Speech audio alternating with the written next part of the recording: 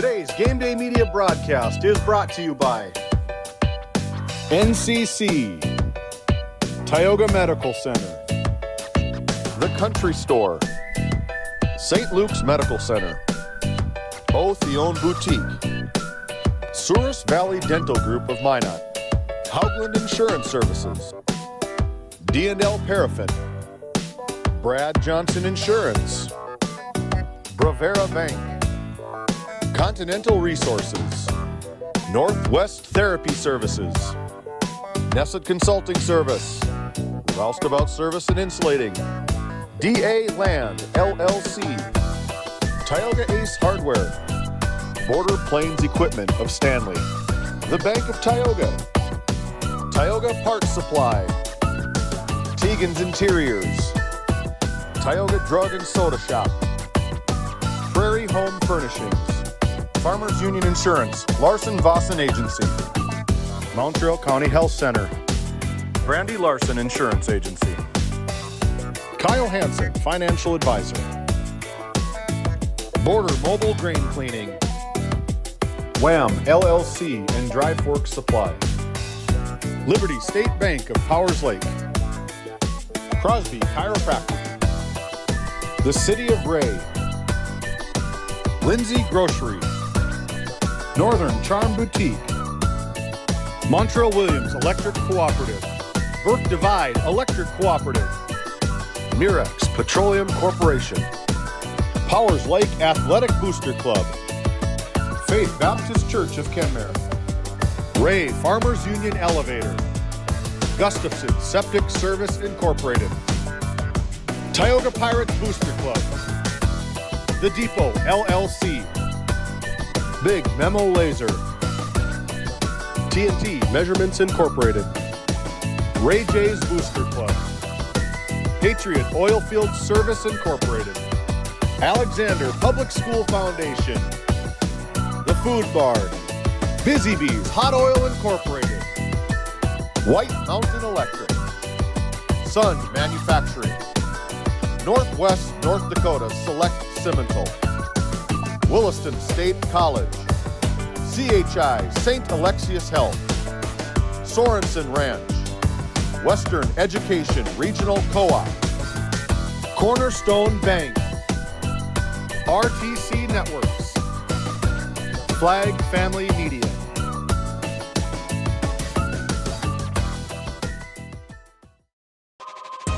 This copyrighted telecast is presented by the authority of GameDay Media, LLP, and may not be reproduced or retransmitted in any form. And the accounts and descriptions of this game may not be disseminated without express written consent by GameDay Media, LLP.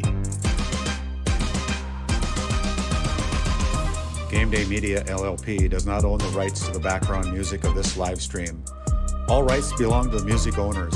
No copyright infringement intended.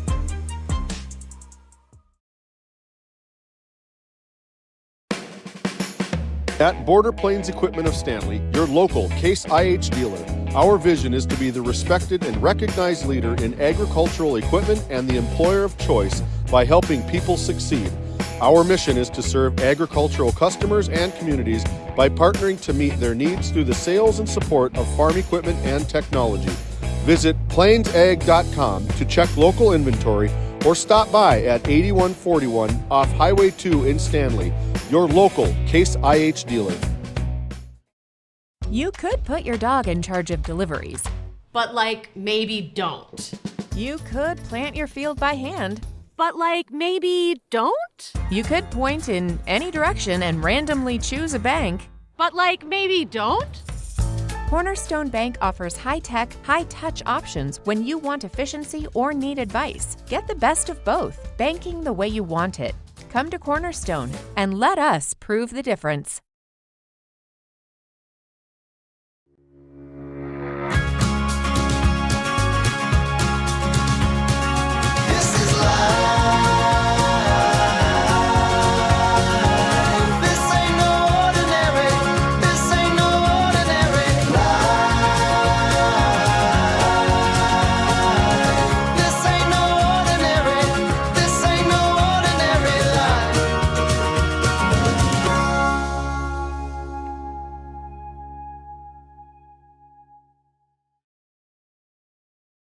Kyle Hansen is proud to be a Thrivent financial professional, providing personalized financial guidance to people of all stages of life.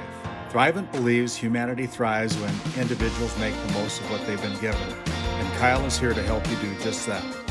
Larson Boston Agency, your Farmers Union insurance agents located at 106 Main Street North in Crosby, North Dakota, offer multiple lines of insurance, including crop, farm and ranch, home, auto, commercial, and health insurance. Give Chell or Robbie a call today at 701-965-6335.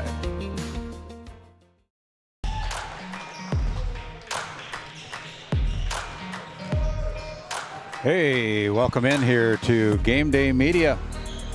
Day number 2 of the District 5 Boys Basketball Tournament here at the Well on the campus of Williston State College here at Terry Olson Court. Great hosts here this tournament. We appreciate their willingness to be here. We're at the Tioga Medical Center Sports Desk. Here you can depend on great staff making a difference in the lives of patients every day. And welcome into our Border Plains Equipment pregame show. Located right off of Highway 2 in Stanley, North Dakota, your local Case IH dealer. You can visit plainsag.com for local inventory and to explore great job opportunities. That is Border Plains Equipment, located over in Stanley, North Dakota. You can find us on our GameDay Media channel on YouTube at GameDay Media ND. And you can subscribe to our channel at no cost. Make sure you enable all those notifications. You'll get a little blip every time we go on the air. Give us a thumbs up every once in a while. We'd appreciate that as well, giving our athletes up here in Northwest North Dakota the notoriety that they deserve, and our clients as well for helping us put this on, get them a little bit more presence on the advertising market. We appreciate that as well. We couldn't do it without our great sponsors here that help make this all possible here in Game Day Media. We've got 4 games in store for you here on day number 2 of this tournament. First of all, my name's Randy Peterson alongside David Peterson this afternoon, evening, and Seth Wistoff just coming in, the principal for the Powers Lake High School, and he's going to put on a headset and join us here on our Border Plains Equipment pregame show. But we have 4 teams that are going to be fighting for their season right now. The first 2 games are considered loser-out games or winner-stays-alive type of games, and our first game on the docket this afternoon will be the Kenmare Bullbells Honkers coming into this game with a 7-13 overall record. They're coached up by 13-year head coach Casey Kaiser. And their opponent this afternoon, the 2-19 Partial North Shore Plaza Braves, they're coached up by first-year head coach Daryl Bearstail.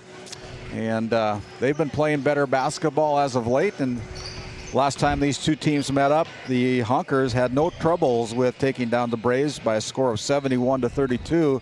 They won the regular season match, so you can't overlook the Braves, though, can you, Seth? No, they've been coming on as of late. We saw the other night Dwight Oldrock very dominant in the post.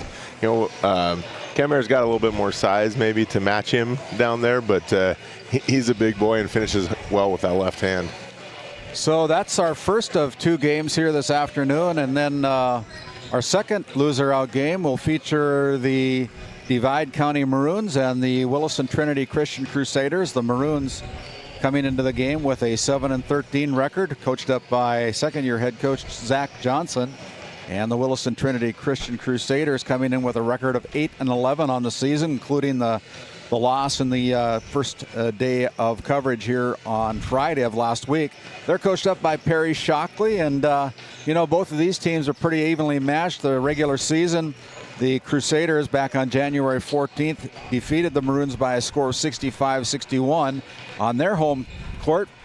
And then on the 4th of February, the Maroons turned it around and defeated the Crusaders by 17 points, 71-54 on the 4th of February at Barry Hagan Court up in Crosby. So we're on a neutral court here today. How much does that come into play, Seth? Oh, I think that's a lot. I think it's going to be a big thing for Divide County to get some shots to fall. You know, yesterday or the other day against Ray, they really struggled to put the ball in the hole. And if they can do that, I think they can compete with them. If they can't, it's tough to win when you score in the 30s and 40s. Yeah, and as we continue on and look at our coverage here today, our first semifinal game will be the Powers Lake Burke Central Ranchers taking on the Alexander Comets. Of course, the Ranchers, the defending Region District 7 champions from a year ago. They reorganized this year. Now it's called District 5, and they've got a total of 9 teams in the district. One got eliminated back on the 22nd of February. That was Trenton against the Partial Braves. You know, the 17-year head coach Jordan Carlson, he's got a Rancher team that's pretty well oiled. Yeah, you know, they've probably got more athleticism than they ever have, even with all their state tournament runs. I don't know if they've ever had this much athleticism. And if they can get going, if they can find a rhythm, they're tough to compete with. And of course, A.J. Allard over there, the 6th-year head coach for the Alexander Comets. He's got some big boys as well, you know, including Julian Gann, who stands 6'3", Shane Cross 6'1", Jaden Champion 6'3", and then Colt Champion stands at about 6'7", only a sophomore. But you know, that's the height. You know, I don't know if that's going to cause any trouble for the very quick the Powers Lake Burke Central Ranchers or not, but they're a pretty good ball team as well, coached up by Allard. Yeah, I think if they can limit their turnovers today, that's going to allow them to stay in the game. If Powers Lake can get turnovers in the backcourt and get some easy layups, then it's going to be tough sledding for Alexander. But if they can run some time off the clock, get good post looks, and then maybe kickouts for shots, that's how they're going to be able to stay in it. Our final game of day number 2 will be the second semifinal game here at the District 5 tournament. It'll be the Ray Jays coming in to take on the Tioga Pirates. These two teams have met up twice during the regular season. The Jays have won both of those games. It was a close game on the 31st of January, 63-57. The second game was a 19-point game, 82-63, but Tioga played them tough down on their home court in Tioga back on the 18th of February. And, you know, it's always tough to beat a team 3 times in a season. This is the 3rd time they meet on a neutral court. Yeah, you know, that game back on the 18th was anybody's game through 3 quarters. And then, you know, Ray just kind of went on a run to start out the 4th quarter, and that's what put it away. But Tioga had opportunities. If a few more shots fall, it's a totally different game. Well, that's part of our Border Plains Equipment pregame show. We set up the day number 2. We're going to send it back to the Tioga Medical Center sports desk, and when we come back after a few words from some of our great sponsors, we're going to head down to the floor here at Terry Olson Court, catch up with the coaches here in our first loser out game. It'll be Casey Kaiser and Daryl Bearstail back after this timeout with our Continental Resources coaches comment. Country, baby, let's go. It's not just about where you're going. It's about the fire to get there. At Williston State College, we don't just teach skills. We build futures. In the classroom, on the court, and in the shop. Every moment is a chance to rise in Teton country. Williston State College, where the people make the difference.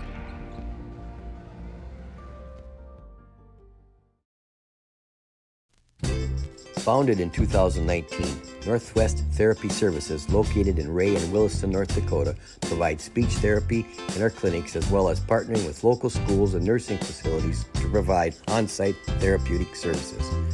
Our therapists offer language therapy as well as therapy for social, cognitive, communication, swallowing, feeding, and voice disorders. We are dedicated to providing the highest level of quality services. To schedule an appointment, visit nwtherapyservices.com or call 701-568-8255. Based in Williston, North Dakota, Busy Bees Hot Oil Incorporated is a veteran-owned and managed company. Busy Bees services include water hauling, hot oil services, capstring flushes, and much more. Busy Bees will approach any job, no matter how large or small, with 100% safety and commitment. We pride ourselves on giving back to the community that has given so much to us. Looking for the perfect career? Consider Busy Bees Hot Oil Incorporated. find them at busybeeshotoilinc.com or give them a call at 701-572-9303 today. This Game Day media broadcast is brought to you in part by At DA Land LLC, our vision is to provide for the community in which we live and operate, providing a full line of skid steer attachments, farm and ranch, equine equipment, and much more. Shop our store in Tioga, North Dakota, or visit us online at daland-llc.com. Otheon Boutique carries a wide variety of women's clothing as well as permanent jewelry. Shop in downtown Tioga or visit their website at shopotheon.com.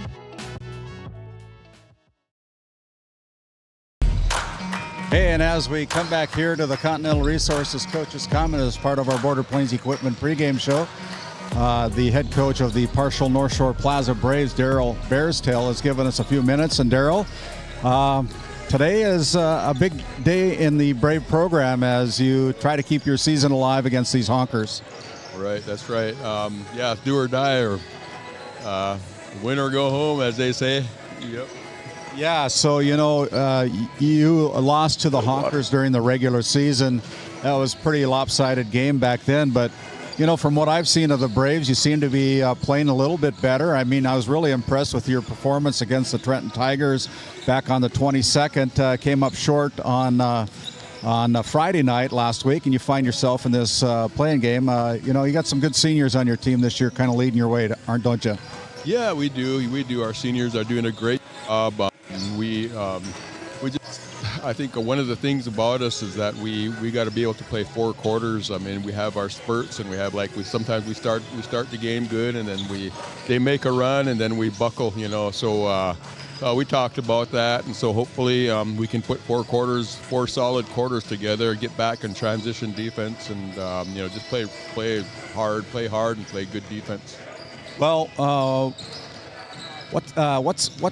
who's one of the key players for the Kenmare Honkers that you guys have got to keep your eye on?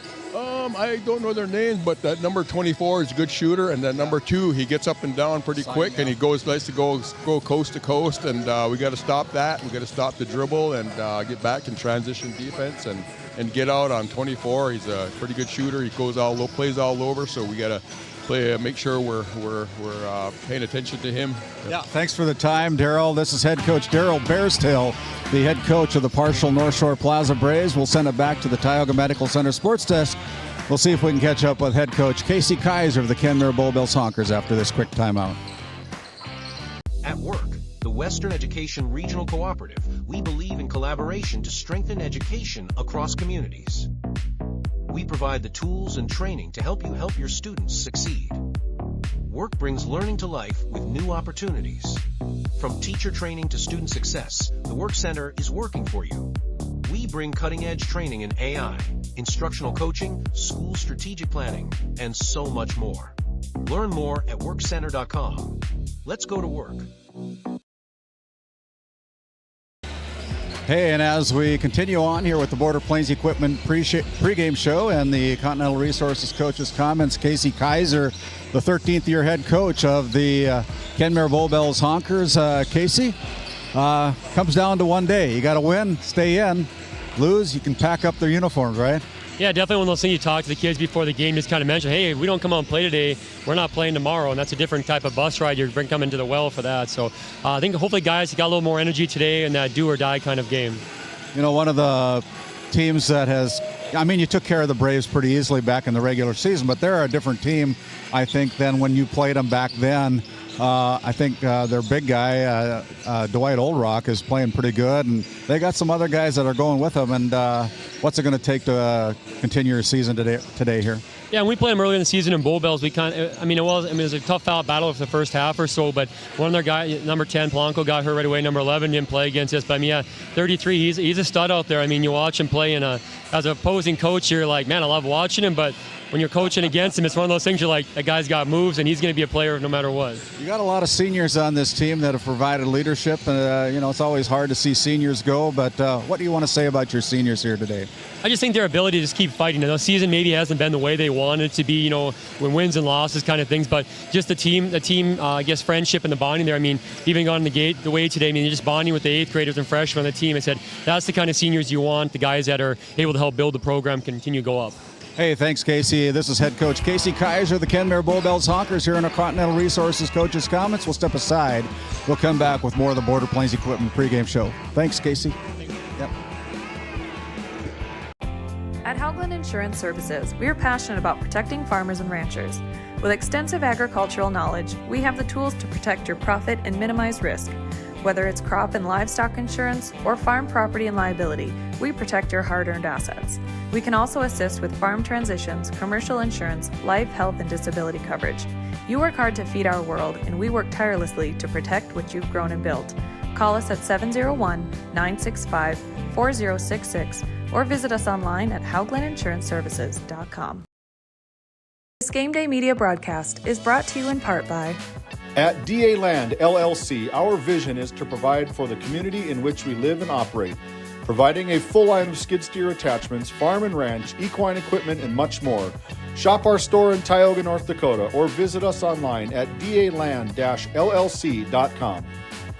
Otheon Boutique carries a wide variety of women's clothing as well as permanent jewelry. Shop in downtown Tioga or visit their website at shopotheon.com.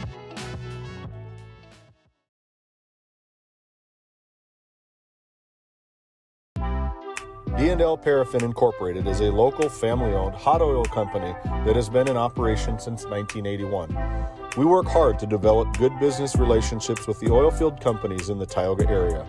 While offering services north of Lake Sakakawea, we focus on integrity, hard work, and safety. For all hot oil services, call dispatch at 701-641-3065 or 701-641-6310. And for hiring information, be sure to follow us on Facebook at DL Paraffin.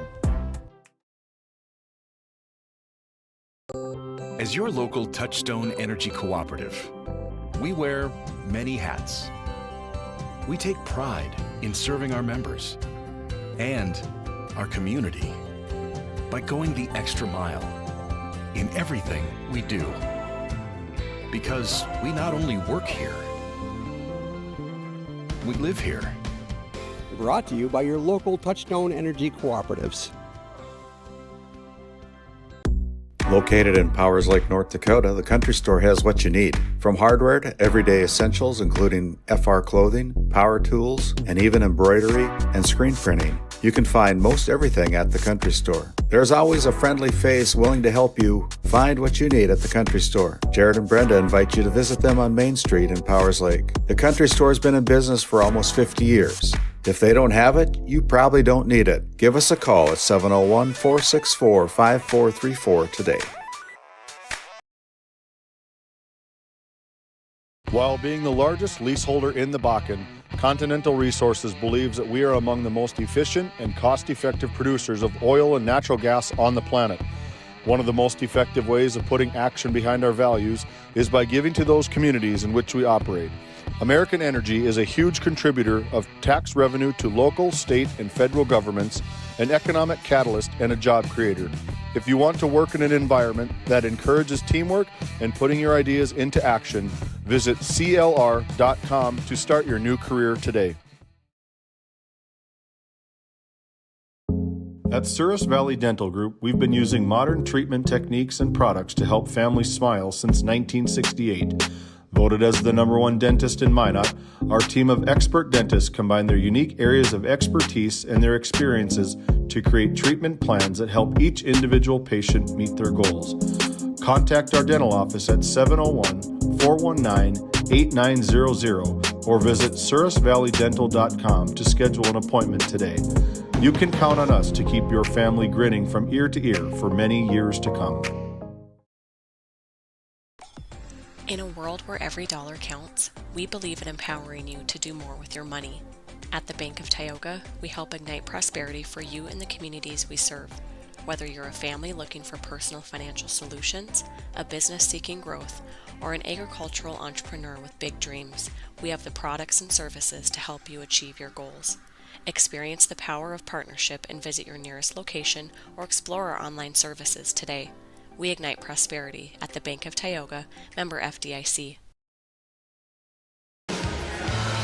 Hey, and welcome back into our Border Plains Equipment pregame show here on Game Day Media. My name's Randy Peterson, alongside of Seth Wistoff, along with our production team this afternoon, including Aaron Griffin and James Myers running our cameras this afternoon. David Peterson providing board operations here today, and we're looking forward to this matchup tonight. It'll be the partial North Shore Plaza Braves trying to keep their season alive. They'll be the home team on the scoreboard tonight, wearing their white uniforms, and against the Powers Lake, against the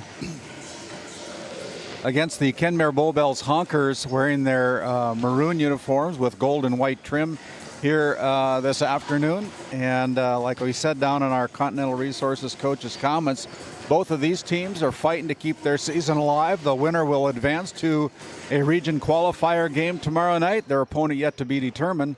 The loser season, you get to wash the uniforms and put them away for another year, right, Seth? Yeah. It's tough.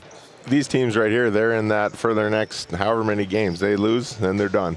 Today, tomorrow, first round of regionals, if you make it, it's win or go home. Yeah, so we've got about 18 seconds to go here before we shut her down here, and we turn it over to our public address announcer here at the well, Jeff Graupie, as we honor the United States of America with the playing of our national anthem.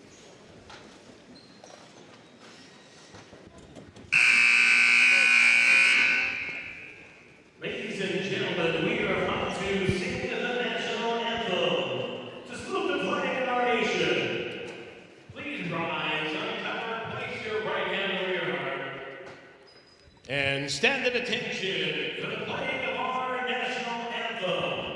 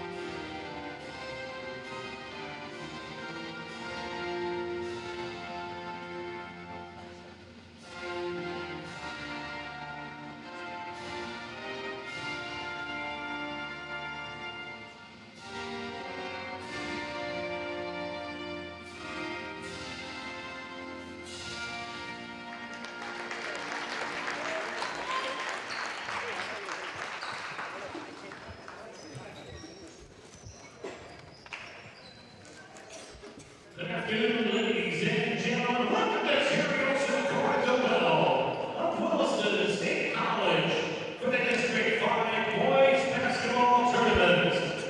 Today's first game features the partial North Shore Plaza Braves and the Kenmare Bull Bells Honkers. Here is the starting lineup. First of all, for the visitors on the scoreboard, the Kenmare Bull Bells Honkers.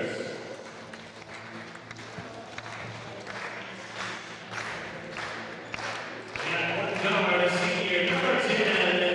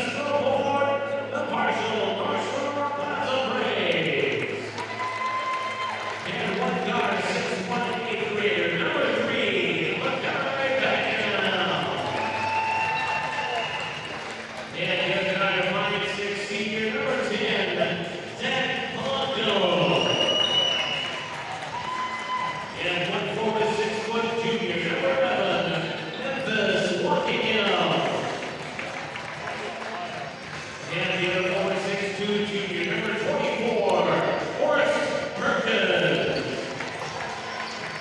And the center for the Braves, the 6'5" senior, number 33, Dwight Ola. Braves assistant coach, Evan Williams. Head coach of the Braves is Daryl Bearsdale. The officials for this tournament have been provided because of their demonstrated abilities by the District 5 coaches. That's your country store starting lineups as we take a look again. It'll be Packenow, Polanco, Walking Elk, Perkins and Old Rock for the Braves. Syme, Lallam, Knutson, Lucy, and Hellweg take the floor for the Kenmare Bowbells Honkers. Our officials here tonight, our lead official, Drew Floggen, assisted by Jarek Hansen, Dustin Urbas, and the opening tip on our Northwest Therapy Services.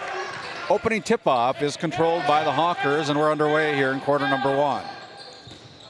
Syme goes to the right side, guarded there by Walking Elk. Now they go inside. They try to go inside. TJ Lucy picks up the garbage, now dribbles out of trouble and goes to the top of the key. Now it's Hellweg. Hellweg with it, giving it up to Lucy, drives to the baseline, loses the handle on it, goes out of bounds. Last touch by the Honkers. That's turnover number 1 against the Kenmare Bowbells Honkers. Yeah, nice defensive possession for Partial there. Starting out with some man-to-man, in-your-face pressure. Get the easy turnover. Not the way you want to start out a game with a turnover right off the bat. Here's Mackay Packenow, and then Packenow is going to get fouled as he drives to the basket. It's going to go against Hellweg. That is Peyton Hellweg's first personal foul, non-shooting foul. And so it will be out of bounds for the Braves as Horst Perkins inbounds the ball. Walking Help casts it for 3. And from the Tioga Ace Hardware three-point line, the Braves have got the first lead of the game. Yeah, you know, he started out yesterday against Powers Lake with a big 3 as well. See if he can catch some fire today. Another turnover over the head of Peyton Hellweg on that pass. And so it goes out of bounds. The Braves have the basketball as they come out against some full court pressure. Polanco feeds Dwight Oldrock near the midcourt stripe. Now he comes into the front court. Packenow with it with the bounce pass, and then we're going to have a traveling call against the Braves. First turnover of the night against the Partial North Shore Plaza Braves. Yeah, tough angle there to enter the post from the top of the key. Want to welcome in our listeners on KTGO 1090 AM and 92.7 FM, your source for conservative talk show radio. Make sure you download that free KTGO mobile app. Flag Family Media with a partnership here with GameDay Media. Lucy's going to cast it from 3. Good decision as TJ puts it down from the Tioga Ace Hardware three-point line, and we're all knotted up at 3 apiece. Yeah, Coach Bearstail talked about they were worried about him shooting early, and they gave him an easy look right away. Polanco gets the ball after Perkins had a little bit of trouble in the backcourt, but he's in the front court now, guarded there by Syme. Gives it up to Packenow. Packenow with it. Looking over to Horst Perkins. Inside feed thrown away by the Braves. That's turnover number 2 as Syme hurries into the front court for the Honkers. Goes over to Lallam. Getting the start tonight for the Honkers, and there is a turnover, but the Braves turn it right back over. So both teams with 3 turnovers here with 1 minute and 51 seconds played in this opening quarter. Similar feed to what we had from them yesterday. Both teams just a little bit sloppy, need to be a little more crisp if they want to keep playing in this tournament. Ball inbounded to Knutson, almost goes off of his foot and out of bounds, but here's Hellweg throwing it up, and that one is short as Oldrock comes away with the rebound for the Braves. Stops, gives it up to Perkins. Now passes it to Packenow into the front court. Packenow, the 8th grader, wearing those fluorescent green shoes tonight, puts up the shot, no good. Perkins there with the rebound. His put back off the glass left side, good for 2. Yeah, I like how Perkins plays down there. Just waits for his opportunity. He doesn't press or anything like that, but he's always in the right spot. Hellweg gets the feed and an easy bucket off the left glass to tie it up at 5 apiece. These two teams fighting to keep their season alive here. The Partial North Shore Plaza Braves and the Kenmare Bowbells Honkers. 5:25 remaining here in the opening quarter. First a game of 4. Now here's a turnover by the Braves as Lallam steps in front of that errant pass and comes away with the basketball. And now here comes Knutson. Kick out to Lucy. Lucy drives to the paint, gets a good look off the glass for 2 more, and TJ Lucy's got 5 on the board. Got 5 of the 7 points now for the Honkers, and with that we have a timeout on the floor as head coach Daryl Bearstel wants a quick timeout. 4:58 to go on your NCC scoreboard. The Honkers lead by 2, 7-5. This Game Day Media broadcast is brought to you by Dr. Cammie Wehrman has been serving the Crosby area with entire family chiropractic care for 20 years, specializing in back and neck pain, headaches, and sports injuries. We also carry a full line of Nutridyne supplements. To schedule an appointment today, call 701-965-3222. Murex Petroleum Corporation, a pioneer for today, creating opportunities for all involved. Extraordinary people, extraordinary assets. To start a great career, visit murexpetroleum.com.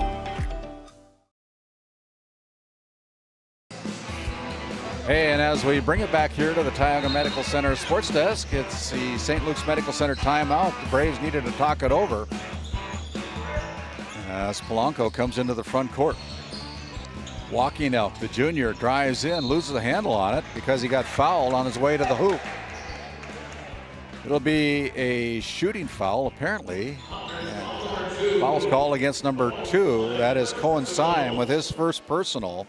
And it'll be walking help, towing the Souris Valley Dental Group free throw line to try to add on to his total, and he does with the first one down. He's got 4 on the night. Generous free throws there, but he's going to take advantage of it. Yeah, I guess that was a shot. Second one. Who am I to say? Ball doesn't lie, right? Yeah, right. Must have been. 7-7. The Braves have tied it up. You're on your NCC scoreboard. Syme goes inside, tried to find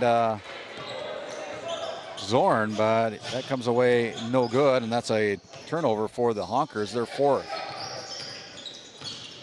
Here's Makai Packenow, the 8th grader, at the top of the key, guarded there by Cohen Syme. Now Walking Elk with a little jab step, puts up another one from 3, rattles in and out, no good, and the 8th grader, Mikolenko, Tigan, brings down the rebound, and here's Syme. Knutsen's got a good look from the corner and buries it from 3. Yeah, he's going to make that shot often when he gets that much space. Good shooter, 10-7. The Honkers take the lead by 3 as Walking Elk finds Perkins, but the ball comes back, and now it's back to Perkins. Perkins goes up strong. There's no calls. The ball goes out of bounds. Last touch by the Braves. It'll be the Honkers basketball. Yeah, I thought there was a lot of physicality there. Perkins did a nice job of going up strong. Didn't get the call. Another senior coming in for head coach Casey Kaiser. He stands 6'4". He's Dawson Redding, averaging about 5.6 points a game here for the Honkers as Tigan Mikolenko, the 8th grader, comes into the front court. A couple of 8th graders on the floor right now, one for each team. Both stand about 6'2". Zorn gives it up, tries to go to Schomer. Mikolenko runs it down, and he throws it away, and it's going to be off the hands of number 25, Jacob Zorn, the 6'3" sophomore. So that'll be another turnover, the 5th against the Honkers. 3:25 remaining here in the first quarter. This is our first game of 4 here today on day number 2. Your source for free District 5 basketball action. As Dwight Oldrock lost his footing, cast it up anyway, but comes away empty as Redding comes into the front court. Dawson looking for somebody, finds Schomer down low. Reverse nice layup by pass. Ryan Schomer. That was a good feed there, good find there by the Honkers, finding Schomer underneath the basket. Yeah, I think he was almost surprised it got through there, and then when it made it in, he's like, oh, I guess I'll make a layup here. Down to Oldrock. Oldrock can't convert, but he'll go to the Souris Valley Dental Group free throw line as we take a look. Yeah, nice pass there from Perkins, getting it down low. Oldrock just strong down there. Big, strong, athletic kid that likes to finish with that left. Jacob Zorn with his first personal foul. Oldrock, the southpaw, goes and puts it in for his first bucket of the night. First point of the night, I should say. Yeah, big, strong player. And, he's got pretty nice touch. He knocked down a couple 8 to 10 footers yesterday, a few fadeaways. He's tough to defend. Soft touch. Second one is good, so he's 2 for 2. The Braves currently 4 for 4 from the Souris Valley Dental Group charity stripe. Souris Valley Dental Group located down in Minot, voted #1 dentist down in Minot. And now here's a steal. Will be walking elk. Fake goes off the glass, puts it in for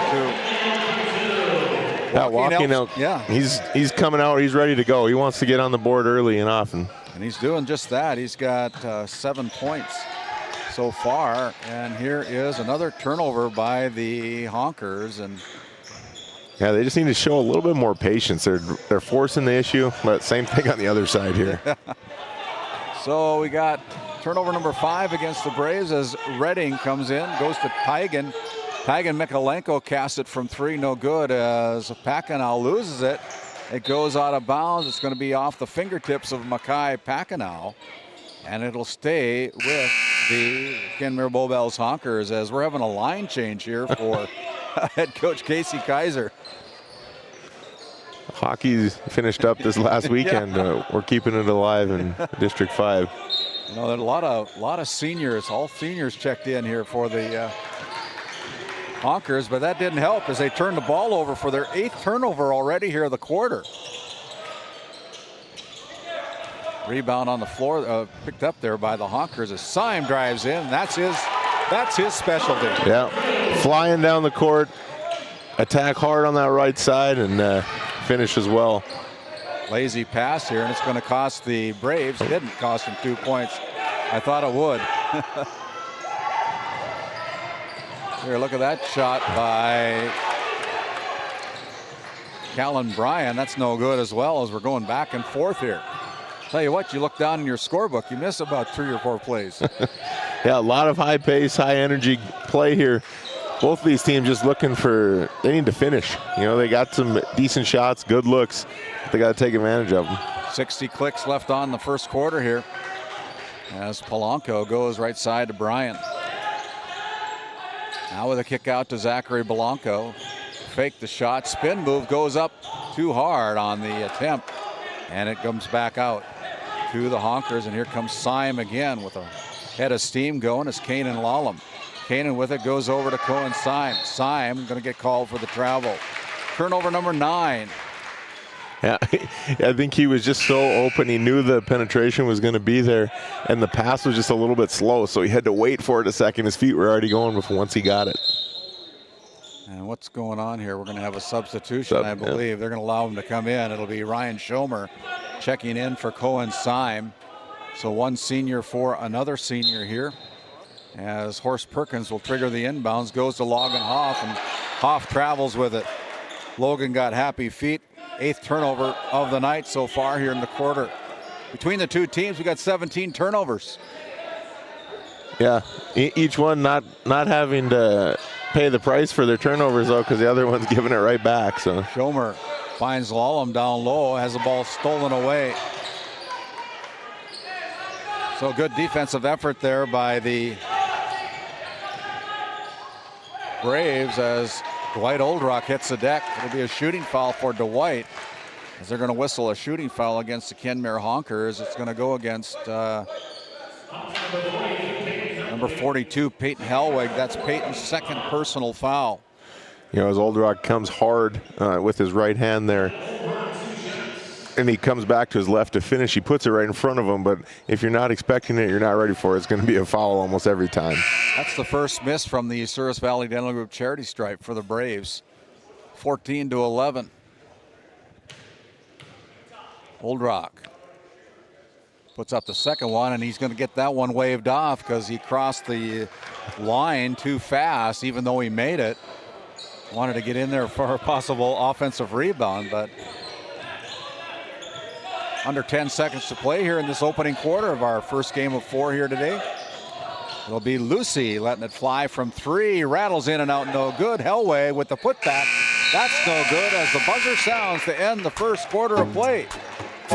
Your Q1 score, it is the Kenmare Bowbells Honkers 14, the Partial North Shore Plaza Braves 11. My name's Randy Peterson alongside Seth Wistoff. We'll step aside, come back after this timeout. This Game Day Media broadcast is brought to you by... Established in 1938, Ray Farmers Union Elevator is now your full-service grain and agronomy service facility in Northwest North Dakota. Based in Ray, North Dakota, we can assist you with everything from buying the seed in spring to burn down in the fall. Get more done in a day with Ray Farmers Union Elevator. Roustabout Service and Insulating. servicing the oil and gas industry since 1963.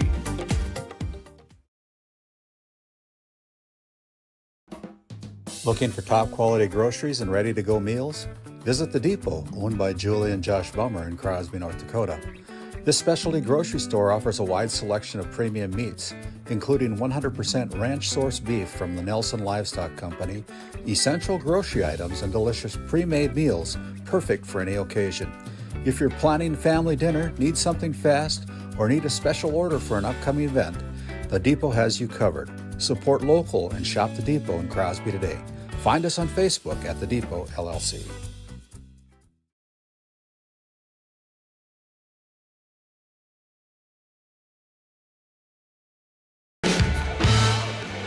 Hey, as we bring it back here to the well at the campus of Williston State College, the first possession of our Northwest Therapy Services second quarter will go with the Partial Braves.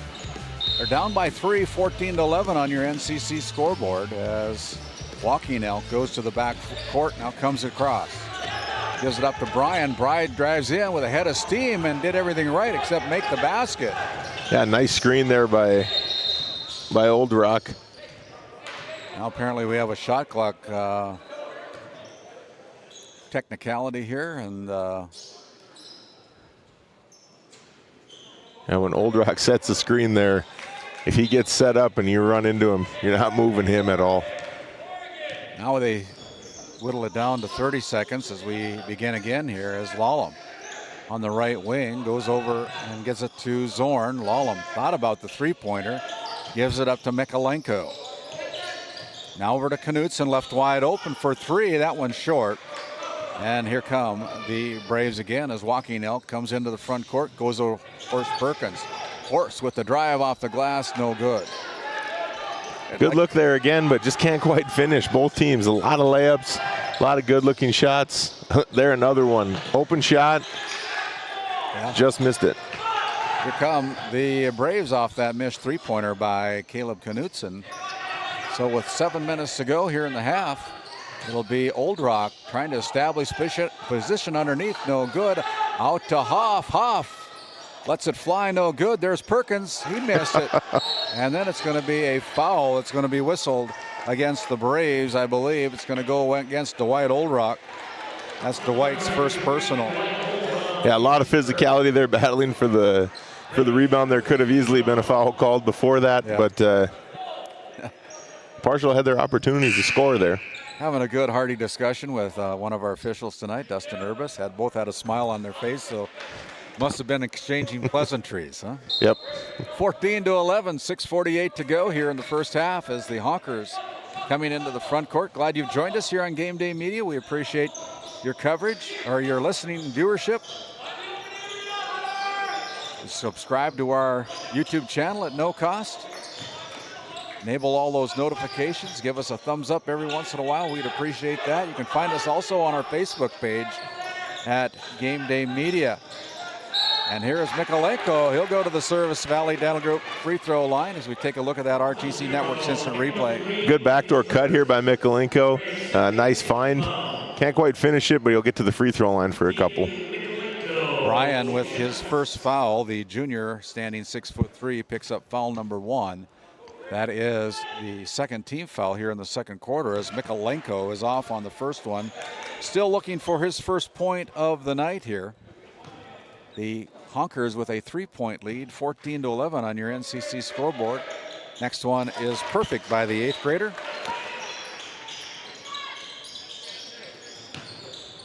Well, I know what I was doing when I was an 8th grader. I wasn't playing varsity basketball. So. I was dressed up looking for the theme for that day.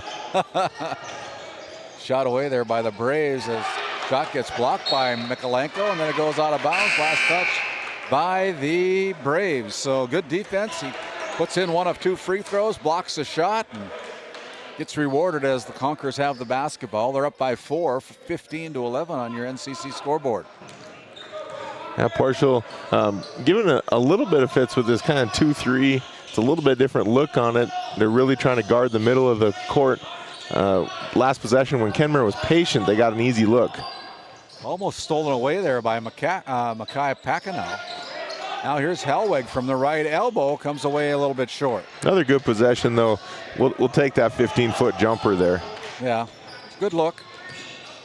Hackenow with a spin move, runs into trouble, and he runs into Hellweg as we take a look on our RTC Network's instant replay. He got leveled. Yeah, he did a nice job there of spinning in. You know, Hellweg wasn't in bad position, but then he comes down for the volleyball spike, and that's where you're going to get called every single time. Hellweg with his third foul here in the first quarter or first half as Mackay, the 8th grader for the Braves, off on the front iron on that first one. We're going to keep him in there. Kaiser gave him the nod, like, are you good? We'll see if he can stay off of him or not. Yeah. Second one by Hackenow was also off the mark, and so here's Lallam. Mekalenko goes back over to Lallam on the right wing, down to Hellweg. Hellweg with one dribble along the baseline, kicks it back out. Now it's going to be stolen away. And here is Walking Elk with his 9th point of the night. Yeah, Kaiser said last time they played, Walking Elk wasn't there, and he's made a big impact here already early in this one. Yeah, he's got 9 points already here, and got 9 of the 13 points. Jacob Zorn with it. Goes to the top of the key to Lallam, now to Hellweg. Entry pass into Zorn, back out to Mekalenko. He lets it go from 3, no good. Tap back out. TJ Lucy keeps it alive. Here's Mekalenko. Got a good look and just come up empty. And they're putting the ball right on the rim. They're just not getting it to fall. Hey, nice look pass. Look at that pass down low. Brian. Yeah, beautiful pass by Brian there. Yeah. And nice finish as well. TJ Lucy off on that shot. That's no good. You know, they had about 4 really good, patient possessions where they got good looks. That one, they just got impatient. Said, we got to get a shot up. Timeout on the floor. St. Luke's Medical Center timeout. We're all tied up on your NCC scoreboard. 15-15. 4:18 remaining. We'll be back after this timeout. This Game Day Media broadcast is brought to you by The Alexander Public School Foundation is dedicated to supporting the needs of students and the staff of Alexander School. We believe that the strength of the community is rooted in the strength of its school. Best of luck to all of the athletes, coaches, and fans from the Alexander Public School Foundation. Located in Tioga, North Dakota, Patriot Oilfield Service Incorporated is a proud supporter of the Tioga Pirates, supporting the Bakken with hot oil and water hauling services. For your service needs, call our dispatch office at 701-664-2016 today. As we come back here to the well on the campus of Williston State College, Terry Olson Court, longtime coach here for the Williston State College Tetons. Floor named after him. As the Braves come into the front court. Walking Elk with the dish out to Hackenow, throws it into the Kenmare bench. That'll be a turnover called against the Braves. Turnover number 9. Yeah, just kind of got overcommitted there. Got under the hoop, got cut off. Now where do I go with it? Honkers into the front court, quick hands. Another turnover by the Honkers, my goodness.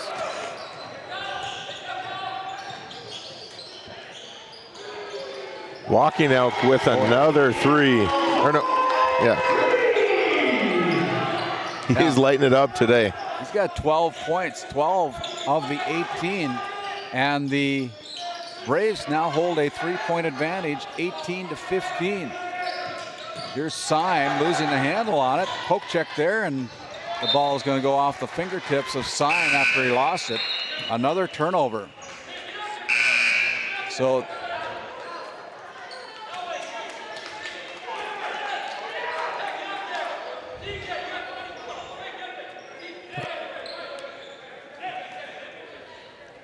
you were right. Yeah. All right. Don't ask me for corrections. I don't know. You're a principal, man. You should be keeping track of all that. Look at that feed. The big man running the floor and drops it off to the 8th grader for the finish. As an 8th grader, when you get a senior passing you the ball like that, that's got to give you a little boost of confidence. Yeah, absolutely.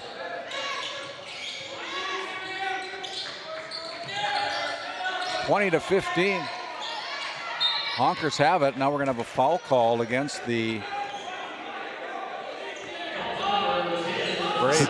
Interesting defense here from Partial. It looks a little bit like a 2-3, but then they extend one person up, and it kind of morphs into a 1-3-1 at times.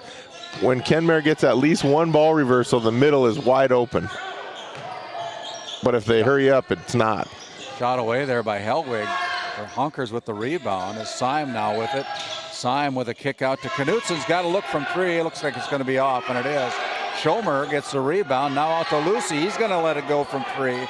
That one's short. This time the rebound taken away by the Braves. Three good looks there for the Honkers as walking out goes to the baseline. That's no good. Mackay Packenow can't control the offensive rebound, and so it goes back over to the Honkers with 2:29 remaining.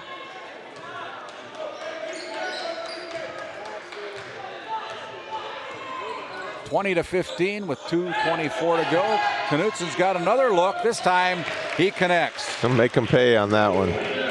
His second three-pointer of the night from the Tioga Ace Hardware three-point line. Cuts the lead down to 2 for the Braves. Here's Old Rock going inside to Perkins. Perkins loses it. Picked up there by Old Rock. And now Old Rock with a spin move. Tries to get it back into Perkins. Throws it away. And here come the Honkers again. Yeah, I like that high-low look from Old Rock and Perkins, though. That's a lot of size coming at you. Yeah, now we're going to have a blocking foul that's going to be whistled against Dwight Old Rock, number 33. His second personal foul of the game. And it sends Caleb Knutsen to the free throw line. We're going to take a timeout as head coach Bairstow for the Braves wants to talk it over. We'll step aside, come back after this word from our sponsor. Full timeout. This Game Day Media broadcast is brought to you in part by Border Mobile Grain Cleaning, based in Columbus, North Dakota, offers custom on-the-farm grain cleaning for spring wheat, durum, and barley. Contact Ethan Bakken at 701-310-5007 or find him on Facebook at Border Mobile Grain Cleaning. Since 1952, Liberty State Bank of Powers Lake, North Dakota has been Burke County's only full-service community-owned and chartered bank. We are committed to being the financial backbone of our community. Liberty State Bank, FDI insured.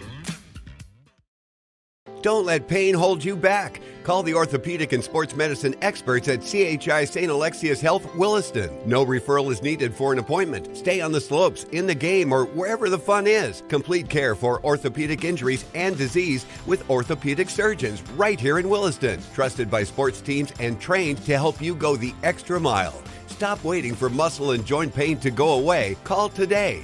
CHI St. Alexius Health Williston, 701-774-7500.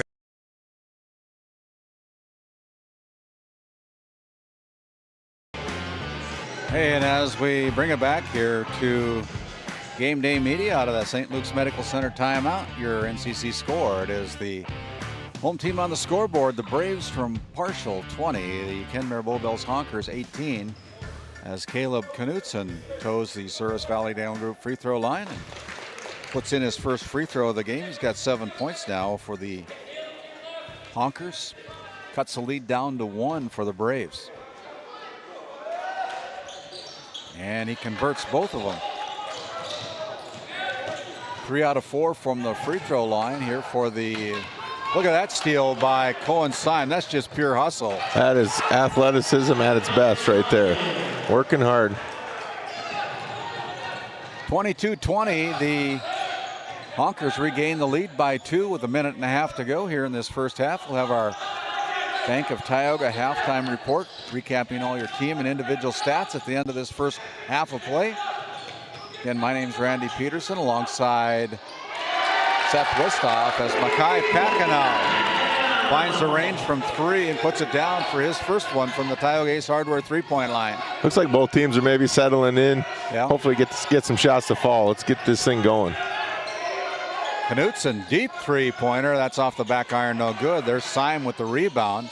Now he kicks it back out to Knutsen. He's going to cast it again. That one's off the mark as well. Yeah, confident shooter. Just can't get either one of those to go. Here's Polanco with a kick out to Walking Elk. Memphis with a short shot from the baseline. And here comes Syme again. They got 3-on-1. Syme with the Euro step goes up, no good. Ball lands in the hands of the Braves. Mackay Packa now. He's not going to slow down. Spin move, reverse layup, no good. Wow. He is just so close on all these moves. He's got good feel getting to the rim. Just needs to get to where he can finish every time. I think in the future we're going to see a lot of that. Honkers are going to slow it down, try to get the last point of the shot of the first half. And then we have a timeout.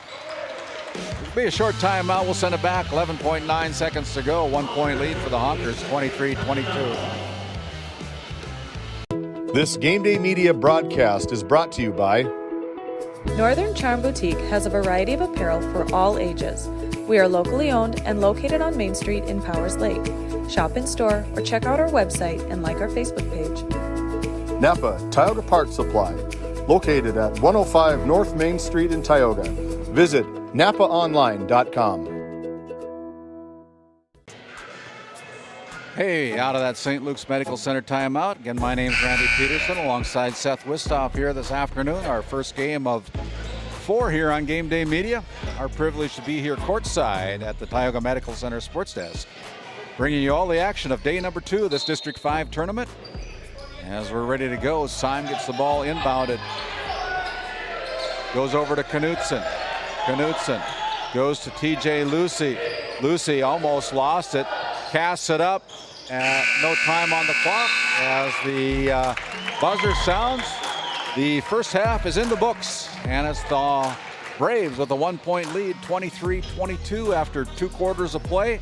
We'll head back to the studio, and we'll come back with our Bank of Tioga halftime report after a few words from some of our great sponsors. Tioga Medical Center has been providing quality health care to Northwest North Dakota patients. With a newly built clinic in Tioga, where primary care providers along with visiting specialists are caring for patients every day.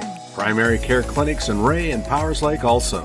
Call for an appointment today at 701-664-3368. Tioga Medical Center. Great staff making a difference in the lives of patients every day.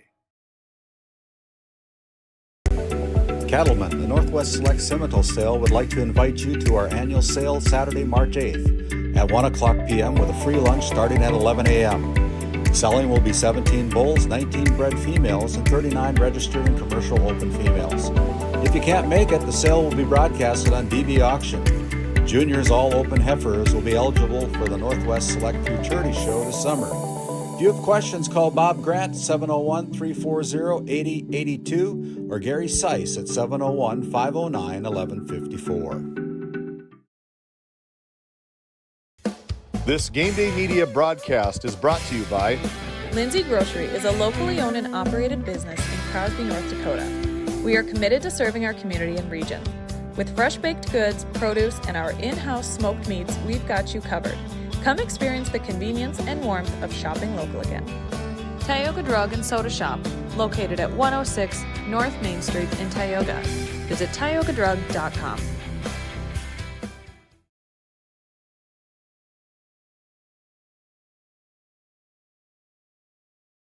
Don't let pain hold you back. Call the orthopedic and sports medicine experts at CHI St. Alexius Health Williston. No referral is needed for an appointment. Stay on the slopes, in the game, or wherever the fun is. Complete care for orthopedic injuries and disease with orthopedic surgeons right here in Williston. Trusted by sports teams and trained to help you go the extra mile. Stop waiting for muscle and joint pain to go away. Call today. CHI St. Alexius Health Williston, 701-774-7500. This Game Day Media broadcast is brought to you by Hungry? Head to the Food Barn in Powers Lake. Open Monday through Saturday with daily lunch specials, a full breakfast menu, and don't miss Taco Tuesday on the last Tuesday of every month. Try Michael's Alfredo Pasta. It's a local favorite. Come on down to the Food Barn where good food meets great company. Big Memo Laser of Kenmare, North Dakota offers custom and personalized laser engraving for any occasion and on any surface. No order is too small. Visit us on Facebook, Instagram, and Etsy. That's Big Memo Laser of Kenmare, North Dakota.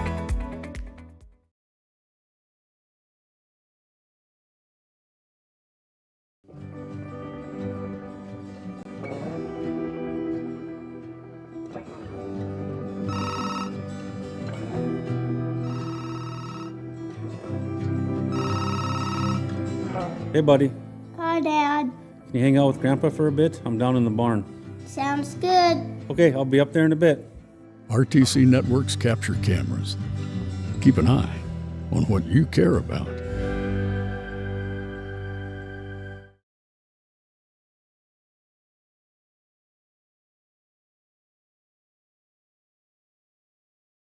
Sund Manufacturing is hiring exceptional welders, carpenters, assembly technicians, and coating technicians. If you're right for Sund, Sund is right for you. Since 1939, we've been making quality equipment and parts for the oil field and beyond. We're world-class, family-owned, and all-American. And as our business grows, we need to grow our team in Newburgh, North Dakota. Sund Manufacturing offers great pay, great benefits, and a great community to raise a family. Apply today. Based in Crosby, North Dakota, St. Luke's Medical Center's mission is to provide comprehensive and compassionate health care for individuals and families in cooperation with the area medical community. Our vision is to be recognized as a community leader by delivering quality health care through a team of dedicated professionals in a friendly, compassionate, and growing environment. Recently named one of the top 20 critical access hospitals in the country means our community can count on us to deliver services they need now and in the future. To schedule an appointment, call 701-965-6349.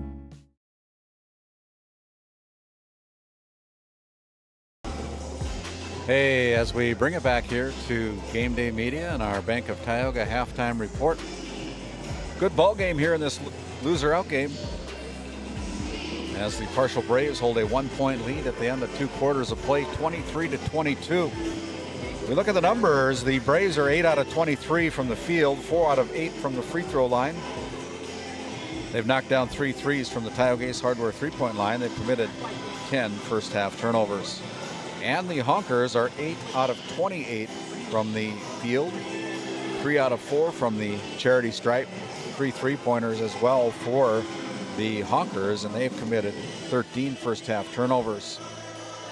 The Braves have got 5 players that have hit the scorebook so far. Leading the way, the leading scorer of the game right now is Memphis Walking Elk, who averages 14.4 points a game. He's got 12 here in the first half. 5 points put down by the 8th grader Makai Packenow, and 2 points each for Callan Bryan, Horace Perkins, and Dwight Oldrock, for a total of 23 first half points. 6 players have scored for the Honkers. Nobody in double digits. Leading the way is TJ Lucy with 5 points. 4 points put in by Cohen Syme. 2 points each for Ryan Schomer and Peyton Helwig. And Caleb Knutson has got 8 points. And 1 point contributed by Tygan Mikalenko, for a total of 22 first half points. Foul trouble for the Honkers. Peyton Helwig has picked up 3 through the first half of play. Dwight Oldrock has 2 fouls after 2 quarters of play. That's been your Bank of Tioga halftime report. We'll send it back to our studio as we come back with more action here in the second half. Once again, your halftime score. It is the Partial North Shore Plaza Braves 23, the Kenmare Bowbells Honkers 22. Back after this timeout. This Game Day Media broadcast is brought to you by... We hope you're enjoying today's broadcast. White Mountain Electric of Williston encourages you to join them by supporting your local team at home or in the gym. White Mountain Electric, a proud supporter of Game Day Media. This Game Day Media broadcast is brought to you by TNT Measurements Incorporated, providing oil and gas allocation meter proving, calibrations, and production facility lack provings. To schedule your proving, contact Derek Thompson at 701-421-1351. Ranchers, circle March 5th on your calendar. Sorensen Ranch of Granora will hold their annual sale at the Sydney Livestock Market Center in Sydney, Montana. Your source for composite Simmental bulls that are bred for docility, longevity, and fertility. Find them on Facebook at Sorensen Ranch and DV Auction. Voted a top 20 critical access hospital in quality, our trauma center is ready to handle all your emergency needs with our acute stroke ready certification and full lab and radiology department. Our physical, occupational, speech therapy providers are available for all your rehab care, and our family practice clinic provides a variety of care including well child and child immunization. Psychiatric care is available by telehealth, and mental health is available in person. Schedule an appointment by calling us at 701-628-2505 and find us on our website at stanleyhealth.org. Montreal County Medical Center, here to help you throughout a lifetime. This Game Day Media broadcast is brought to you in part by Nessa Consulting, located in Tioga, North Dakota. Visit nessaconsulting.com. Community Rewards checking account not only offers cash back, but also gives you... Rivera Bank is an employee and director-owned community bank, here to serve you as you forge your path ahead, offering the robust digital services you want with the warm local feel you expect.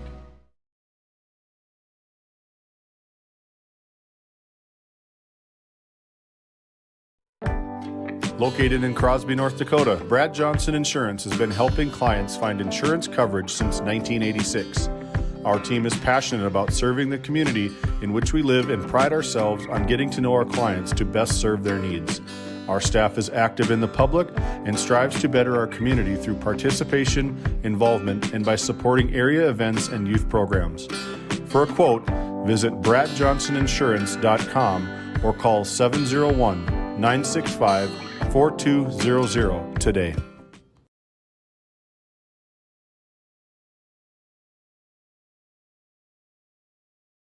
This Game Day Media broadcast is brought to you in part by Nessa Consulting, located in Tioga, North Dakota.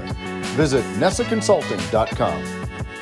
Community Rewards checking account not only offers cash back, but also gives you... Rivera Bank is an employee and director-owned community bank, here to serve you as you forge your path ahead, offering the robust digital services you want with the warm local feel you expect. He was keeping score. Hey, as we bring it back here again, my name's Randy Peterson alongside Seth Wistop in our first game of 4 here this afternoon. It's a loser-out game between the Parcel North Shore Plaza Braves and the Kenmare Bowbells Honkers, and right now the Braves with the 1-point lead. Any adjustments you make as a coach for the Honkers coach? Well, I think both teams are looking to, they just got to get some shots to fall. Looking at the stats across the board, very, very even in everything. Offense, defense, rebounding, steals, everything like that. It's just going to come down to which team can make some shots. Both of them had a lot of outside opportunities and some easy bunnies that they missed. So we'll see what happens here. 23-22, the first possession. And the Honkers, not the way you want to come out of the locker room with a turnover right away. Same way they started the game. Turnover in the first 2 passes. Mikolenko, no, excuse me, it's walking out. Going over, now they get the ball into Dwight. Dwight Oldrock goes up, gets blocked there by Hellweg. He's playing with 3 fouls. Yeah, pretty aggressive play for playing with 3. Here's TJ Lucy losing the handle on it. Now it comes back to Syme. Syme with it right there in the right place. Gives it up to Lucy. A little jump hook from the paint's no good. And the ball's going to go off the fingertips of the Braves. It'll stay with the Honkers.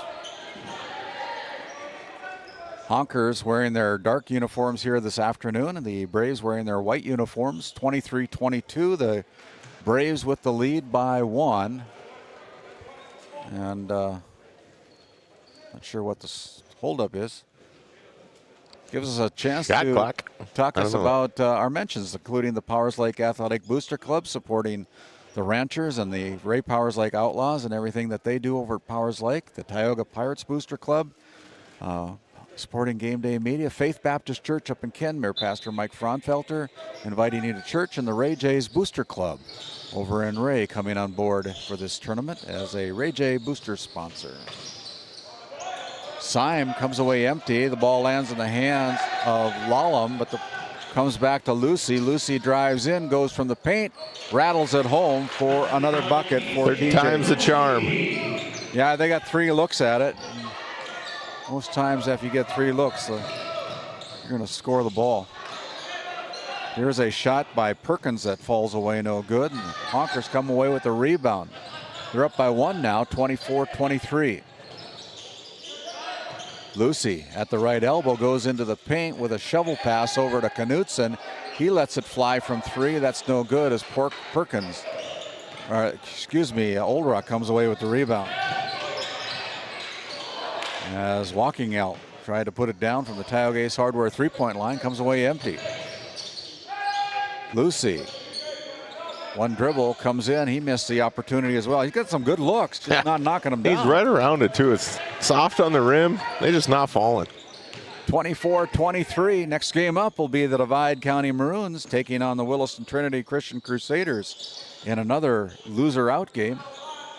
I mean, both teams shot about 30% in that first half, and it's continuing this half. Yeah. Both teams struggling right now. It's 24-23. The Braves still looking for their first point of the second half. Here's Lallam casting it from 3. As Cannon Lallam finds the range from the Tioga Ace Hardware 3-point line. Yeah, that was nice ball movement. Really shot that one a little bit contested, but it was able to put it in. Here's Walking Out.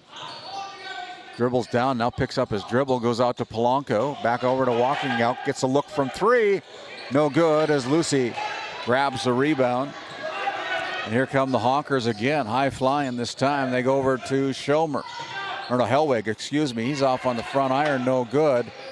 Ball is kept alive. They thought it went out of bounds. The ball lands in the hands of Syme. That's no good. I think he was more surprised than anything. Knutson, he's going to go for 3. Lallam with the rebound. And there is no coverage there. And now we're going to have my goodness, turnover against the Braves. Another chance for Lucy. And Lucy with the 3-point field goal. Yeah, Partial's got to take care of the ball. They just, work hard to finally get a stop there, and then they give it right back to him. Kind of getting lazy a little bit, seems to be. Oh, looks like number 4 on Hellwig here. Let's see who drew flag and whistles up. It's going to be 42. That is Peyton Hellwig picking up his 4th personal. He goes to the bench as Callan Bryan checks in, the 6'3" junior. And we're going to go 4 for 4 with the Hawkers coming in. We'll call them as we see them here. Fresh legs in for head coach Casey Kaiser. Okay, now they reset the shot clock. We're all ready to go as the Braves will trigger the inbounds. Perkins goes to Polanco. Polanco with a bounce pass out on top to Bryan. Bryan drives in, puts up the runner. That's good. Oh, that's a nice drive. Good finish there by Bryan. Push the wrong button. Sorry. But finishing in traffic, Partial needs that. Somebody to step up and do that a little bit more. Here's Dawson Redding. Gets it to Mikalenko, the 8th grade, a little jump stop. That's no good. We'll have a shooting foul called against the Braves. As we have another foul, it's going to go against number 0, Callan Bryan. A little late on the replay there, but Mikalenko does a nice job there of a quick first step, attacking with his left hand and then getting balanced. Yeah. He does a nice job all the time of getting balanced. If he goes straight up, he can put that in. Tiegan off the front iron on the first one. Didn't have his legs under him as Logan Hoff will check in for Zachary Polanco. Hoff, a 3.5-point scorer, freshman for head coach Darryl Bearstail and the Partial North Shore Plaza Braves. The second one is up and good by Mikalenko. Mikalenko has got 2 points, both coming from the Souris Valley Download Group free throw line. Up to Hoff, he loses it, stolen away there. And that'll be another turnover against the Braves. And now here comes the Hawkers throwing it into the bleachers as well. So I thought Lallam had Schomer there. Schomer didn't think he was quite open enough, so he pulled up. Yeah. And then the errant pass. Full court pressure put on by Casey Kaiser and the Ken Bear Bull Bells Hawkers. The Braves lose the handle on it. And then oh no. The bailout foul there. Wakinoak had just given up. He was tossing it over his head, and they fouled him. They had him in the danger zone. They kept him there. And Ryan Schomer picks up his first foul. And I think the Braves are fortunate on that one. Very much so.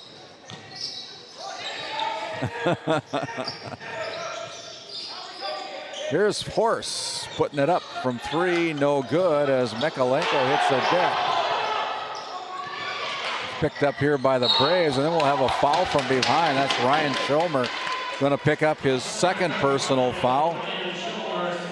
Kaiser's a little fired up about that one. A lot of contact on the rebound for Mikalenko, and then maybe a touch foul here on Schomer. But inbound pass to Makai Packenow. Packenow dribbles into trouble.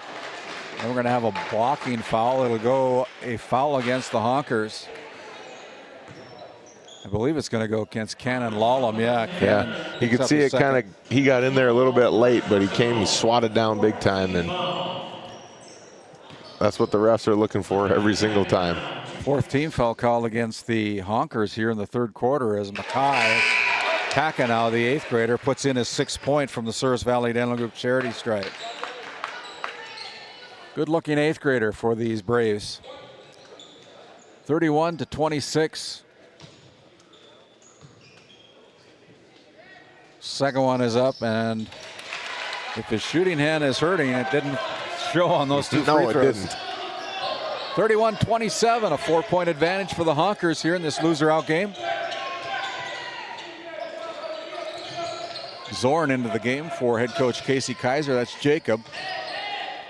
Jacob with the basketball, challenges Horst Perkins, puts up the shot, no good. The putback by Schomer is no good. Now we're going to have a foul call against the Braves as Dustin Erb is one of our officials here tonight. Brings up number 1, Logan Hoff. His second team foul.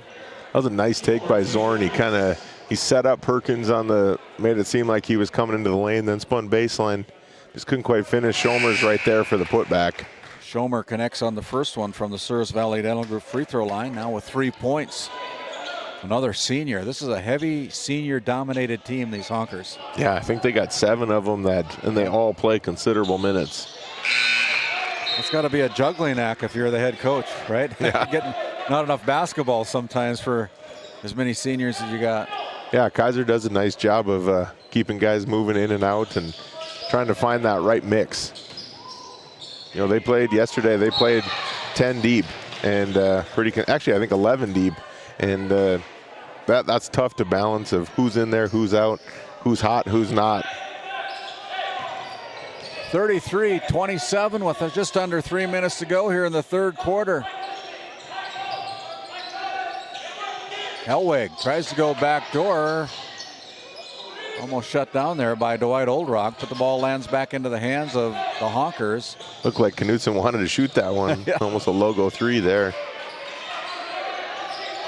They tried again, poor pass, poor decision there by Knutson. Yeah, they feel like Zorn has a height advantage big time on Hoff there. They're trying to get that. Makai Packenow from the Tioga Hardware three-pointer puts down another one. He's got 10 points already coming off the bench for the Braves. And now it's a 3-point advantage for Kenmare. That was a huge one for them. They needed a spark offensively. Syme goes left side to Knutson, see if he can answer. Rolls in and out, no good. Oldrock with the rebound for the Braves. Here's Hoff with a kick out to Makai Packenow, drives the baseline, challenges, goes up. He'll hit the deck. He'll go to the Souris Valley Dental Group charity stripe to shoot 2 as that foul is called against number 2, Cohen Syme. Yeah, no doubt there. You know, he knocks down the 3 on the last play, so they're coming out hard on him. He goes right around him, and big foul there by Syme. Makai Packenow, the 8th grader, kind of rubbing his left knee a little bit. Looks like battling all those seniors every time down is starting to take its toll on him a little. And the first one's off the front iron, no good. Another substitution as Zachary Polanco checks in for the Braves, replacing Logan Hoff. And it's going to be Makai Packenow with a second effort, and that one is good. Again, welcome into our broadcast here on Game Day Media. Game number 1 of 4 here today on our YouTube channel. You can like and subscribe. There's no cost to subscribe to our channel, we'd appreciate it. We're close to 3,000 subscribers, and every time we get one more that's added on, we're a little bit closer to our goal of 3,000 by the end of this broadcast season. Here's TJ Lucy. The bounce pass out to Mikalenko. Gets it back to Lucy. Lucy underneath, gets blocked. And now here come I'm not sure, how can that, that's a shot clock violation against the Hawkers, and so that'll be counted as a turnover. 33-31. Both teams fighting to keep their season alive. Minute 14 to go here in the third. It was a pretty solid possession by Kenmare. They had a couple opportunities there, just couldn't get a good shot off. Walking out, gets it to Polanco. Now down low to Bryan. Bryan with a shot from the baseline, lands in the hands of Old Rock. And Old Rock with his first bucket of the night. You know when he gets it that deep with his left hand, it's going to be pretty tough to stop him. Here's Hellweg, and Hellweg off as Walking out pulls down the rebound. We're all tied up. 45 seconds to go here in quarter number 3. They're not going to slow it down as Packenow puts it up. Rebound by the Braves. They keep it alive as Polanco fakes. And now we're going to have a foul, a non-shooting foul, I believe. But maybe that'll be the 5th foul. Tygan Mikalenko with his first personal. And if I'm not mistaken, that is the 15th foul. So yeah, heads up play by Polanco there. Good pump fake, sold it, drawing the foul. With his new bonus rule and getting the 2 shots, that's a big big play. Yeah, it is. 32.5 seconds to go here in the third quarter as Polanco connects on the first one. His first point of the night coming at the 32.4 second mark of the third quarter as Maddox Crest, another big for Kenmare coming in. 6'4" junior for head coach Casey Kaiser and the Kenmare Bowbells Honkers. Polanco's second free throw is no good. See if Kenmare pulls it out here, tries to get 1 shot, or if they're going to attack right away.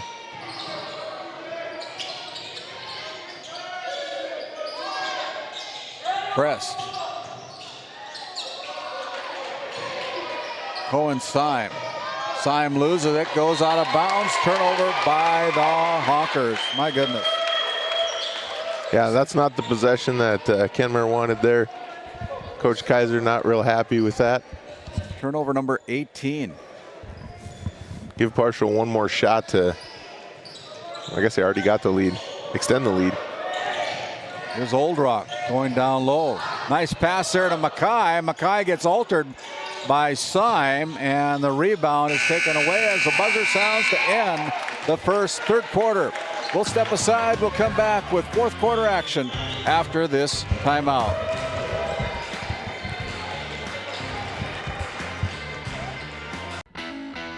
At Tioga Ace Hardware, our store is a member of the largest retailer-owned hardware cooperative in the industry.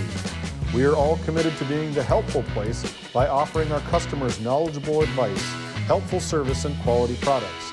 As the helpful hardware folks in your community, we promise that helping you is the most important thing we have to do today. Shop the biggest brands all under one roof at 119 North Main Street in Tioga, or shop online at acehardware.com.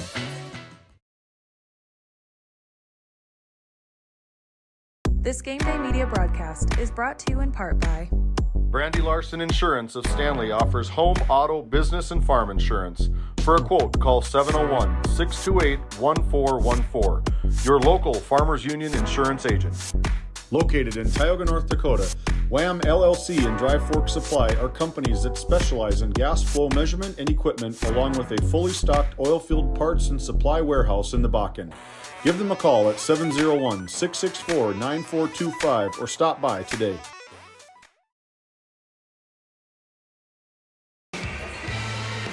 Hey, one more quarter in the books. The Braves hold with a 1-point lead that they had at the end of the first half of play. 34-33 on your NCC scoreboard. As we begin our RTC Network's fourth quarter, it'll be the Braves with the first possession. Try to extend their lead here as they get the ball into Walking Elk. Now over to Horst Perkins down low. They get it to Old Rock. Dwight with a spin move. Look at that. Just comes away empty. And he is agile down there. Yeah, he is. He's got good footwork. You know, they haven't really looked to get him the ball on a block very often. That's really the first good look that they've gotten to him. And I know that's part of Kenmare's game plan today, is to try to keep the ball out of his hands down there. And if you're just joining us, my name is Randy Peterson alongside Seth Wistoff here in the first game of 4. It's going to come down to the buzzer as Knutson going to try to hit one from a deep 3, no good. Redding picks up the garbage and he puts it down for his first bucket of the night. Mr. Opportunistic there, just ended up right in his hands, and not sure who Perkins was looking for there. 8 players have now scored for the Kenmare Bull Bells Honkers as they have a 1-point lead, 35-34. Out on top, it's Knutson, and now here's a steal. Walking out on the poor pass, goes up, no good, and then we're going to have a foul as we have 2 players that have hit the deck. It'll be Walking Elk going to shoot 2, and the foul committed against the Caleb Knutson with his first personal foul. And Memphis Walking Elk goes to the charity stripe and gets the roll here at the well. 13 points now for the junior Memphis Walking Elk as Makai Packenow will check back out of the game. Replacing him is Callan Bryan. The second one is no good. Nice rebound by Zorn getting up there. I really like his athleticism and length out there. 35-35. Shot is away there by Redding. Perkins right cleans around up the board, yeah. Just Polanco with a kick out to Walking Elk. He's going to get called for the travel. That's turnover number 15 against the Braves. Here with 6:38 to go in the quarter and the game. 35-35 on your NCC scoreboard. It's been a tight game all the way. Yeah, it's going to come down to, you know, which teams can take care of the basketball and get their shots to fall. Might come down to free throws falling. That's not going to do it for them. That won't do it. Here comes the Braves again. Bryan puts up the 3-point effort. That's no good. Syme now crosses the midcourt stripe, comes into the front court, goes left side to Knutson. Knutson with it, goes out to Crest. Knutson with a deep 3-pointer. That's no good. Ball being fought for, and it's going to be a foul. It's going to be whistled against the Honkers, and I believe Peyton I think Hellweg. that's Redding. Oh, he was looking at Peyton Hellweg. He might have done a favor to Hellweg. Give him a couple more minutes there. Foul call against Dawson Redding, his first personal. 35-35. Out on top, here is Walking Elk.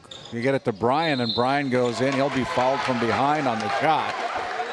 Caleb Knutson going to get rung up for the foul. Or TJ Lucy, excuse me. His first personal. And so it'll be Bryan at the Souris Valley Dental Group free throw line and knocks in his 5th point. Yeah, you know, Partial already going to be in the bonus going forward here. Let's see how that plays out, but getting to the free throw line in these close games is usually pretty pivotal. Second one by Bryan is also in. 37-35. The Braves lead by 2. Schomer finds Crest. Schomer gets it back. Almost threw it away. Picked up there by the Honkers. Out to Crest. Lallam pulls the trigger from 3. That one short. The rebound by Zachary Polanco. Horace Perkins comes in to the front court, gives it up to Bryan. He challenges, goes underneath. That one's kind of ill-advised there. 37-35, the Honkers trail by 2. They have possession. Here's Crest. Thought about the 3-pointer.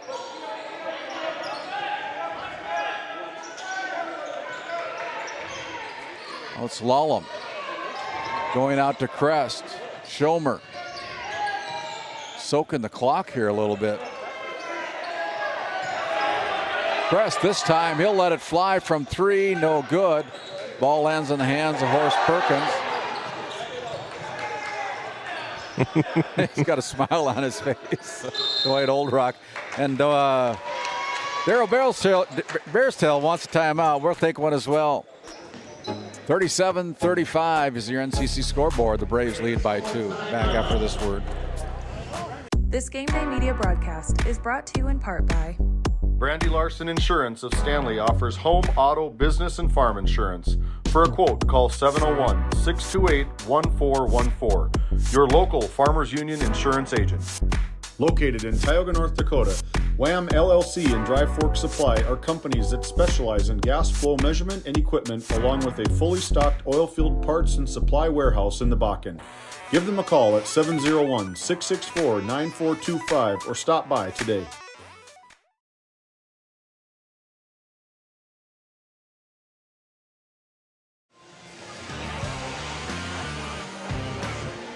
Okay. As we bring it back here, 37-35, 4:38 to go. It's been a close game, Seth. Yeah, both teams really, it's been back and forth, several lead changes throughout. I'm excited to see how this comes out down the stretch here. You know, Kenmare's got the 7 seniors, obviously a little more experience on that end, but Partial with their kind of streaky shooting and that explosive 8th grader, we'll see how things play out.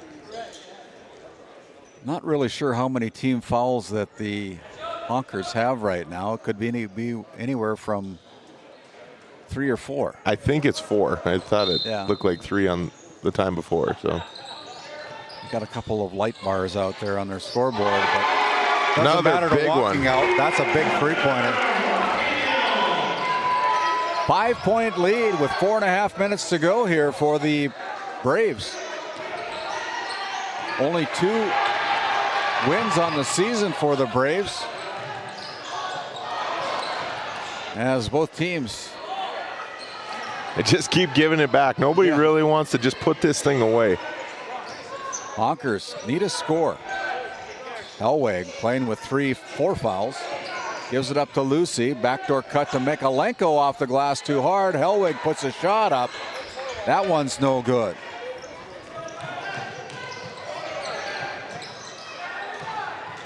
There, maybe rushed that one a little bit. Didn't quite get a good follow through on it. Here's Lucy. He's got a wide open look from 3. That's no good. Schomer there fakes, gets Perkins off his feet. Now kicks the ball out to Mikalenko. Lucy losing the handle on it. It's because he got fouled. Would be a foul against the Braves. Number 33, Dwight Oldrock, picking up his 3rd foul. And so it'll bring a couple of new players in for the Honkers. Jacob Zorn and Cohen Syme replacing Hellweg and Mikalenko. Also Caleb Knutson checking back in, replacing Ryan Schomer. You know, with Partial being in the bonus, I look for them to really attack between Packenow and Oldrock, try to get it down in there and attack the hoop, get to the free throw line, if nothing else. Out of bounds play as it results in a turnover for the Honkers. Casey Kaiser, pretty intent with that gum, chewing on gum. Got to be driving him nuts, all these turnovers. 40-35 with 3:14 to go. Yeah, no coach likes to get into the pressure situation. You go through a possession, maybe even pass it around for 20 seconds, but then you don't even get a shot up and you turn it over.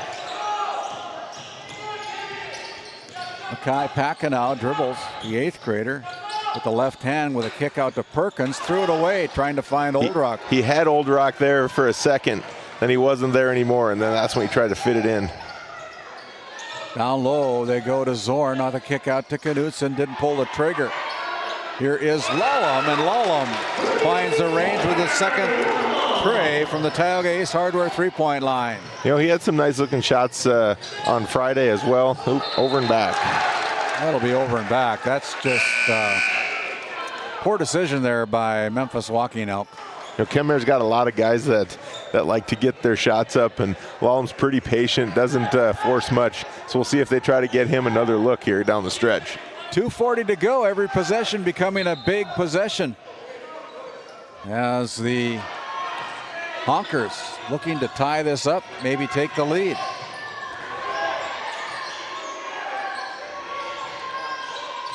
They go to Lallam. Lallam, the sharpshooter, spin move. Tries to go with a kick out, but he's going to be fouled. It's going to go against number 3, Mackay, packing out with his first personal foul. It's the second team foul call against the Braves with 2:23 to go. Yeah, they've done a nice job of staying out of foul trouble, staying out of that bonus. And they need to take advantage of it on the other end.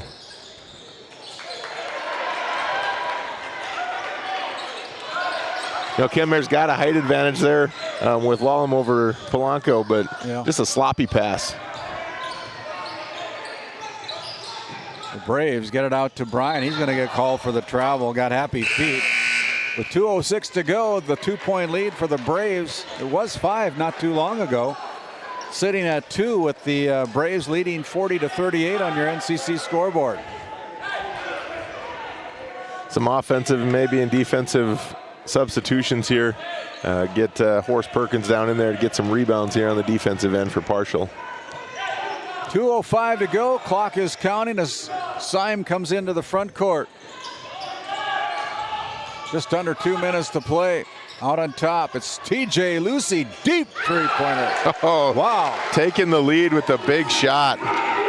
TJ Lucy way out there, Jeff Graupie says. It was. He's had several uncontested shots where and it's been right around the rim. That one, he got a guy in his face and he puts it down. Yeah. Here's Perkins driving in, puts up the shot, no good. It'll be a blocking foul called against Ryan Schomer.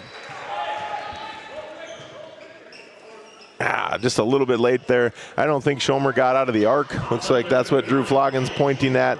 And Perkins, nice attack of the hoop there. As Horace Perkins will tow the Souris Valley Dental Group charity stripe to shoot 2 as the players down there trying to dry up that area down there where the... Where's our mop guy at, huh? Yeah, where's the mop guy? Well, Alex Herman, our tournament manager, wears a lot of hats. I'm surprised he's not down there with a mop himself. Great tournament manager here at the He Well. does a really nice job. He's fixing things. He's finding everything that you need. He's right there, and he doesn't complain about any of it. Nope. Perkins puts down the first one. Well, can't get much closer than this. 41-41. We're all tied up. Perkins looking to give the Braves a lead. Goes high off the back iron. Falls away, no good. 1:30 to go. Will we have overtime? Stick around and see. Here's Lallam. Not Lallam, Syme, excuse me, getting it to Knutson. Back out to Cohen. Cohen with it, gives it up to Schomer. Now into the hands of Knutson. They find TJ Lucy. Lucy goes to the baseline, fakes, pops, no good. And here come a rebound for the Braves. 1 minute to go as Walking Elk goes in, gets blocked out of bounds by Caleb Knutson. Yeah, nice drive, way to be aggressive, but great defensive effort there. Sends it into the Buffalo Wild Wings sign under the hoop. Although we have a timeout on the floor, we're going to keep it right here as we have a chance to talk about our upcoming game here. In the second game, it'll be the 7-13 Divide County Maroons taking on the 8-11 Williston Trinity Christian Crusaders. The Maroons with 7 wins this season. The Crusaders with 8 wins this season, looking to keep their seasons alive. And, it's going to be, that'll be a good game as well, I think. Yeah, I think so. Divide County's got, they got a lot of potential. I feel like their guys are, if things are moving for them, they can knock down some shots and they can do that. And Trinity Christian, kind of the same. Both of them don't have a ton of experience on either side, but they're, looking to, this is where you get it, right? You got to play the games to get experience. And so it'll be good for both teams to have some, a lot on the line, season-ending game. I'm excited for it. So the Head coaches for the two respective teams here. It'll be Daryl Bearstail giving his final instructions out of the timeout, as well as Casey Kaiser. I want to remind everybody that Game Day Media will be traveling down to the Rough Rider Center in Watford City March 10th, 11th, and 13th for the Division A Region 4 Boys Basketball Tournament. If you're interested in becoming a sponsor of that tournament, please reach out to us on our Game Day Media channel. Now, turnover there by the Braves on the out-of-bounds play, and then there's going to be a foul. It's going to be whistled. Not what Daryl Bearstail drew up in that last timeout. No, Perkins taking it out. Looked like Old Rock maybe had his guy sealed on the weak side block, but that wasn't where he was looking. So that foul was called against Memphis, walking out his first personal. Here is Hellweg. Hellweg with it, giving it up to Knutson. Down low to Hellweg, and Hellweg with a little dump pass to Schomer. Schomer connects. Beautiful pass here by Hellweg. Unselfish play. Goes baseline, dumps it down to Schomer. Schomer drops it right over the top of the front of the rim. The lead is 43-41 on this St. Luke's Medical Center timeout. We'll keep it right here so we don't miss anything. If you're the coach for the Braves, Daryl Bearstail, what are you telling the Braves? Well, you know, they've got Old Rock kind of had the hot hand on Friday. Today it's been Walking Elk and also Packenow. You got to think one of those guys is probably going to take the shot, or they're going to use one of those guys as a decoy to open up somebody else for an easy one. If it were me, I would like to get the ball into Old Rock's hands and let everybody else play off of him. Thing to consider here, the Braves have only got 3 team fouls. The possession arrow is going to the Kenmare Bowbells Honkers. The Honkers have got 4 team fouls here in the fourth quarter, so the next foul by the Honkers will send the Braves to the charity stripe. So lots of chess match going here, chess playing here. Yeah, you know, I think if Coach Bearstail's got to be telling his guys, we attack. When that shot goes up, we got to crash. Who cares if you get the foul? We're not even in the bonus right now, and then we can play after that. But yeah, if that shot goes up, we got to go get an offensive rebound and get a putback. So it'll be the Braves basketball, about 95 feet away from their own basket, down by 2, 43-41. And the pass is stolen. And now here is Lucy. Lucy puts it in for 2. Exactly what Partial didn't want there. Oh, my. And then and another. Handle. So 2 consecutive turnovers. And he's Daryl Bearstail is saying, we got to foul right away, guys. So if you're Casey Kaiser, you bring in your best shooting free throwers, right? Yep. That was no hesitation there. Yeah. Schomer comes out of the game, and Dawson Redding comes into the game. TJ Lucy will trigger the inbounds pass. They get it into Redding, and a quick foul there by Bryan right away. He picks up his 3rd foul. That's the 4th team foul against the Braves. 45-41 on your NCC scoreboard. The Honkers lead by 2 possessions. And then Makai Packenow is going to pick up his 2nd personal, and that'll send TJ Lucy to the charity stripe. And Lucy, even though if he makes both of them, they're still 2-possession game, but they got to be big possessions. Yeah, you know, Partial's had 2 possessions in the last 30 seconds, and they've turned it over twice. Yeah. Somebody needs to settle in, take control of it, and get him a shot. TJ puts up the first one, and that one is good. Nice soft touch. Comes off his hands so nice every time. Lucy with 16 points now for the Honkers.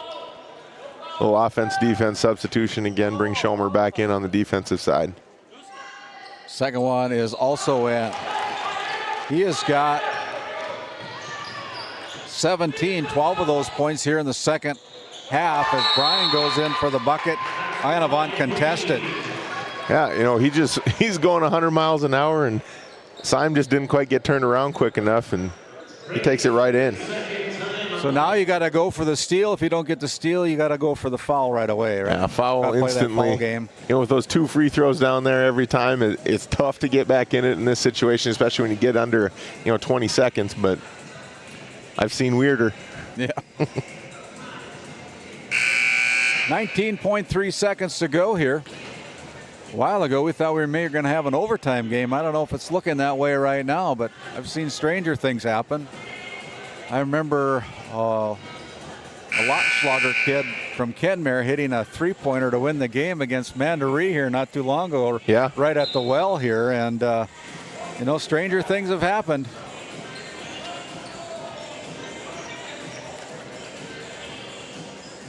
(47-43). It'll be the Honkers inbounding the basketball. Full court pressure. Looks like they got a diamond here. What are they going to run? They go into Lucy, and Lucy's going to get fouled right away by Mackay Packenow. His third foul with 18.2 seconds to go. Lucy goes to the free throw line again. Well, that's who Kenmare wants to take these shots now. We'll see if he can, you know, maybe put the icing on it here with 2 more makes. 17 points for the big guy, TJ Lucy, and look at that climb the rim. Nice soft touch, a little friendly roll from the well. He's perfect from the line here, and we have another timeout with 18.2 seconds to go. But we'll keep it right here and allow us to say that normally this timeout would be sponsored by St. Luke's Medical Center, located up in Crosby, North Dakota.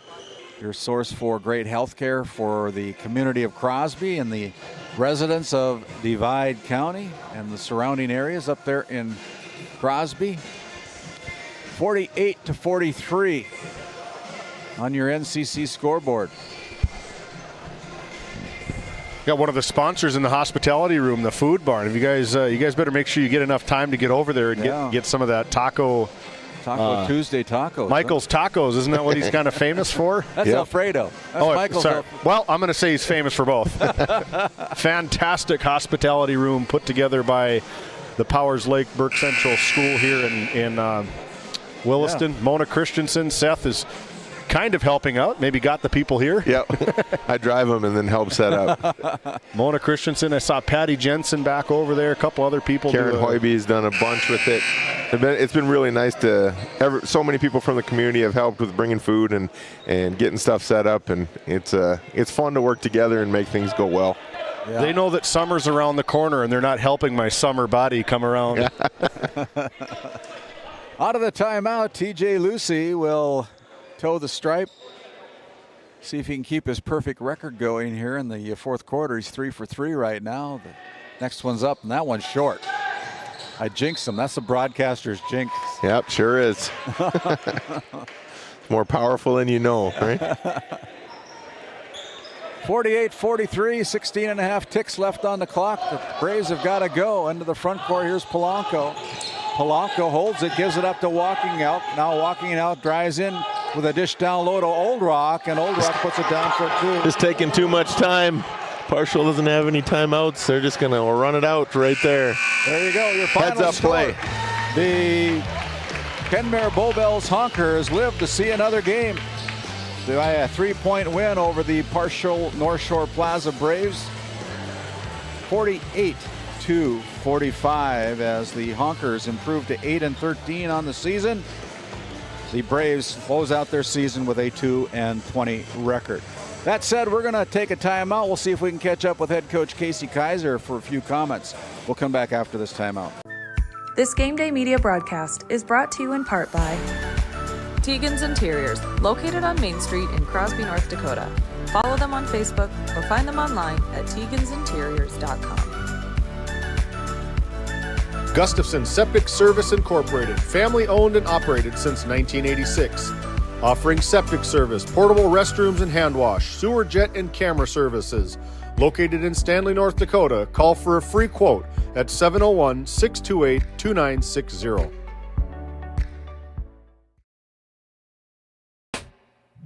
At Prairie Home Furnishings of Stanley, featuring some of the best brands in the industry, such as Ashley, Lazy Boy, and Shaw Flooring, we have something for every room in your home. From furniture to flooring, outdoor living, mattresses, and decor, we truly have everything your home deserves. Shop our everyday low prices locally in store Monday through Friday, 9 to 5:30, and Saturdays from 9 to 4, or shop online anytime at shopphf.com. For all things home, be sure to also follow us on Facebook.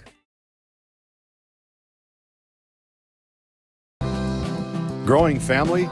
The City of Ray has shovel-ready lots available, 12,000 to 20,000 square feet. The lots are free of any special assessments. Right on Highway 2, we offer convenient travel and connections, as well as access to our amazing education system. Your family's future is important to us. Let us help you with that first big step. Contact Rhonda at 701-568-2204 or stop by City Hall at 101 Main Street in Ray. Think of Ray when planning your future. Invest in a community that invests in you.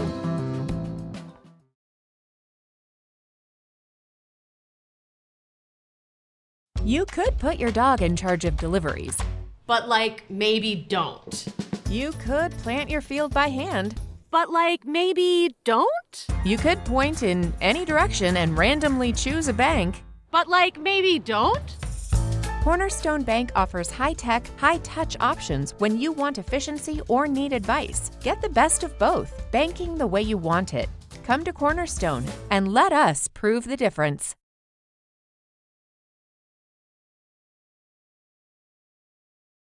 This Game Day Media broadcast is brought to you in part by Border Mobile Grain Cleaning, based in Columbus, North Dakota, offers custom on-the-farm grain cleaning for spring wheat, durum, and barley. Contact Ethan Bakken at 701-310-5007 or find him on Facebook at Border Mobile Grain Cleaning. Since 1952, Liberty State Bank of Powers Lake, North Dakota has been Burke County's only full-service community-owned and chartered bank. We are committed to being the financial backbone of our community. Liberty State Bank, FDI insured. Tioga Medical Center has been providing quality health care to Northwest North Dakota patients. With a newly built clinic in Tioga, where primary care providers along with visiting specialists are caring for patients every day. Primary care clinics in Ray and Powers Lake also. Call for an appointment today at 701-664-3368. Tioga Medical Center. Great staff making a difference in the lives of patients every day. Kyle Hansen is proud to be a Thrivent financial professional, providing personalized financial guidance to people of all stages of life. Thrivent believes humanity thrives when individuals make the most of what they've been given, and Kyle is here to help you do just that. Larson Boston Agency, your Farmers Union insurance agents located at 106 Main Street North in Crosby, North Dakota, offer multiple lines of insurance, including crop, farm and ranch, home, auto, commercial, and health insurance. Give Chell or Robbie a call today at 701-965-6335.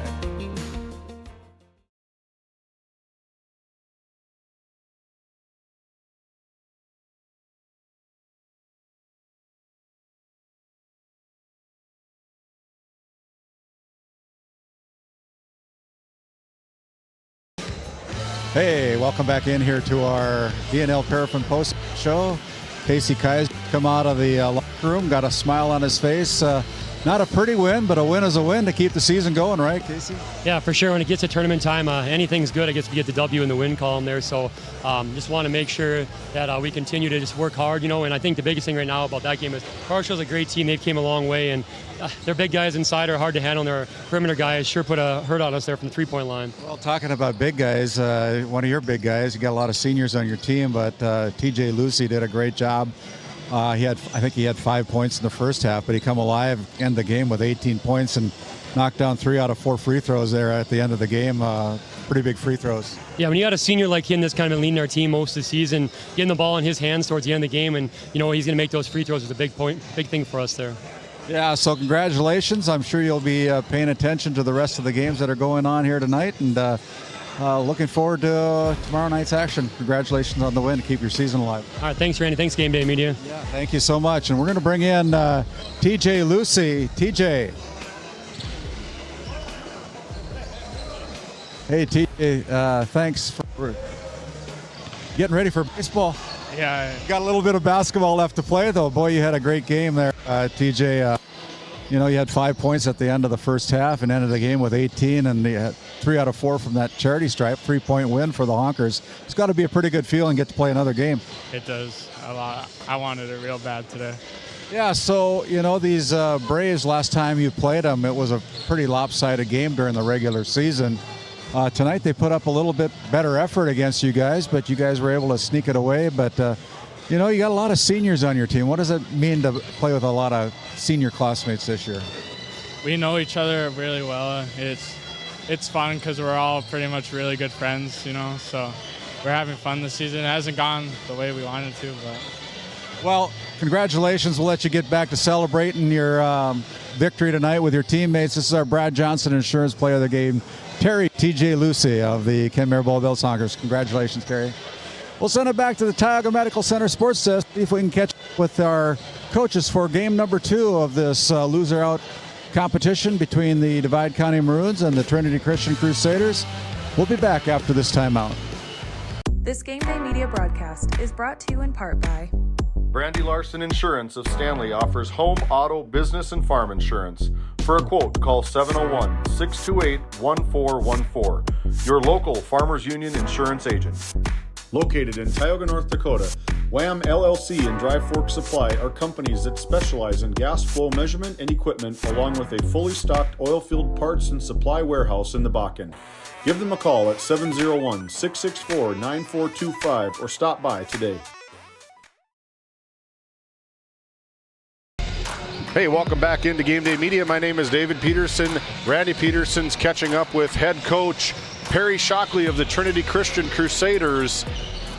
And we will talk to Perry Shockley here after I get to my book. Actually, we're just going to talk to him right now. Take it away, Randy. Yeah, thank you, David. As we continue on here with our Border Plains Equipment pregame show and our Continental Resources coaches' comments. Coach Shockley, you find yourself in a win or go home type of situation here with your Crusaders against Divide County. You split during the regular season. You won on your home court. They beat you on their home court. You're on a neutral court here today. What's it going to take to move on?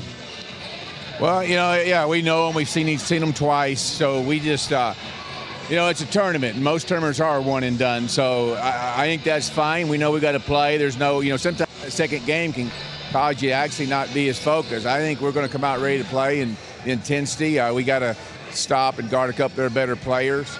I think for us, it's just hopefully that one game the other night that we got through some jitters and you know, we're not, the lights don't kind of, I thought we were a little bit shook starting that game, and I think tonight we're coming out with you know, a good mentality.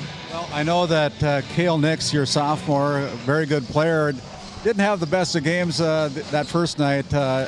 What was the conversation with him after that opening loss? You know, I mean, some of it was on him, and some of it, last year he had 4 great offensive players. He just stand there and they throw it to him. But this year, you know, it's a different makeup, and so he's got to learn to do more with the ball and without the ball. So our offense will take care of that if they execute. So I think tonight he's going to be fine, and we'll be ready to, you know, the other night wasn't a good game. Well, you said it. It wasn't a good game for the Crusaders. When you find yourself in a win or go home type of situation tonight against the Maroons, it'll be a fun game. Thanks for your time, Coach. Appreciate you, man. Thanks so much. Thanks so much. We'll send it back to you, David, back at the Tioga Medical Center Sports Desk. Hey, thank you, Randy. We're going to cut away for a quick commercial. We'll be back talking with Zach Johnson, the head coach of the Divide County Maroons, after this quick break. Tioga Medical Center has been providing quality health care to Northwest North Dakota patients. With a newly built clinic in Tioga, where primary care providers along with visiting specialists are caring for patients every day. Primary care clinics in Ray and Powers Lake also. Call for an appointment today at 701-664-3368. Tioga Medical Center. Great staff making a difference in the lives of patients every day.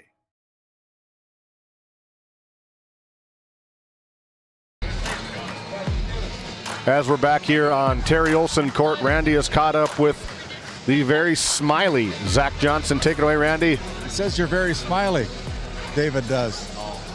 No smiles here, Dave. All business from Zach Johnson. All business from Zach Johnson for sure. Today, Zach, after that loss against the Ray Jays, you're still alive. And, you know, you guys, we talked with Coach Shockley a little bit.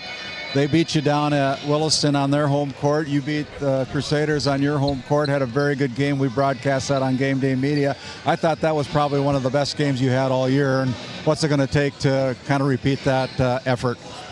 Energy and enthusiasm, right? So it's easy to look at our game Friday and kind of realize we're kind of beat down. it's a new day. Sun came up on Saturday morning. We had practice, and we decided we were going to wipe the slate clean and come here today and take care of business. So, anybody on the other side concern you? What was the conversation in the locker room? What do you got to take care of here tonight? got to contain Kale Nix as much as possible. I think when we played him at our home gym, he had like 27 or 25, something like that. So he's kind of the focal point of what they do. We know that. There's a couple other kids you got to watch out for. Number 4, I think it's John Pust. He's a tough player too. So between those two, that was kind of the message in the locker room, was how do we contain these guys? Well, you got some players on your team too, including Stockton Nelson and Weston, and some of the names are escaping me right now, but you seem like you've kind of gelled this year after having a kind of a tough year last year, so to speak. You guys have come up with 7 wins on the season so far, trying to make it 8, right? Right, exactly. And you're absolutely right. A lot of guys have stepped up and played much better this year than last year. Hoping we can kind of right the ship today and ride that momentum maybe tomorrow as well. So looking for guys to step up and contribute. Hey, thanks for the time. This is Zach Johnson. Best of luck to you guys as well as to the Crusaders. We'll step away. We'll send it back to the Tioga Medical Center Sports Desk. We'll come back with more of our Border Plains Equipment pregame show after this quick timeout. We're going to keep it right here. We are going to keep it right here, and we're going to get to the book. The loser out game between the... We're going to keep it right here. We're going to look at the book between the Partial Braves, who end their season at 2-20 under first-year head coach for the North Shore Plaza Braves, Darryl Bearstail and his team put up 45 points tonight, led by Memphis Walking Elk, the 6-foot junior, with 17 points. Mackay Packenow hits with 11. Colin Bryan with 7. Dwight Oldrock with 6. Horace Perkins with 3, and to round out the scoring, Zach Polanco with 11, totaling 45 team points for the partial North Shore Plaza Braves. We take a look on the other side of the scorebook. The Kenmare Bowbells Honkers, they improved to 8-13 overall, still alive on moving day here at Williston State College. As we take a look at the book this way, they are led with scoring by our Brad Johnson Insurance Player of the Game, TJ Lucy with 18. Then from top to bottom, Cohen Syme with 4. Cannon Lallam with 6, a big three-pointer in that fourth quarter. Caleb Knutson with 8. Tygan Mikalenko with 2. Our Brad Johnson Insurance Player of the Game, TJ Lucy with 18. Dawson Reddig with 2. Ryan Schomer with 6. Peyton Hellwig with 2, totaling 48 team points. Victorious are the Honkers, 48-45 over the partial North Shore Plaza Braves. As we take a look at our bracket here now, this is the updated bracket. The Kenmare Bowbells Honkers advance into the region qualifying game, and they will take on the loser of gate number 8 between the Ray Jays and the Tioga Pirates tonight about 7:30 or thereafter. Right now, we are turning the page to our second game of the evening, featuring the Divide County Maroons. The 7-13 Divide County Maroons coming in as the number 6 seed, and the number 7 seed, and the Williston Trinity Christian Crusaders coming in at 8-11 under first-year head coach at Williston Trinity Christian, Perry Shockley. No doubt it's going to be a good one here on Game Day Media. Thanks for tuning in. We're going to take a quick break, and when we come back, it'll be the lineups presented by the Country Store, our Northwest Therapy Services tip-off, and first quarter action here live from Perry Olson Court. Thanks for tuning in. Located in Powers Lake, North Dakota, the Country Store has what you need. From hardware to everyday essentials, including FR clothing, power tools, and even embroidery and screen printing. You can find most everything at the Country Store. There's always a friendly face willing to help you find what you need at the Country Store. Jared and Brenda invite you to visit them on Main Street in Powers Lake. The Country Store has been in business for almost 50 years. If they don't have it, you probably don't need it. Give us a call at 701-464-5434 today. At work, the Western Education Regional Cooperative, we believe in collaboration to strengthen education across communities. We provide the tools and training to help you help your students succeed. Work brings learning to life with new opportunities. From teacher training to student success, the Work Center is working for you. We We bring cutting-edge training in AI, instructional coaching, school strategic planning, and so much more. Learn more at workcenter.com. Let's go to work. Don't let pain hold you back. Call the orthopedic and sports medicine experts at CHI St. Alexius Health Williston. No referral is needed for an appointment. Stay on the slopes, in the game, or wherever the fun is. Complete care for orthopedic injuries and disease with orthopedic surgeons right here in Williston. Trusted by sports teams and trained to help you go the extra mile. Stop waiting for muscle and joint pain to go away. Call today. CHI St. Alexius Health Williston, 701-774-7500. This Game Day Media broadcast is brought to you by... We hope you're enjoying today's broadcast. White Mountain Electric of Williston encourages you to join them by supporting your local team at home or in the gym. White Mountain Electric, a proud supporter of Game Day Media.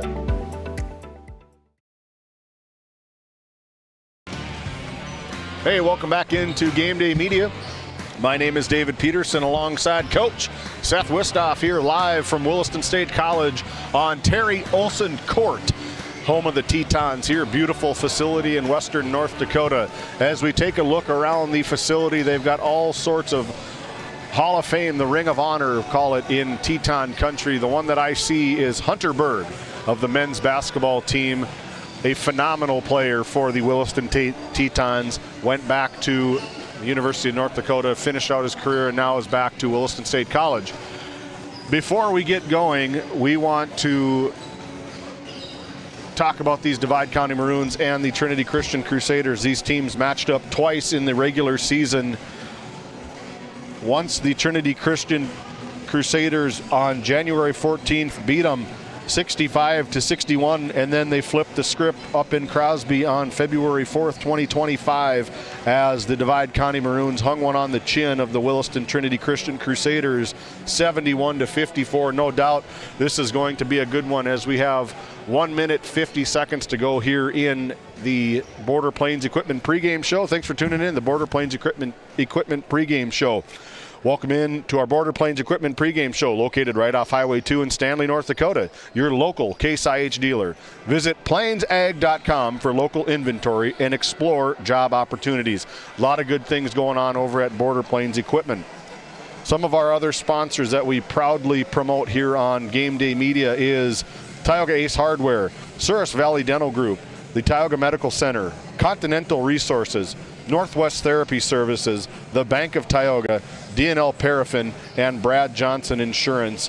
Lots of sponsors on top of RTC Networks and NCC making our scoreboard possible. Without our sponsors, these are our premier sponsors. Without our sponsors, none of this would be possible. This is free coverage, and all we do in return, all we ask in return is for you guys, you watchers, to sit on your couch if you're sitting at home, hit that subscribe button. What that does is gets us more noticeable, more coverage in western North Dakota. We're making some great strides here as our season is coming to a close. Hard to believe that we are about 3 days away, for 3 streams away from being over. We got tonight, we got championship night, and we've got the 3-game tournament down in Watford City. As we turn it over to public address announcer Jeff Graupie at Williston State College. Today's game features the Divide County Maroons and the Trinity Christian Crusaders. Here's the starting lineup for the visitors on the scoreboard, the Trinity Christian Crusaders.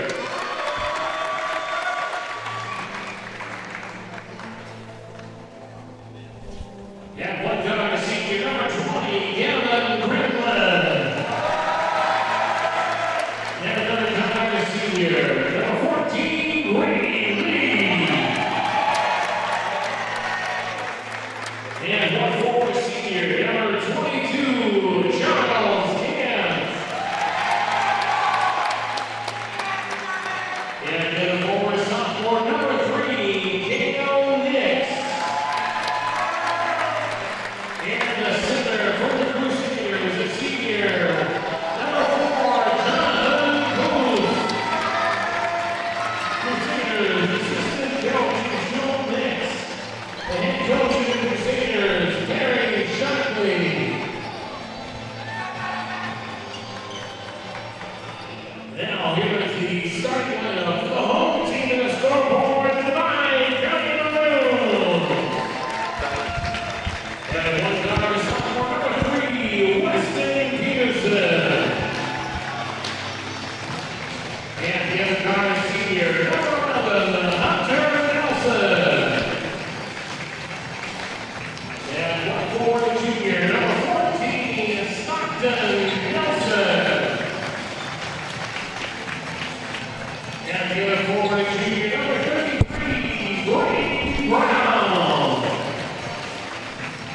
And the semifinals, the junior number 40, Damon Bowling.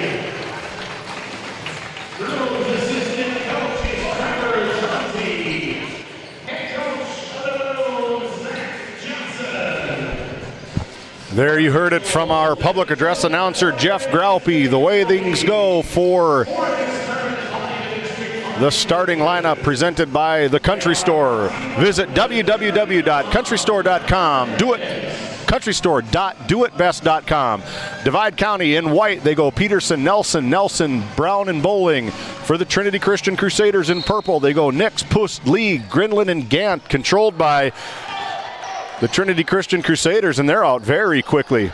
Rebounded by number 11 for the Divide County Maroons is Hunter Nelson. Hunter Nelson, a 5'11" senior, averages 8.6 points per game. Ball into the hands of number 3, Weston Peterson. High to Stockton Nelson. Stockton Nelson's got to have a big one if the Divide County Maroons want to move on today. Ball over to Damon Bowling. Damon Bowling gets stuck right at that free throw line. Over to Weston Peterson. Back over to Stockton Nelson. 10 on the shot clock. Drives over to Hunter Nelson for 3. No good. Rebounded by number 22, Charles Gant. Yeah, nice possession there. That's a good-looking shot. Just doesn't get it to fall. Like the opportunity, good shots. Thanks for tuning in. My name is David Peterson alongside the coach, Seth Wistoff, here on Game Day Media. Find us on Game Day Media ND on YouTube as Cale Nix goes straight to work. Cale Nix gets his name in the book in the first 2 points of this Northwest Therapy Services first quarter. Yeah, that was a nice possession for them. Good dump down onto the block. Hunter Nelson drives, kicks it back over to Weston Peterson. Swings around the horn to Damon Bowling. Shoots at about 32% from 3. A little fadeaway off glass, no good. Rebounded by Brady Brown. Brady Brown goes up, doesn't get the roll here at Williston State College. It's a scrum on the court as Damon Bowling gets his name in the book. Damon Bowling gets his first 2 points of tonight's game. Yeah, nice job sticking with it.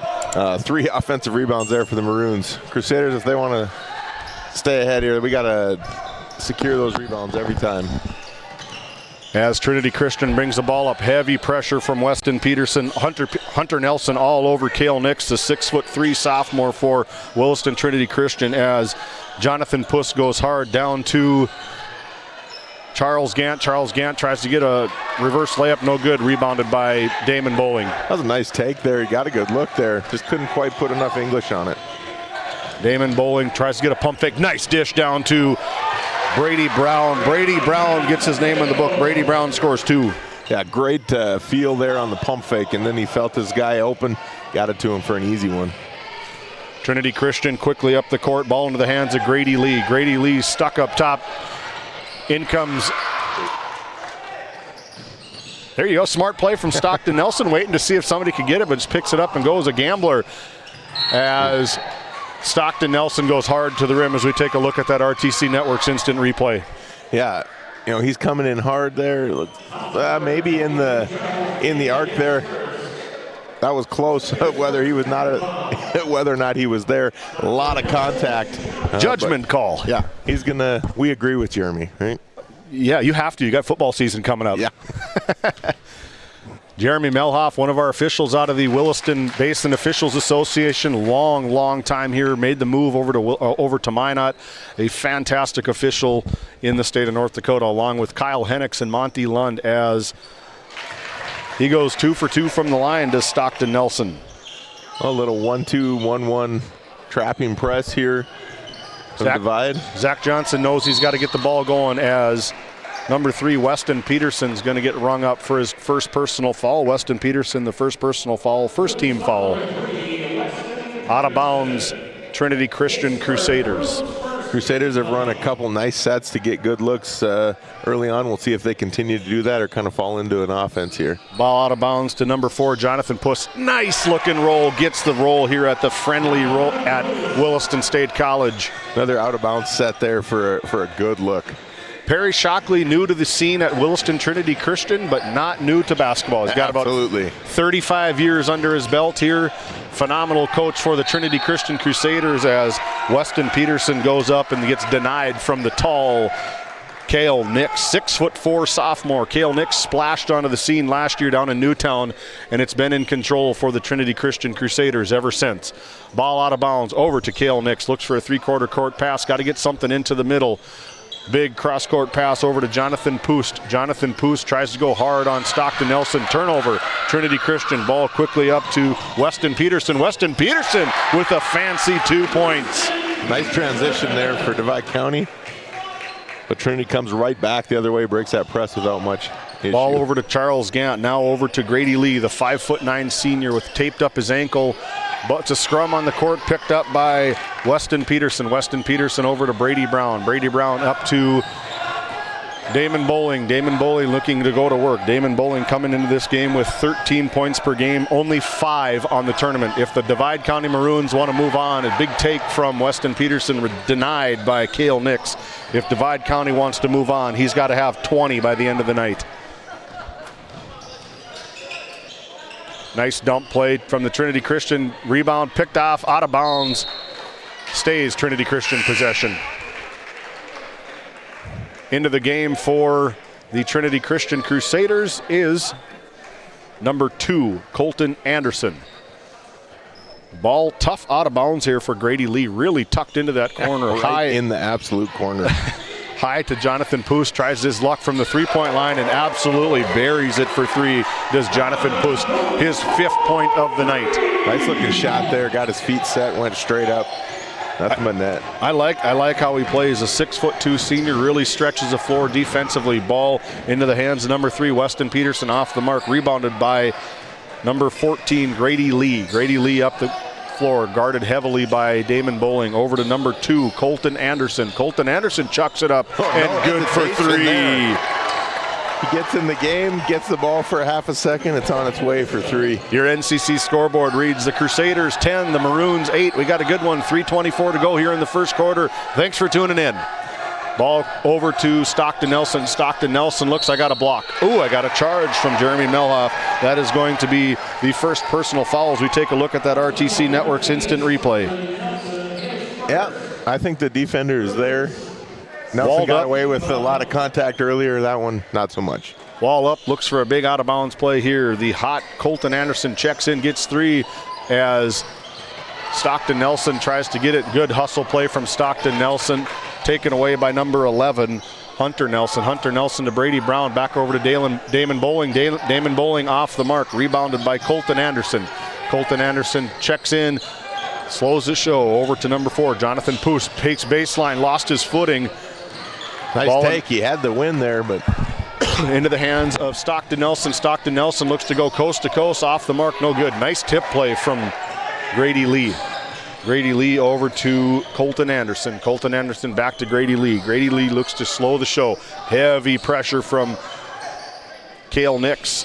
Getting big defense from the Divide County Maroons. Off the mark is Poost, rebounded by Damon Bowling. Damon Bowling looking to try push. I think Zach Johnson, you see him. Let's get going, boys. Let's get the ball up and down the floor here a little bit. Big take from Weston Peterson. Up and under. No good. Off the rim. Rebounded by Charles Gant. Good look. That's the shot that they want to be able to take. Grady Lee tries to cross over Weston Peterson. Weston Peterson trying to stick tight on the pesky defense from Weston Peterson. Ball high from Cale Nix. Cale Nix over to Poost. Poost looks to make something happen. Down to Grady Lee, stuck in that corner. Into the cutting Charles Gant. Charles Gant muscles his way down for 2. Very patient possession by Trinity Christian there. They just waited, looked for their spot, and then they got an easy one on the block. I think this is where everything starts to heat up a little bit. We had a very good first game. This second game's going to dial it up. Third game's going to dial it up even more. Fourth game, the lights might go out. Yeah. Big ball pressure from Grady Lee causes Zach Johnson to take the St. Luke's Medical Center timeout. We'll be back 8-12 on your NCC scoreboard. Crusaders out quick.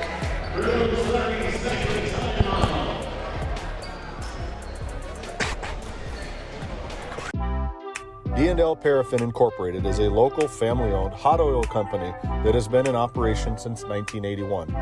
We work hard to develop good business relationships with the oilfield companies in the Tioga area. While offering services north of Lake Sakakawea, we focus on integrity, hard work, and safety. For all hot oil services, call dispatch at 701-641-3065 or 701-641-6310. And for hiring information, be sure to follow us on Facebook at DL Paraffin. Hey, welcome back into Game Day Media. If you haven't seen it already, we've put an ND score feed ticker down on the bottom. Been working on it all season long. I told you at the beginning of the year we'll make it happen. We got to make it happen. As Colton Anderson flies downhill, ball out of bounds, ball on the line, Divide County Maroons ball.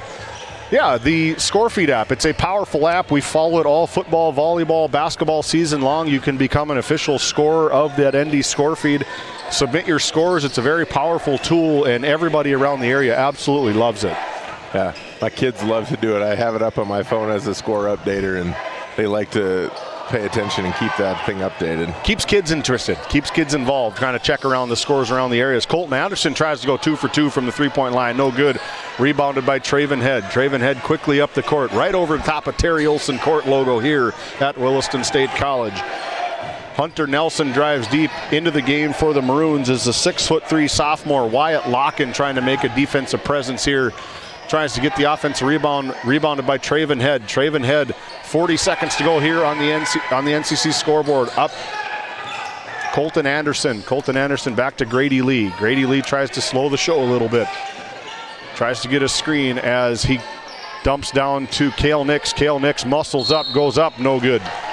You know, they've got Nix on the block twice now. Once he got a layup, and now he's going to the free throw line. They got to try to do that more. Take advantage of his 6'4" frame down there. Divide County doesn't have a ton of size. Yeah, they got a couple kids. Nix is one dribble and up. You got to be ready. You got to be ready for that easy free throw for Cale Nix, going 1 for 1 from the Souris Valley Dental Group free throw line. Cale Nix with his 3rd point on the night. 25.9 seconds to go. 13-8. Crusaders up. Nix goes 2 for 2 from the Souris Valley Dental Group free throw line. Souris Valley Dental, located in Minot, North Dakota. #1 dental office in Minot, North Dakota. Brady Brown off, cross-court pass to Damon Bowling, up high to Stockton Nelson. Stockton Nelson, he got 10, shot clock's off, 10, 9. Stockton Nelson drives left, over to Brady Brown. He can shoot the 3, passes it up to Damon Bowling, looks good from here. Off the mark, rebounded by Crusaders. 5. That's it. That's the way the first quarter ends. 14 to the Trinity Christian Crusaders, 8 to the Divide County Maroons. The Northwest Therapy Services second quarter up next.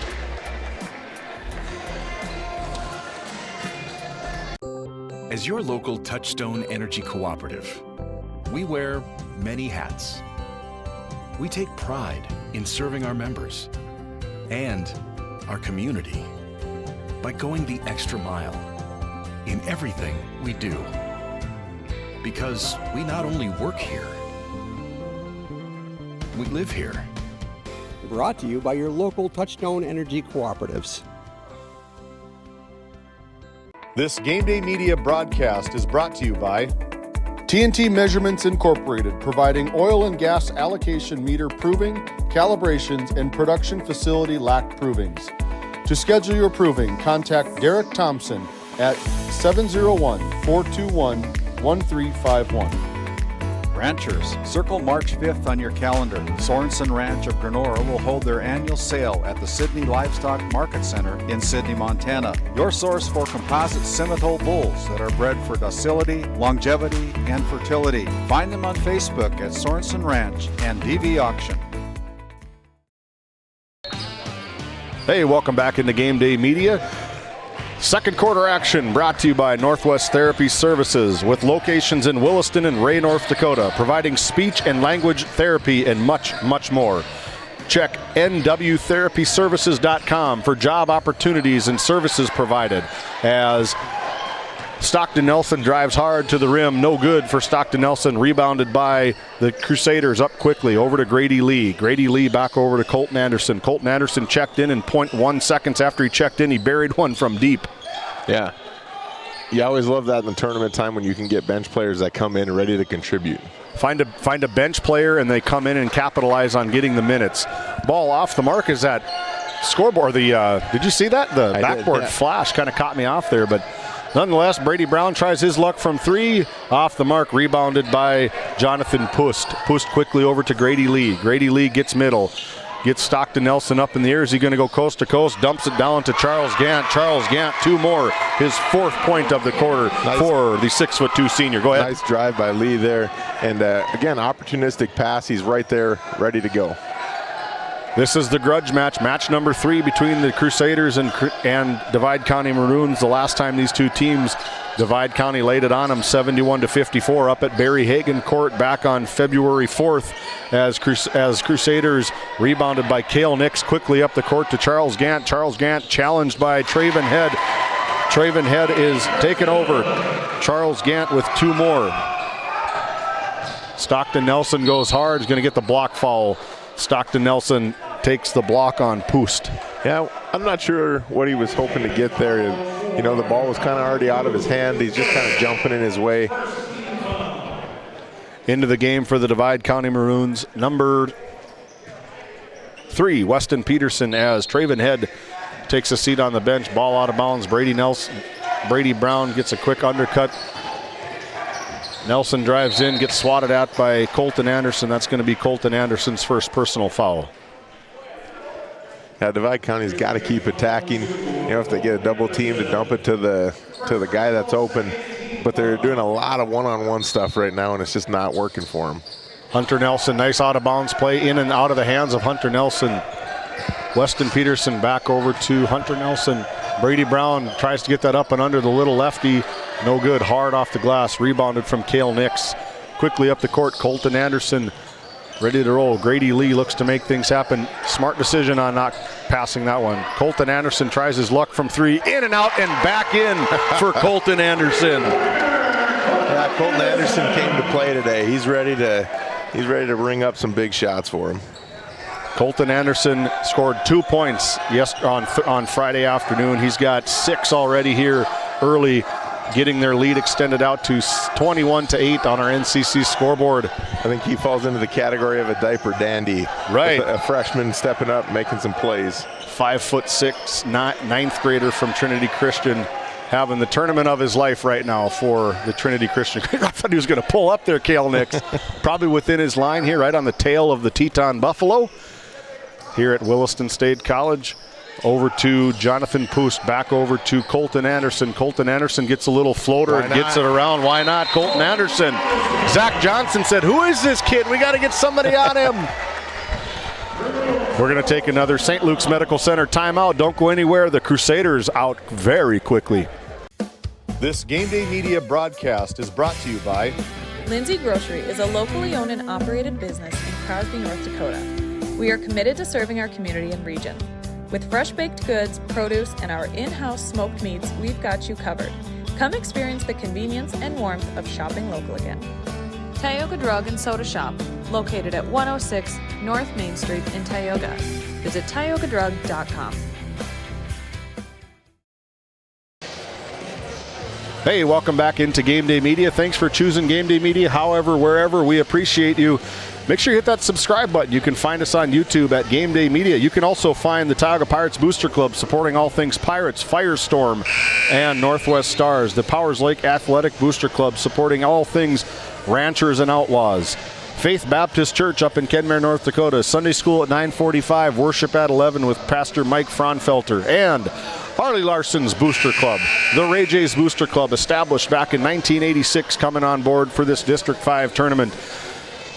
We are taking the show on the road down to Watford City, March 10th, 11th, and 13th. If you're looking at becoming a sponsor for Game Day Media, we've had about close to 100,000 views in the last 28 days. Good way to get your business out there. Get a hold of David Peterson or Randy Peterson, Seth Wistoff, Noah Fredrickson, heck, Nick Fredrickson too. We'll get you hooked up and get you on the broadcast. As Divide County, ball in their hands, Damon Bowling tries to go straight to work. Damon Bowling cashes in. Seeing his first action of the night is number 11, Eliseo. Wow, nice shot. In rhythm, gets his feet set, knocks it down by Nix. Nix coming alive here, 6th point of the game. Ball over to number 3, Weston Peterson. Over to Hunter Nelson. Hunter Nelson, good take, off the mark, too low. Crusaders out looking to run. Over to number 11, Eliseo Roblero. Off the mark, back over to Poost. Poost over to Nix. Nix back to Poost. I like the way these two look and play basketball. Down to Charles Gant. Charles Gant looks like Leif Sveit from 1998. Charles Gant with 2 more. Does he not? He might be a little bit shorter and not quite as big of arms. But Leif Sveit looked like he was about 30 when he was about 18 years old. Very powerful forward for Tracy Peterson coached Trinity Christian Crusaders back in the day. I was just looking at that, reliving as nice back cut from Jonathan Poost as this is controlled by the Trinity Christian Crusaders. The boys are in purple, are ready to roll. We'll be back after this St. Luke's Medical Center timeout.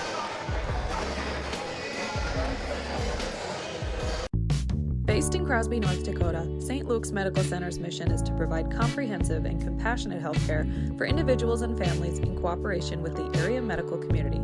Our vision is to be recognized as a community leader by delivering quality health care through a team of dedicated professionals in a friendly, compassionate, and growing environment. Recently named one of the top 20 critical access hospitals in the country means our community can count on us to deliver services they need now and in the future. To schedule an appointment, call 701-965-6349. Welcome back into Game Day Media. That's been all Crusaders from the tip. 30-10 on your NCC scoreboard. 3:30 to go here in the second quarter. Thanks for joining. Ball over to Hunter Nelson. Hunter Nelson guarded very heavily by Colton Anderson. Back over to Damon Bowling. They lose track of him. They're right up in his grill, not allowing him to do anything. Quick first step from Damon Bowling. I love that shot from Damon Bowling. Yeah, good defense, though, by the Crusaders. They're right there to challenge every second of the way. The hoop looks like it's a 55-gallon drum for the Crusaders and about a golf ball size for the Divide County Maroons right now. See if Stockton Nelson can't make something happen as he goes head coast to coast. Off the mark, crashes into Dave Tegestal underneath the basket. Back over to Damon Bowling from the deep offensive rebound. Put back, no good from Weston Peterson. Weston Peterson tips it out. Ball out of bounds, Crusaders possession. Yeah, I'd like to have that one back. Get the rebound right underneath the hoop, nobody in between you and the basket, and just can't quite convert. Does that fall into the category of too open? Yeah, I think so. You start thinking about what could happen, what only bad things if you start thinking. Only good things if you just play. Good play from the Crusaders as Colton Anderson found Cale Nix, and he was absolutely buried down on the block. You got to give the ball to the big man on the block at that time. Yeah, Nix at 6'4", and good awareness down there. They keep feeding him. It's going to be good stuff. We take a look at that RTC Networks instant replay. Nice spin move from Stockton Nelson, and Jonathan Puss says not here. Yeah, he is just right with him, hands wide, using that long frame to stay in front. Quickly out of bounds over to number 3, Weston Peterson. Weston Peterson tries to take it, roll, no good. That's going to be a personal foul against Charles Gant. Charles Gant's second personal foul, excuse me. Yeah, Divide County offensively, really, they've done a nice job of attacking. They've gotten open shots. Their just ability to put the ball in the hole is just struggling. They're getting all the shots they want. If I was a head coach, if I was Zach Johnson, I said, I'm getting you guys open. I'm getting you everything you need. I can't make them for you. Yep, you guys got to put it in. There's one. Weston Peterson goes 1 for 1 from the Souris Valley Dental Group free throw line. One more for Weston as a hush falls over the well. Good crowd on hand. Everybody's starting to get off work, making their way over to the Williston State College here in Williston, North Dakota. Great hosts for a district tournament. Great host for a region tournament over here in western North Dakota as well. Beautiful facility. Poost tries his luck from no good. Rebounded by Traven Head. Quickly up the court is Stockton Nelson. Stockton Nelson leads the break over to Weston Peterson. Weston Peterson off the mark. Hunter Nelson, excuse me. Damon Bowling, nice spin move. Did not get away with the travel. Good call from Jeremy Melhoff.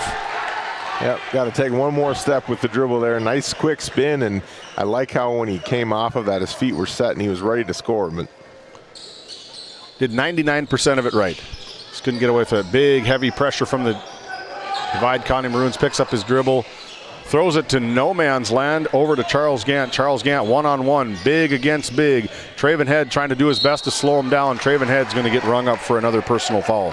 Yeah, Gant has just been, just kind of methodical, just taking his time, getting to the hoop, and when he's there, he's making it count or getting to the free throw line. Charles Gant, the 6'2" senior he's got 2 personal fouls, but he's got 8 total points here early in the game. Charles Gant goes to the Souris Valley Dental Group free throw line where he rattles one in and out. Into the game for the Maroons is 6'3" sophomore Wyatt Locken. Wyatt Locken filling some time, giving Traven Head a little blow. Charles Gant, it's his second attempt. Looks like Shaq when he shoots it. Ball taken away from the freshman of the games thus far is Colton Anderson. Colton Anderson. It's been the Colton Anderson show here early. Yeah, two quick threes early. He's handling the ball. He's handling pressure pretty well. Nice effort from him so far. Damon Bowling goes to work, a little 6-foot shot. Nice shot from Damon Bowling. Yeah, you know, that's a tough shot. You know, he shot it fading a little bit right off the dribble, but he makes it fall. Goodness, crashed in. Crusaders playing on. Huge block from behind is Damon Bowling, but Kyle Hennick says not before you fouled him. Yeah, this is just a little transition. Wide open shot. He just kind of held in the air for a little bit. Bowling came through, good effort. He's got a little arm too. Charles Gant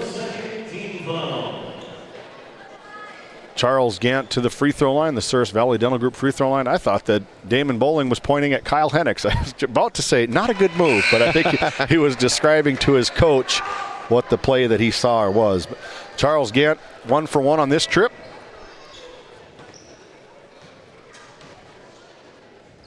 Charles Gant from the Souris Valley Dental Group free throw line goes 1 for 2 on this trip. Stockton Nelson quickly up the court to number 11, Hunter Nelson. Hunter Nelson drives in hard off the glass for 2. Hunter's first 2 points of the game. Under 60 seconds to go here in the second quarter. The Maroons trying to claw back, down 16-35. Poos tries to step back. Nice looking shot. Short. Rebounded by Nix. Nix goes up. No good. Quickly up the court is Stockton Nelson. Stockton Nelson 1 on 3. Is he going to take it to the house or is he going to take it back? Back over to Locken. Locken over to Bowling. Bowling gets caught for another travel. Turnover, Divide County Maroons. 31.1 seconds to go here in the second quarter. 35-16. 19-point lead. No, 14. You tell me. I think we'll go with 19. Yeah. Hopefully my math teacher's listening in. They're probably both listening in. We were talking off camera. We both took our basketball hats off and went to wrestling. Enjoying some wrestling, little kid wrestling. It's always fun to do. I love that the littles wrestle. It shows some fire in the kids. It shows some ownership of you losing and you winning. That's what I like, the ownership. Ball over to Damon Bowling. Damon Bowling hard to the basket. Tries to kick over to Wyatt Locken. Wyatt Locken back to Stockton Nelson. Stockton Nelson shoots it. No, he doesn't. He passes off to Hunter Nelson. Hunter Nelson drives. No good.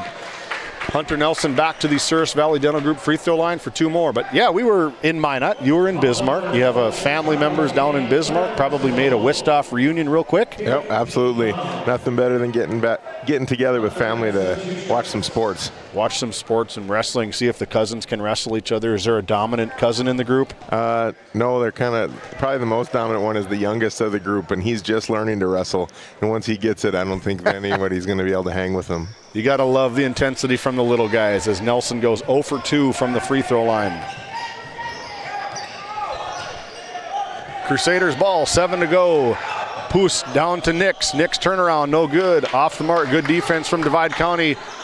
Damon Bowling chucks it up at the buzzer. That'll do it. Our Tioga NCC scoreboard reads this way. The Williston Trinity Christian Crusaders 35. The Divide County Maroons 16. We'll be back in 10 minutes. At Souris Valley Dental Group, we've been using modern treatment techniques and products to help families smile since 1968. Voted as the #1 dentist in Minot, our team of expert dentists combine their unique areas of expertise and their experiences to create treatment plans that help each individual patient meet their goals. Contact our dental office at 701-419-8900 or visit sourisvalleydental.com to schedule an appointment today. You can count on us to keep your family grinning from ear to ear for many years to come. Sun Manufacturing is hiring exceptional welders, carpenters, assembly technicians, and coating technicians. If you're right for Sun, Sun is right for you. Since 1939, we've been making quality equipment and parts for the oil field and beyond. We're world-class, family-owned, and all-American. And as our business grows, we need to grow our team in Newburgh, North Dakota. Sund Manufacturing offers great pay, great benefits, and a great community to raise a family. Apply today. At Prairie Home Furnishings of Stanley, featuring some of the best brands in the industry, such as Ashley, Lazy Boy, and Shaw Flooring, we have something for every room in your home. From furniture to flooring, outdoor living, mattresses, and decor, we truly have everything your home deserves. Shop our everyday low prices locally in store Monday through Friday, 9 to 5:30, and Saturdays from 9 to 4, or shop online anytime at shopphf.com. For all things home, be sure to also follow us on Facebook. This Game Day media broadcast is brought to you in part by Tegan's Interiors, located on Main Street in Crosby, North Dakota. Follow them on Facebook or find them online at tegansinteriors.com. Gustafson Septic Service Incorporated, family owned and operated since 1986. Offering septic service, portable restrooms and hand wash, sewer jet and camera services. Located in Stanley, North Dakota, call for a free quote at 701-628-2960. Country, baby, let's go. It's not just about where you're going. It's about the fire to get there. At Williston State College, we don't just teach skills. We build futures. In the classroom, on the court, and in the shop. Every moment is a chance to rise in Teton country. Williston State College, where the people make the difference.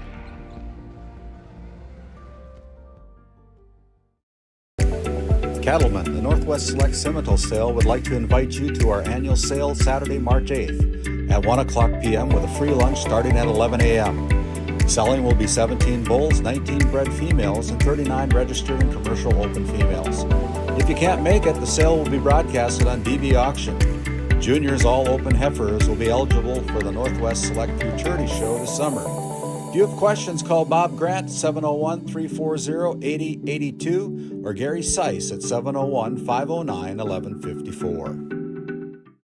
You could put your dog in charge of deliveries, But maybe don't.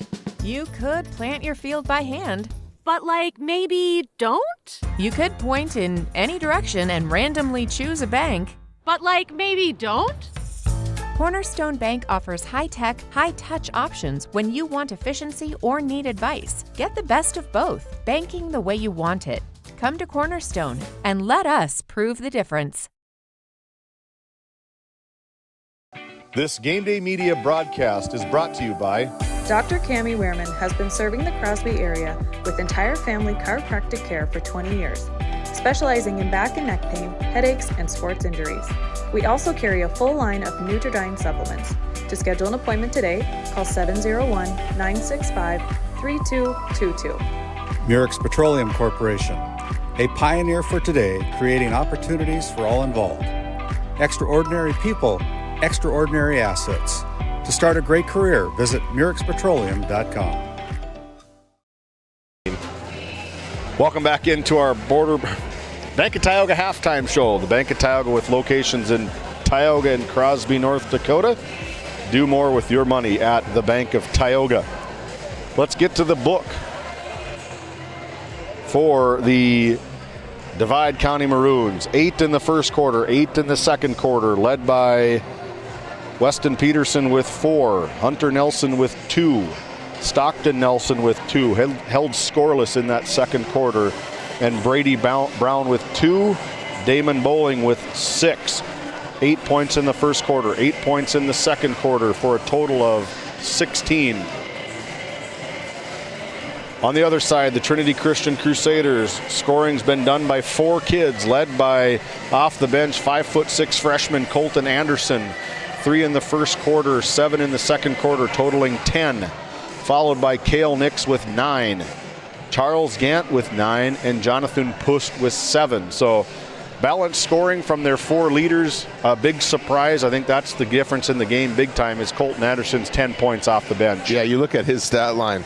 10 points, 3 steals, an assist, and 2 more rebounds from a guy that's 5'6", undersized out there, but he's playing a lot bigger than that right now. For sure. That's the kind of kid that Noah Fredrickson calls the stat stuffer.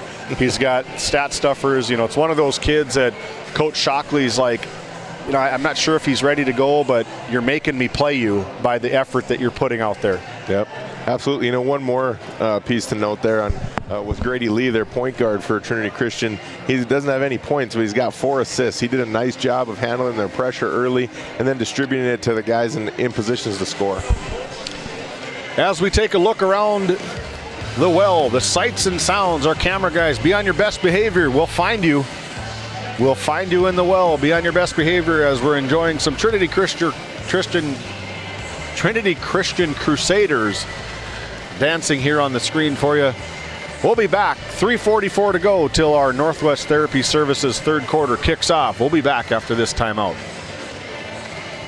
This Game Day Media broadcast is brought to you by Established in 1938, Ray Farmers Union Elevator is now your full-service grain and agronomy service facility in Northwest North Dakota. Based in Ray, North Dakota, we can assist you with everything from buying the seed in the spring to burn down in the fall. Get more done in a day with Ray Farmers Union Elevator. Roustabout Service and Insulating, servicing the oil and gas industry since 1963. Based in Williston, North Dakota, Busy Bees Hot Oil Incorporated is a veteran-owned and managed company. Busy Bees services include water hauling, hot oil services, capstring flushes, and much more. Busy Bees will approach any job, no matter how large or small, with 100% safety and commitment. We pride ourselves on giving back to the community that has given so much to us. Looking for the perfect career? Consider Busy Bees Hot Oil Incorporated. Find them at busybbeeshotoilinc.com or give them a call at 701-572-9303 today. At Tioga Ace Hardware, our store is a member of the largest retailer-owned hardware cooperative in the industry. We are all committed to being the helpful place by offering our customers knowledgeable advice, helpful service, and quality products. As the helpful hardware folks in your community, we promise that helping you is the most important thing we have to do today. Shop the biggest brands all under one roof at 119 North Main Street in Tioga, or shop online at acehardware.com. In a world where every dollar counts, we believe in empowering you to do more with your money. At the Bank of Tioga, we help ignite prosperity for you and the communities we serve. Whether you're a family looking for personal financial solutions, a business seeking growth, or an agricultural entrepreneur with big dreams, we have the products and services to help you achieve your goals. Experience the power of partnership and visit your nearest location or explore our online services today. We ignite prosperity at the Bank of Tioga, member FDIC. This Game Day Media broadcast is brought to you by The Alexander Public School Foundation is dedicated to supporting the needs of students and the staff of Alexander School. We believe that the strength of the community is rooted in the strength of its school. Best of luck to all of the athletes, coaches, and fans from the Alexander Public School Foundation. Located in Tioga, North Dakota, Patriot Oilfield Service Incorporated is a proud supporter of the Tioga Pirates, supporting the Bakken with hot oil and water hauling services. For your service needs, call our dispatch office at 701-664-2016 today. At work, the Western Education Regional Cooperative, we believe in collaboration to strengthen education across communities. We provide the tools and training to help you help your students succeed. Work brings learning to life with new opportunities. From teacher training to student success, the Work Center is working for you. We bring cutting-edge training in AI, instructional coaching, school strategic planning, and so much more. Learn more at workcenter.com. Let's go to work. Hey, welcome back into Game Day Media. Just catching up with Trey Jacobson, head football coach for the Alexander Comets. Does a phenomenal job for the Comets. The Comets are coming up next between the Powers Lake Burke Central Ranchers, the #1 tournament seed, and the Alexander Comets led by A.J. Allard and a whole bunch of big guys. Yeah, we were talking when you're in the basketball game, it's easier to get your point across because they're so much closer to you. In the football field, it seems like you're just yelling into an abyss almost. Yeah. Last year when I was coaching the girls, they learned what yelling was early on. And I told them, I'm not yelling at you, but I need to get my point across. I need to make sure you can hear me. This is my inside voice, this is my outside voice. This is the same thing. This is me yelling, this is me whispering kind of thing. As the Northwest Therapy Services third quarter tip-off in the possession of the guys in purple, the Trinity Christian Crusaders, out to Colton Anderson, who found his way into the second half starting lineup as he goes straight to the rack. Offensive rebound by Charles Gant. Charles Gant over to Grady Lee. Grady Lee back to Gant. Gant tries to take on Damon Bowling. Charles Gant gets the ball high off the mark. Rebounded, going to be a tie-up between Cale Nix and Stockton Nelson, two of the bigs on both sides. Not a bad possession there by Trinity Christian. They got an okay look. Just couldn't quite put it in. Scoreboard hasn't changed a whole lot for the Divide County Maroons. 8 points in the first quarter, 8 points in the second quarter as Hunter Nelson goes hard to the rack, getting his name in the book. He's got to get going. He averages 8.6 points per game. A lot of this offense is going to depend on what Hunter Nelson can do for the remaining parts of this game. Yeah, he's a slasher, and he's been able to get to the rim. But I think that might be one of his first times where he's truly converted on a tough one. Grady Lee down to Puss, tries to get nice defensive strip from Stockton Nelson. Stockton Nelson, I love watching Stockton Nelson run the break. Under control, dump down to Hunter Nelson for 4 quick points, just what the doctor ordered for the Divide County Maroons. Trevor Tomte trying to do his best to get his boys in white to go. Ball picked up from Grady Lee. Grady Lee over to Anderson. Anderson trying to get on top. The defense from the Divide County Maroons has got to get picked up. Over to Puss. They're looking for a one-on-one matchup between Cale Nix and Hunter Nelson. A little size advantage towards Cale Nix, but they're going to clear out and let out of taking the layup. Over to Grady Lee. Grady Lee down to Puss. Puss, a nice little 2-foot shot. Great patience again. I think they ran about 28, 29 seconds off the clock, and then they get a wide open shot. They'll take that every time. The clock is your friend right now if you're the Trinity Christian Crusaders, even early in the third quarter. Yeah, cut down on the number of possessions that the Maroons are going to get, and it eliminates their chance to get back in it. Ball over to Colton Anderson. Colton Anderson tries his luck from 3. Colton Anderson is on fire tonight. 13th point, third three-pointer for Colton Anderson. The diaper dandy showing up and showing out today.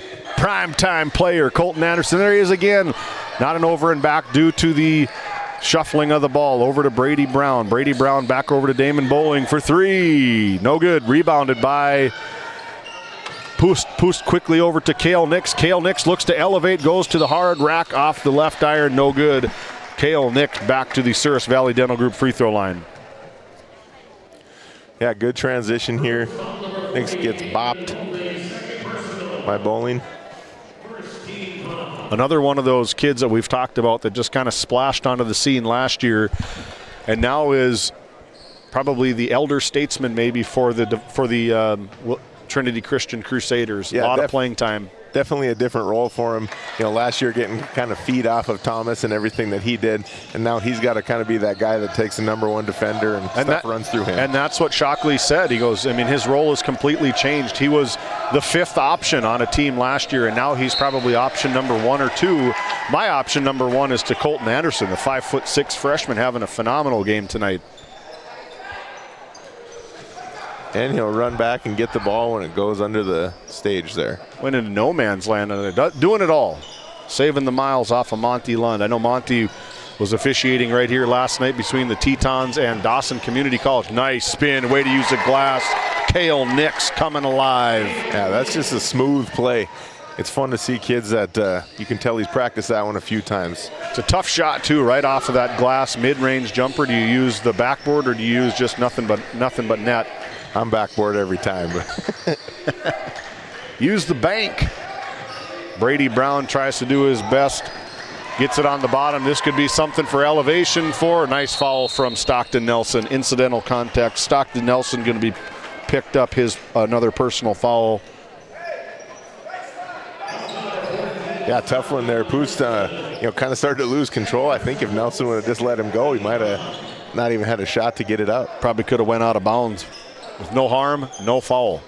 Ball down to Charles Gant. Charles Gant over to Colton Anderson. Can he keep it up? In and out for Anderson. Damon Bowling quickly the other way. Damon Bowling bobbles it around, flings it over to Brady Brown. Brady Brown back over to Hunter Nelson. Hunter Nelson off the mark, quickly up to Colton Anderson. Is he going to run out of space here at the well? No. Nice foot. Did get away with a push-off. Over to Grady Lee, back over to Poost. Poost, nice shot attempt. Nice stretch. Unable to convert. He had 2 more inches on those long legs. Ball all over the place. Stockton Nelson finds a cutting Brown, and they call it on the floor. Monty Lund is going to call the foul on the floor. Personal foul on Cale Nix. Cale Nix, first personal foul into the game for the Maroons. Number 20, Traven Head, and Damon Bowling takes a seat on the bench with 6 points for head coach Zach Johnson. Over to Hunter Nelson, back over to Traven Head, shoots it from the outside. I'd look for another pass rotation, get it to somebody who's more of a bigger 3-point threat. Yeah, fresh off the bench, got an inch, took the shot. Not there. Now it looks like Devi's going to try to come back out in this 1-2-1-1 press. And you really want to get a good trap on the initial pass here. If they can get it up the court like that, it makes it tough. There you go, just a little ball pressure. The junior kind of stifles the freshman and gets a little turnover. Early action. 23-point game, 20-43. The Divide County Maroons down. 4 minutes to go here in the third quarter. Stockton Nelson tries his luck from 3, no good. Box out from Cale Nix. Cale Nix over to Grady Lee. Grady Lee quickly up the floor to Colton Anderson. Colton Anderson dumps down to Gant. Gant back out to unable to gets his own rebound. Does Anderson? Colton Anderson with 5 points in the quarter, 15 on the game. He's got my front runner for our Brad Johnson Insurance Player of the Game. Stockton Nelson pulls up from 15 off the mark, rebounded by Cale Nix. Ill-advised shot from Stockton Nelson at this point in time in the game, just kind of rush. They got to get into their offense. We got to get everybody involved to see what they can do. Colton Anderson tries to get one nice. I thought it was going to maybe be a pass over the top to Cale Nix, but he decides to pull the trigger from 3. Rebounded by Stockton Nelson. Up the court, Weston Peterson goes. Weston Peterson over to Traven Head. Nice ball fake, drives into the middle. Back to Weston Peterson. Weston Peterson kicks up, no good. Rebounded by Cale Nix. Brady Brown gets his hands in there off the mark. Now over to Grady Lee. Grady Lee quickly up the floor to Anderson. He throws it to Bob Turcott. Goes in the garbage almost down here on the end by the concession stands. Another turnover for the Trinity Christian Crusaders, unable to capitalize for the Divide County Maroons. You know, both teams pretty clean first half with only 6 turnovers each, but getting a little sloppy here in the second. As we take a break, our NCC scoreboard reads this way. The Crusaders up 25. We'll be back after this.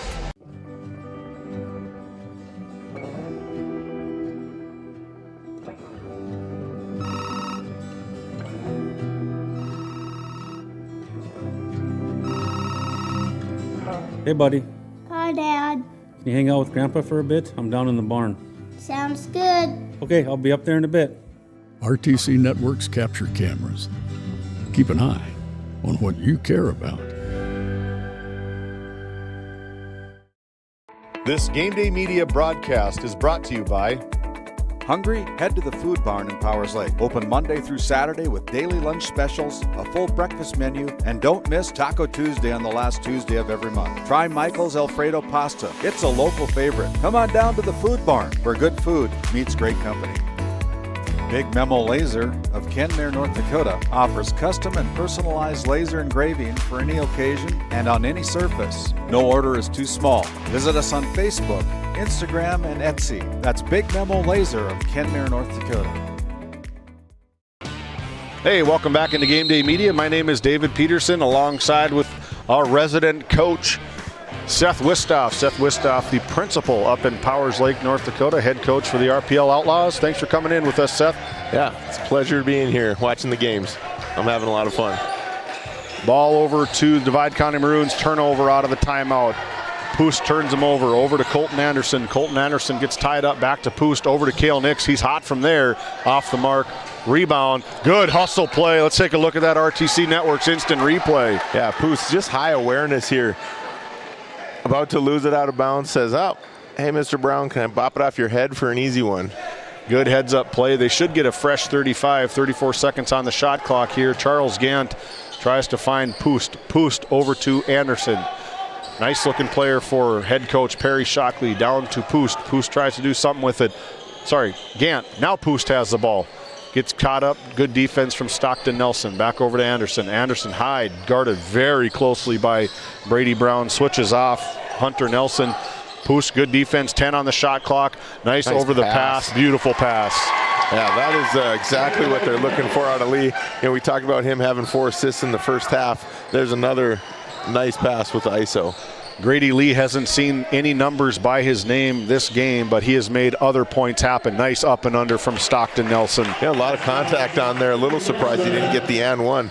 That was a fundamental move by Nelson.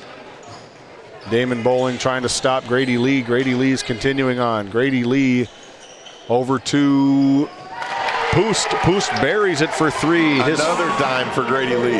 Another dime, another one that doesn't get in the scorer's table or scorer's book. Another big 3-pointer from Jonathan Poost. His 5th point of the quarter as the well is starting to fill up. Ball shot by Brady Brown, no good. Rebounded by Mr. Do-It-All, the stat stuffer, Grady Lee. Grady Lee over to Colton Anderson. Colton Anderson, under a minute to go here in the 3rd quarter.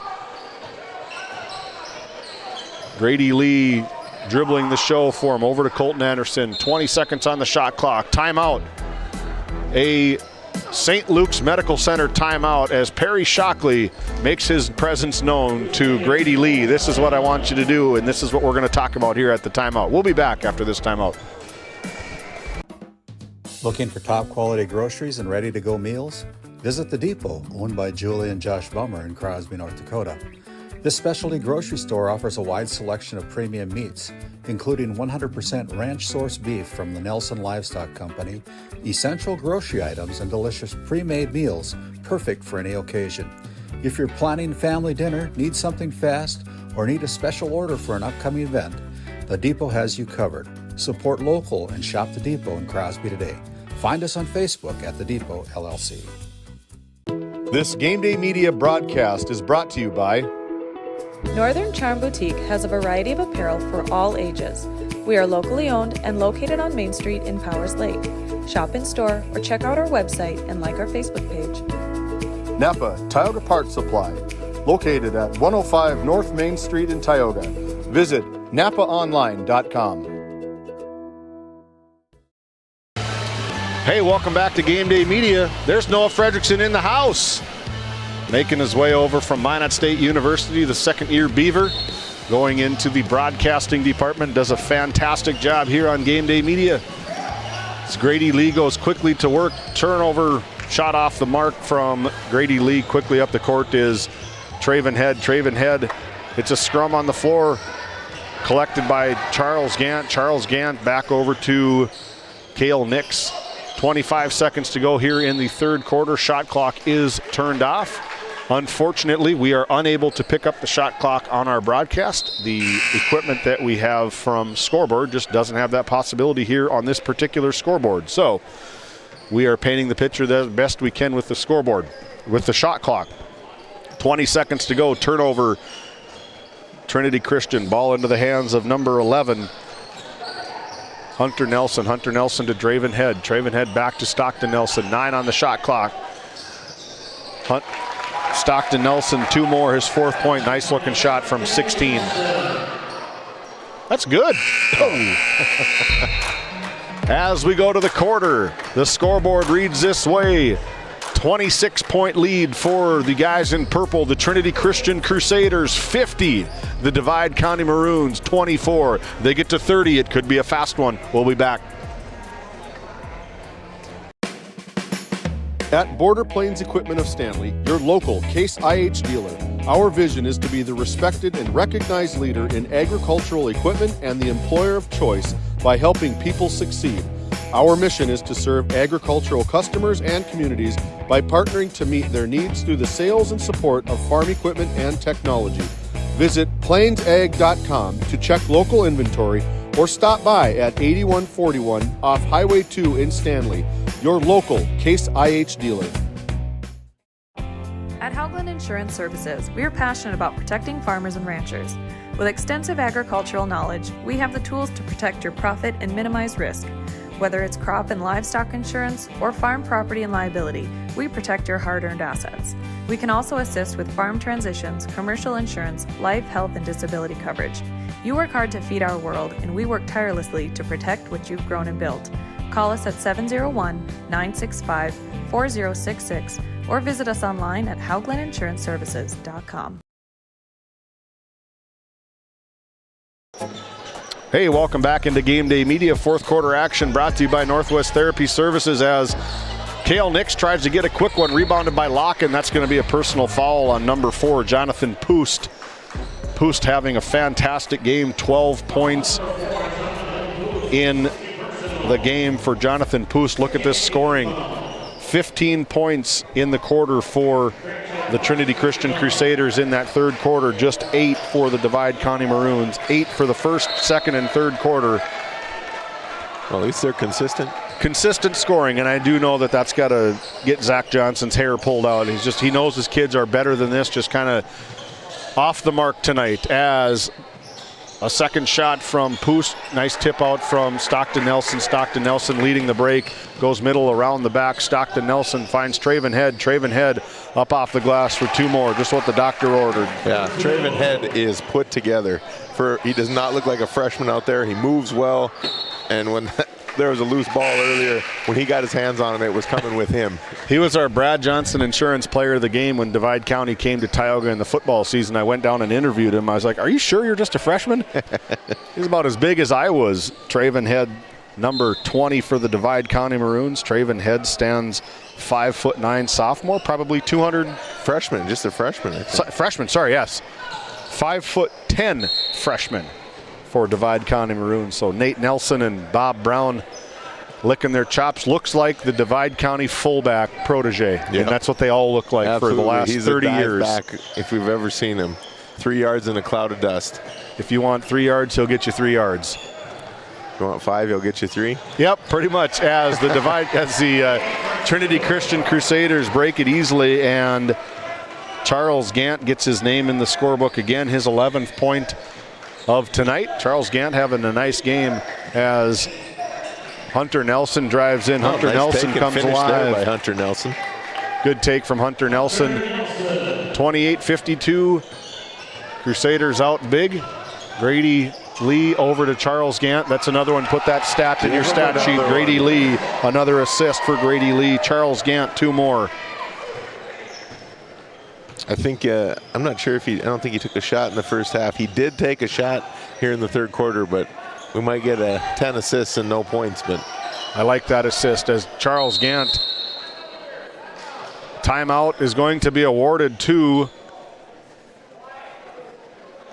Divide County, I think. Divide County. Zach Johnson saves the possession, uses up a timeout. We'll be back after this St. Luke's Medical Center timeout. Don't go anywhere.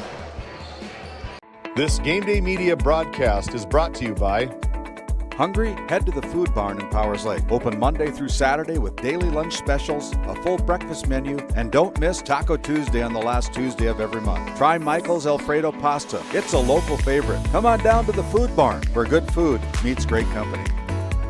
Big Memo Laser of Kenmare, North Dakota offers custom and personalized laser engraving for any occasion and on any surface. No order is too small. Visit us on Facebook, Instagram, and Etsy. That's Big Memo Laser of Kenmare, North Dakota. Divide County Maroons out of the break first. Quick timeout from either Divide County or we're going to have to give Kyle Hennicks a hard time. The Crusaders. The Crusaders timeout. We thought Kyle was maybe giving them both a 15-second timeout. He pointed at both benches. So timeout to Divide County. Full court pressure applied by Stockton Nelson as Poost up to Grady Lee. Grady Lee looking to dump down to Charles Gant. Charles Gant up and over the rim, no good. Rebounded by Weston Peterson. Weston Peterson quickly up the break. Back to Stockton Nelson. Catch in rhythm, good. Nice shot. It's tough sometimes when you're moving that far down the floor to stop and go straight up and put a shot in, but he did it. He made a tough three-pointer look pretty easy from about 19, 20 feet. Cale Nix up high, 14 points on the night for Cale Nix. Dumped down to Jonathan Poost. Jonathan Poost gets his 14th point of the night. 14 for him, 14 for Nix, 15 for Colton Anderson, and 13 for Charles Gant. Those four leading the way. You got four guys in double figures. Coach Shockley's got to be pretty happy about that. And I think that's what they're going to have to do in order to get another win tomorrow night and head to that regional tournament, is those guys are all going to have to show up and they're going to have to score. Weston Peterson coming alive here in the third quarter with a big three-pointer, 7th point on the night. Tries to close the gap a little bit. 5 minutes to go here in quarter number 4 as Grady Lee doing Grady Lee things. Finally gets that shot attempt nice. up. Grady Lee kisses it off the glass for 2. You know, he's just been a player of composure the whole game. He's been under control, handled their pressure, distributed when he need to. Then you can put your name in the scoring block too. Kind of got beat up in that last game against Tioga. I know right on the Tetons, about half court, he was kind of big collision, really rolled his ankle, went back to the bench, got it taped up, put a brace on it, came back, contributed a little bit as he could. You get that Wednesday rest and able to come in and just facilitate like crazy for Grady. Absolutely. Stockton Nelson back to our Souris Valley Dental Group free throw line for 2 as he rims one in and out.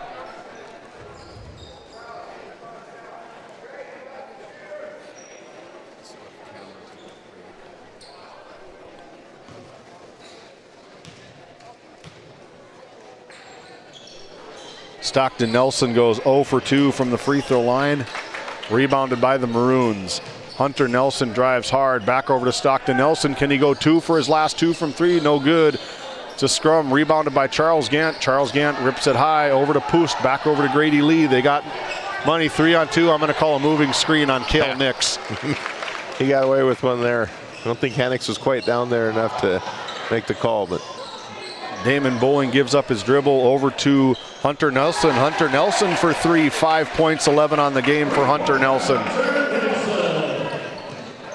The Maroons aren't out of it yet, down 21. They're able to keep it under 30, so that clock stops. 4:05 to go here in quarter number 4. Thanks for joining us. We got a good one on tap for you next between the Powers Lake Burke Central Ranchers and the Alexander Comets, number 1 versus number 4 in the district.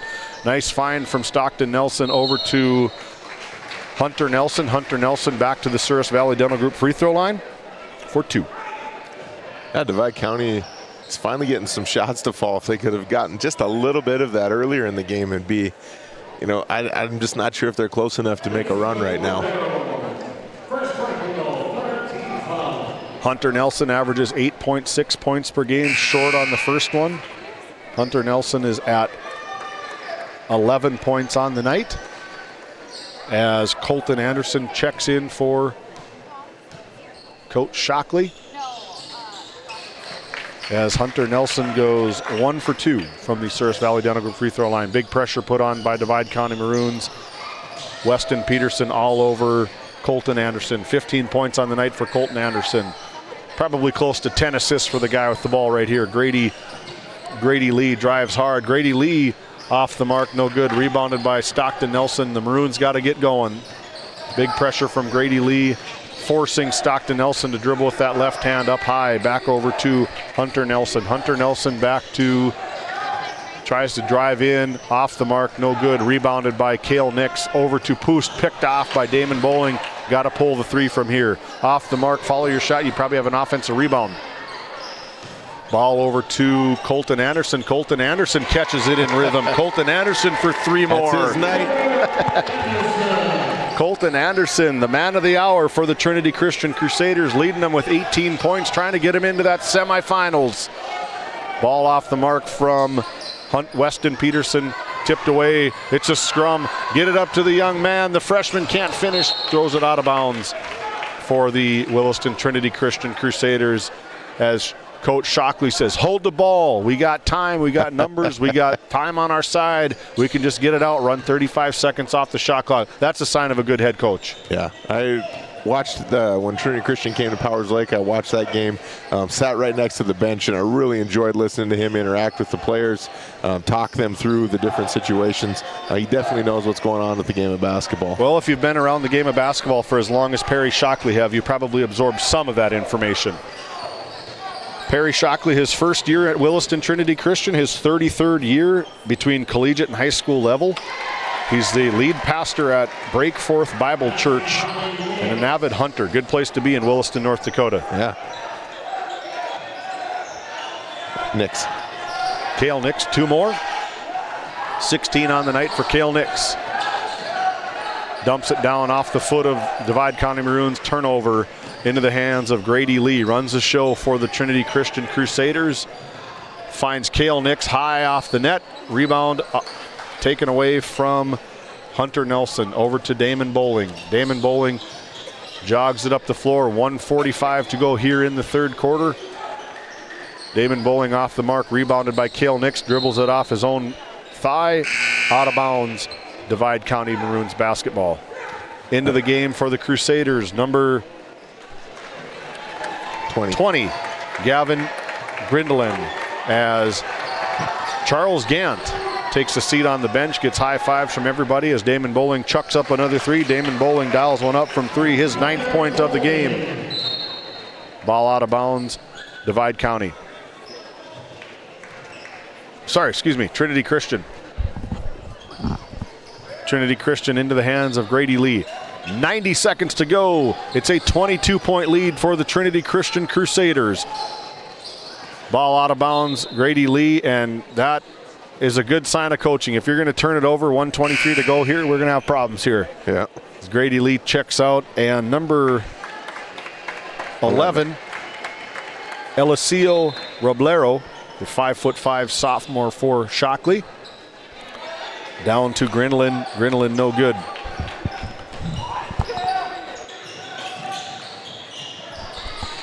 Ball swatted away from Cale Nix as we take a look at that RTC Network's instant replay. Yeah, Nix has kind of been all over the place today, doing some scoring, distributing the ball a little bit on the offensive end. There he gets a block. As Zach Johnson waves the white flag, gets some subs in, as we'll call him as we see him. Number 4, Brandon Harold. Number 23, don't have him in the book. Number 35, Chase Valverde. Number 1, Cooper Nelson. Number 35, Chase Valverde, and out of bounds, move your hands. Number 24, Eric Domstreit. Calls his own number, and this should just about do it. Into the hands for the Eliseo Roblero. Into the game, Noah Peterson, number 1. Number 20, Gavin Grindelin. Roblero calls his own number, no good. Rebounded by Noah Peterson. Back out to Miles Heck. Miles Heck back to Roblero. Down to Jaden Hernandez, the 5'10" sophomore, seeing his first action of the night. Hopefully I got them all. 37 seconds to go, 2-second shot clock differential.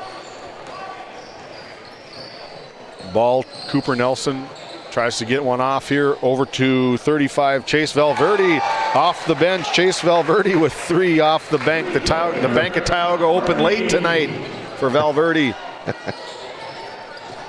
Over to Roblero. Roblero up high to Peterson. Peterson looks like me. Peterson for 3. As Divide County looks to run it out. 4, 3, 2, 1. Why not? Why not? No good at the buzzer. That's your final. 65 for the Trinity Christian Crusaders. You win in advance. The Divide County Maroons end their season at 7-14. 7-14 for the Divide County Maroons. We're going to take a quick break. We're going to go down to the floor and get our Brad Johnson Insurance Player of the Game and coach's comments. We'll be back after this quick timeout. Growing family, the City of Ray has shovel-ready lots available, 12,000 to 20,000 square feet. The lots are free of any special assessments. Right on Highway 2, we offer convenient travel and connections, as well as access to our amazing education system. Your family's future is important to us. Let us help you with that first big step. Contact Rhonda at 701-568-2204 or stop by City Hall at 101 Main Street in Ray. Think of Ray when planning your future. Invest in a community that invests in you.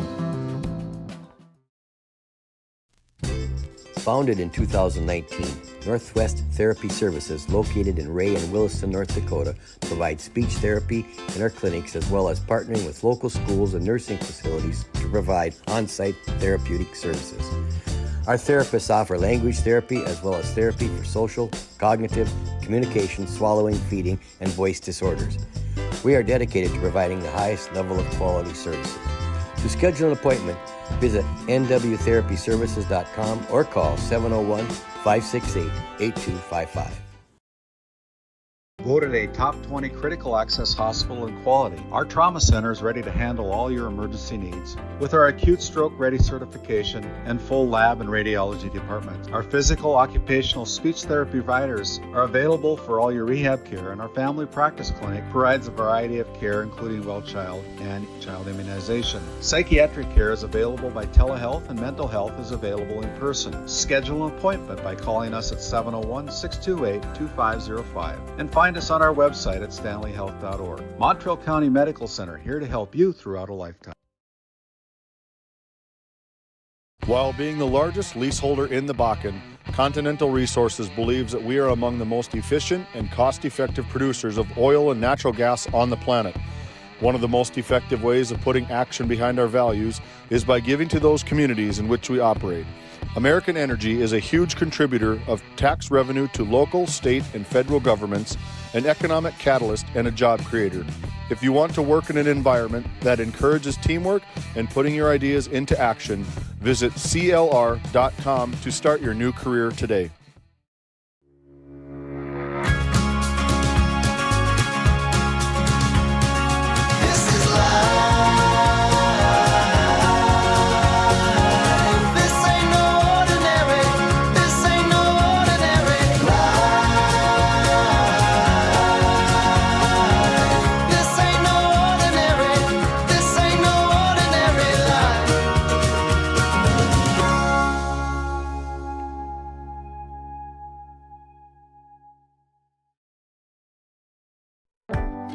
Located in Crosby, North Dakota, Brad Johnson Insurance has been helping clients find insurance coverage since 1986. Our team is passionate about serving the community in which we live and pride ourselves on getting to know our clients to best serve their needs. Our staff is active in the public and strives to better our community through participation, involvement, and by supporting area events and youth programs. For a quote, visit bradjohnsoninsurance.com or call 701-965-4200 today. This Game Day Media broadcast is brought to you in part by Border Mobile Grain Cleaning, based in Columbus, North Dakota, offers custom on-the-farm grain cleaning for spring wheat, durum, and barley. Contact Ethan Bakken at 701-310-5007 or find him on Facebook at Border Mobile Grain Cleaning. Since 1952, Liberty State Bank of Powers Lake, North Dakota has been Burke County's only full-service community-owned and chartered bank. We are committed to being the financial backbone of our community. Liberty State Bank, FDI insured. This Game Day Media broadcast is brought to you by The Alexander Public School Foundation is dedicated to supporting the needs of students and the staff of Alexander School. We believe that the strength of the community is rooted in the strength of its school. Best of luck to all of the athletes, coaches, and fans from the Alexander Public School Foundation. Located in Tioga, North Dakota, Patriot Oilfield Service Incorporated is a proud supporter of the Tioga Pirates, supporting the Bakken with hot oil and water hauling services. For your service needs, call our dispatch office at 701-664-2016 today. Cattlemen, the Northwest Select Simmental Sale would like to invite you to our annual sale Saturday, March 8th at 1 o'clock p.m. with a free lunch starting at 11 a.m. Selling will be 17 bulls, 19 bred females, and 39 registered and commercial open females. If you can't make it, the sale will be broadcasted on BB Auction. Juniors all open heifers will be eligible for the Northwest Select Futurity Show this summer. If you have questions, call Bob Grant at 701-340-8082 or Gary Seiss at 701-509-1154.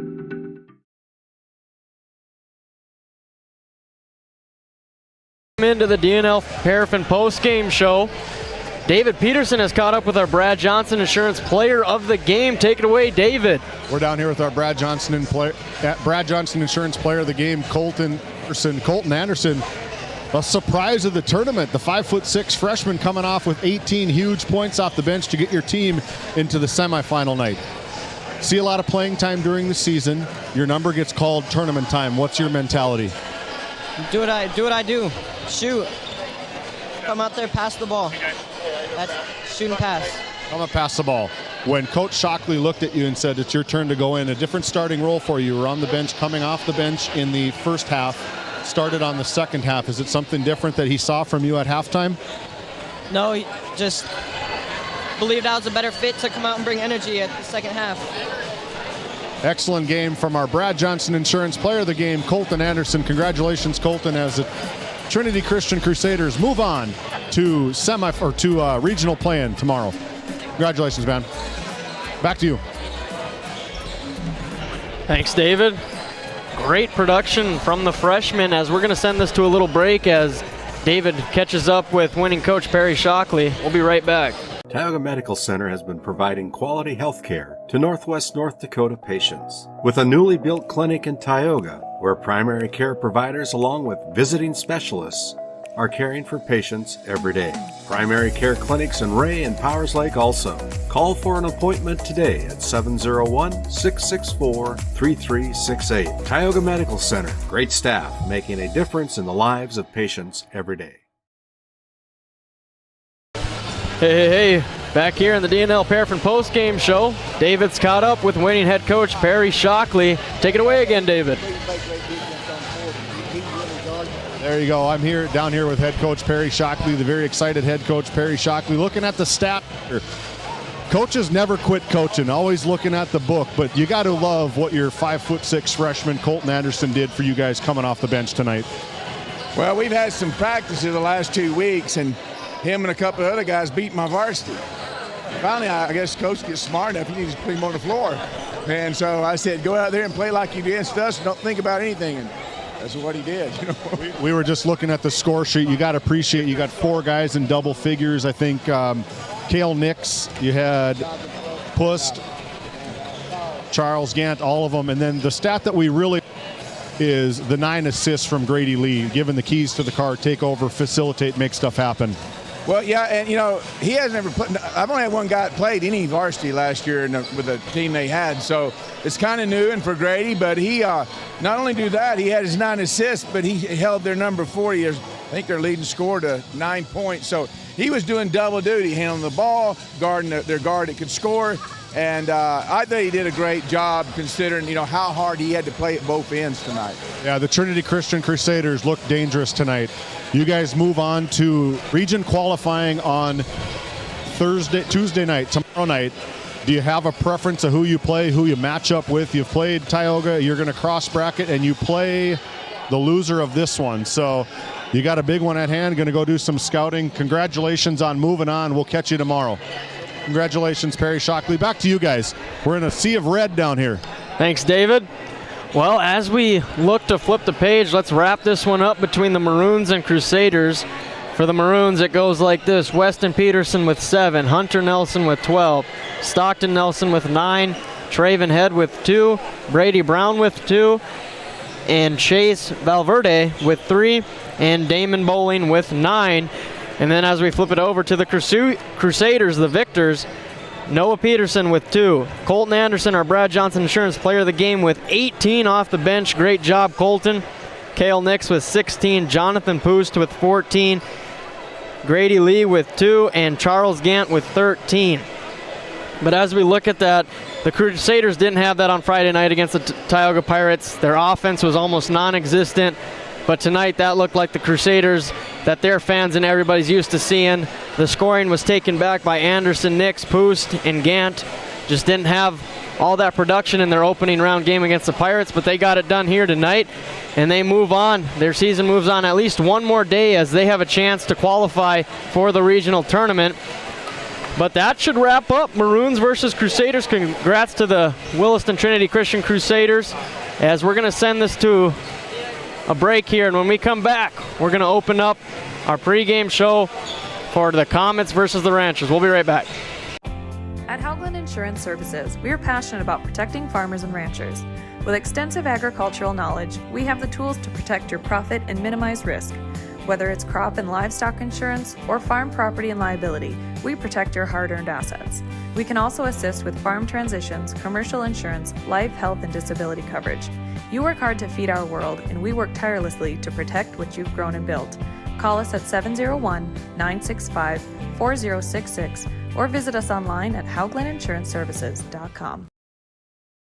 Hey, now it's time for the Border Plains Equipment pregame show. David Peterson has caught up with head coach Jordan Carlson of the Ranchers. Take it away, David. We're discussing what most people talk about pregame. What's for supper tonight? What's in the hospitality room? The food barn putting on a spectacular hospitality room. But, okay. You're in another semifinal night. Tonight you got the Alexander Comets, the big Alexander Comets. I'd imagine you'd seen them this season. What happened earlier in the season? You know, they played a real good two-man game when we played them. We kind of jumped on them early and just kind of maintained, but we got to keep their big off the glass. They're gonna knock some shots down from the outside, so just try to limit it one shot and out and keep the tempo up. What's some of the mismatches that the Powers Lake Burke Central Ranchers are going to go at? Nick Erickson had a great game the other night. He's our Brad Johnson Insurance Player of the Game coming off for you guys. As you look to try to wipe out and get back into another championship game, what do you need from your Ranchers? Yeah, Nick had a real good game for us the other night. Mike ends up with a good matchup a lot of the time. Just that's the thing. We've got 7-8 guys that can be any guy's night. So just, hopefully a couple of them have a good night tonight. Head coach Jordan Carlson from the Powers Lake Burke Central Ranchers, the 17th year. Congratulations on that, man. Good luck this game. Back to you guys. Thanks, David. We're going to send it to break as he crosses half court to Coach A.J. Allard. We'll be right back with more Continental Resources coaches' comments. This Game Day media broadcast is brought to you in part by At DA Land LLC, our vision is to provide for the community in which we live and operate, providing a full line of skid steer attachments, farm and ranch, equine equipment, and much more. Shop our store in Tioga, North Dakota, or visit us online at daland-llc.com. Otheon Boutique carries a wide variety of women's clothing as well as permanent jewelry. Shop in downtown Tioga or visit their website at shopotheon.com. And we're back. Now David's caught up with head coach A.J. Allard of the Comets. Take it away, David. Coach has never quit coaching, over here talking to himself about what we need to do. We need to get these guys rolling. Point of emphasis tonight, got to stay out of foul trouble. When you were up in Powers Lake earlier this year, you allowed Powers Lake to shoot 28 free throws where you just got 2 for the Alexander Comets. What's going to be the focal point to say, guys, I need you all 32 minutes tonight? Yeah, we got to stay out of foul trouble because, we dug ourselves a hole and then we slowly came back when my starters came back in there and got it within 6 or 8 points in the fourth quarter, and then it just ballooned up again because foul trouble just got us sitting on the bench. So fouls, we got to limit that, and then also turning over the basketball. I get it, it's basketball, it's going to happen, but we got to limit the points they score off of turnovers and just limit our turnovers to under 10, and I think we'll be very competitive. Usually the team with the lowest number of turnovers end up winning basketball games. What are you looking for mismatch-wise? They got Cody Rice, one of the best facilitators in our area. But you got some really good facilitators and big men, too, that can dominate down on the block. Yeah, Cody Rice, Crowder, Hughesby, all three of those guys scored 50. I mean, they combined for 50 points the last time we played them. So we just got to be ready to help defense and make sure that we just stand straight up and give them some ball fakes. They like to jump. They got some springs in their legs. So we just got to box out and go after the rebound and hopefully get them in foul trouble. It's going to be a good one. Head coach A.J. Allard of the Alexander Comets. We're going to send it to a break before tip. 7:30 to go here before this one starts. Congratulations on the season. Good luck. Back to you guys. Thanks, David. As we get ready for this one, about 7 minutes left in warm-ups. But my keys for this game, it's kind of an even matchup. The Comets got the bigs, they got the size, they got the rebounding ability, and then the Ranchers have a plethora of guards who can get downhill and speed this game up. Keys for the Comets are, just like Coach Allard said, stay out of foul trouble. The last time they met, their bigs got into foul trouble early, and it made it kind of that 15-point margin that they couldn't rebound from, but they fought in that one, and I expect the same here today. And on the other side, the Ranchers, those guards have to get downhill. You can't settle for outside shots right away in this one, just like they did back in the barn in February against the Comets. They came out, stomped on them quick, and kind of didn't let them think they were in the game. And it's going to be the same thing here tonight as for the Ranchers, the #1 seed in this district, to not let the Comets hang around. If they let the Comets hang around, they're going to gain some confidence. They're going to get it down to their bigs, and they're going to make the Ranchers pay. And David, you just talked to both coaches. What were your key takeaways from those interviews? Turnovers for the Comets. Slow the ball down for the Comets. And that's going to be a tough task against the fast-paced Ranchers. Oh, the yeah, Ranchers for want sure. to get up and down the floor. So a big court, big space. We'll kind of see who has it tonight. I mean, both great teams, both very well-coached teams. They've both been at it for probably about the same amount of time. So it'll be an interesting game. I think if the Alexander Comets can stay out of trouble, foul trouble, like AJ said, it could be a ball game. If they get into foul trouble and they got to go to their bench, it could balloon up, like you said. You know, they got it tight in the fourth quarter, and then it just kind of blew up on them in Powers Lake. And that's the real big advantage the Ranchers have, is they're deep. They can run 4 or 5 guys off the bench and just keep up that pace. So when you talk about foul trouble, we can't stress it enough. Those Champion brothers, they're bigs. They really got to stay in the game, because when they're in the game, they're an X factor. When they're on the bench, there's nothing they can do about it. Yes, it's a X factor. I think whose bench play is going to come out ready to go. When crunch time happens and your number's called, like Colton Anderson, our Brad Johnson Insurance Player of the Game, he made the best of his opportunity. Probably going to get himself a slot in the starting lineup tomorrow night. That would be a smart decision from Coach Shockley. But yeah, the big one for this Comets, stay out of foul trouble, play their game, and Comets are one of those teams, they always talk about peaking at the right time. The Alexander Comets are peaking at the right time. They've been picking up some nice victories. Big victories, big momentum, and as you know as well as anybody else around here, you want to peak at the right time. You don't want to peak in early January. You want to be peaking right now during the thick of March Madness. Because they got that big win on Friday against the Honkers to advance to this one.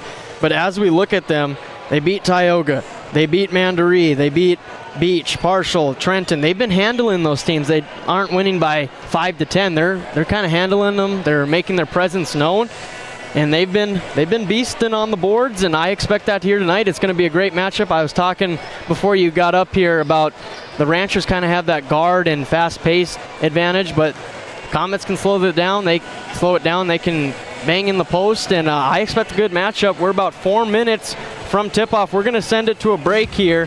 And when we come back, we'll set it up, and it's going to be game time.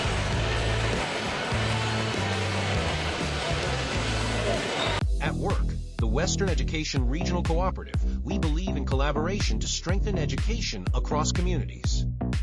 We provide the tools and training to help you help your students succeed. Work brings learning to life with new opportunities. From teacher training to student success, the Work Center is working for you. We bring cutting-edge training in AI, instructional coaching, school strategic planning, and so much more. Learn more at workcenter.com. Let's go to work. At Border Plains Equipment of Stanley, your local Case IH dealer, our vision is to be the respected and recognized leader in agricultural equipment and the employer of choice by helping people succeed. Our mission is to serve agricultural customers and communities by partnering to meet their needs through the sales and support of farm equipment and technology. Visit plainsag.com to check local inventory or stop by at 8141 off Highway 2 in Stanley, your local Case IH dealer. In a world where every dollar counts, we believe in empowering you to do more with your money. At the Bank of Tioga, we help ignite prosperity for you and the communities we serve. Whether you're a family looking for personal financial solutions, a business seeking growth, or an agricultural entrepreneur with big dreams, we have the products and services to help you achieve your goals. Experience the power of partnership and visit your nearest location or explore our online services today. We ignite prosperity at the Bank of Tioga, member FDIC.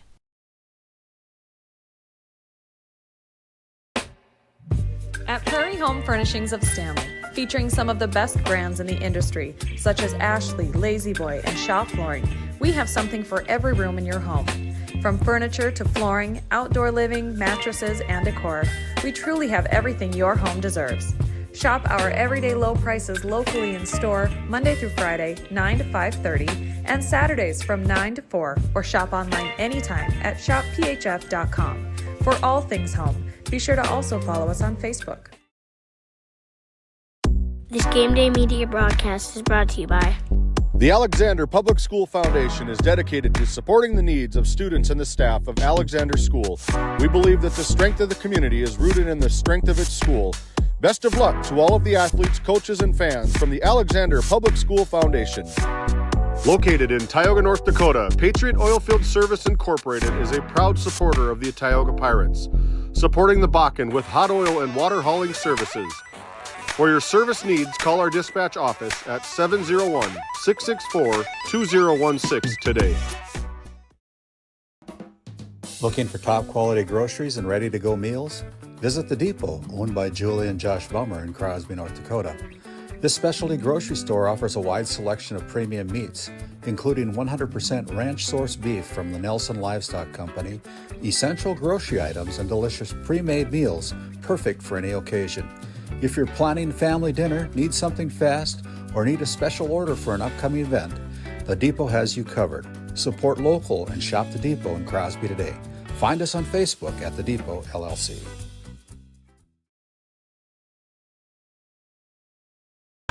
Hey, welcome back into the Border Plains Equipment pregame show. Located right off Highway 2 in Stanley, North Dakota, your local Case IH dealer. Visit plainsegg.com for local inventory and to explore job opportunities. 5 seconds until we start our starting lineups, brought to you by the Country Store. David, when I look at this, Julian Gant, our Brad Johnson Insurance Player of the Game from the Honkers game in the first round, 18 points. And gentlemen, he's going to be the X Factor tonight as we send it down to Jeff Graupe, our PA announcer. For the District 5 Boys Basketball Tournament. Tonight's first semifinal game features the Ranchers from Powers Lake Burke Central and the Comets from Alexander. Here is the starting lineup. First of all, for the visitors on the scoreboard, the Alexander Comets.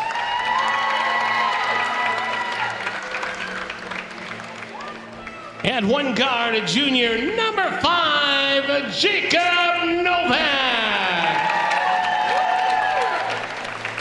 At the other guard, a sophomore, number 10, Julian Gant. And one forward, a senior, number 11, Shane Cross. And the other forward, a junior, number 25, Jaden Champion. And the center for the Comets, a sophomore, number 32, Cole Champion.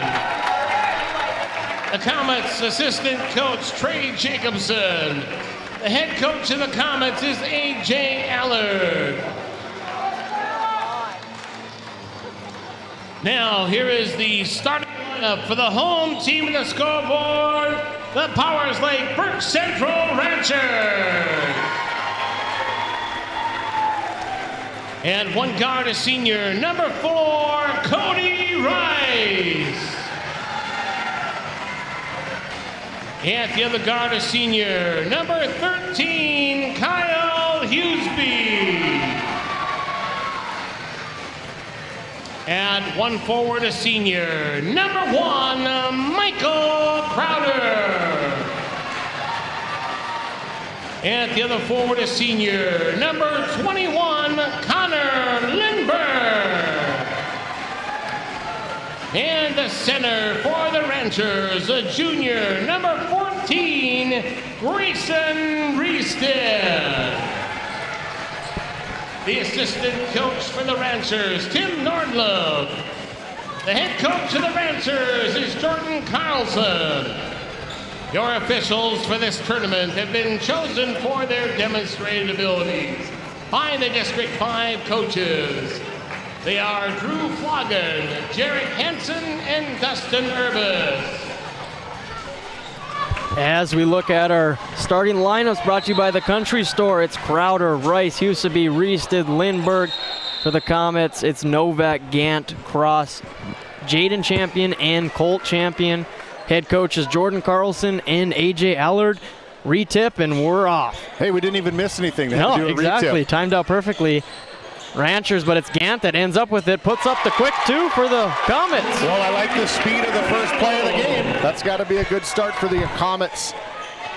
And Reested brings it up. He's trapped. Finds Lindbergh, but Reested draws the foul. A little too aggressive on the trap.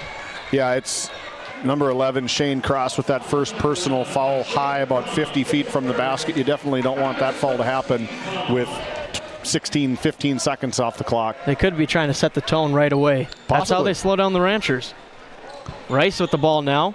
Over to Lindbergh in the corner. Back to Rice in their spread offense. Huseby with Gant guarding him. Reested, right wing, finds Lindbergh. He's double teamed, and that one's off the bottom of the backboard. Rebound goes to the Comets. I think Chase Lindbergh is going to be one of the X factors for Powers Lake Burke Central. The big matching up with the big from Alexander. Sure. Ranchers get the ball back. Rice, and that's another foul on Cross. That's his second, and we haven't even played a minute yet. Yeah.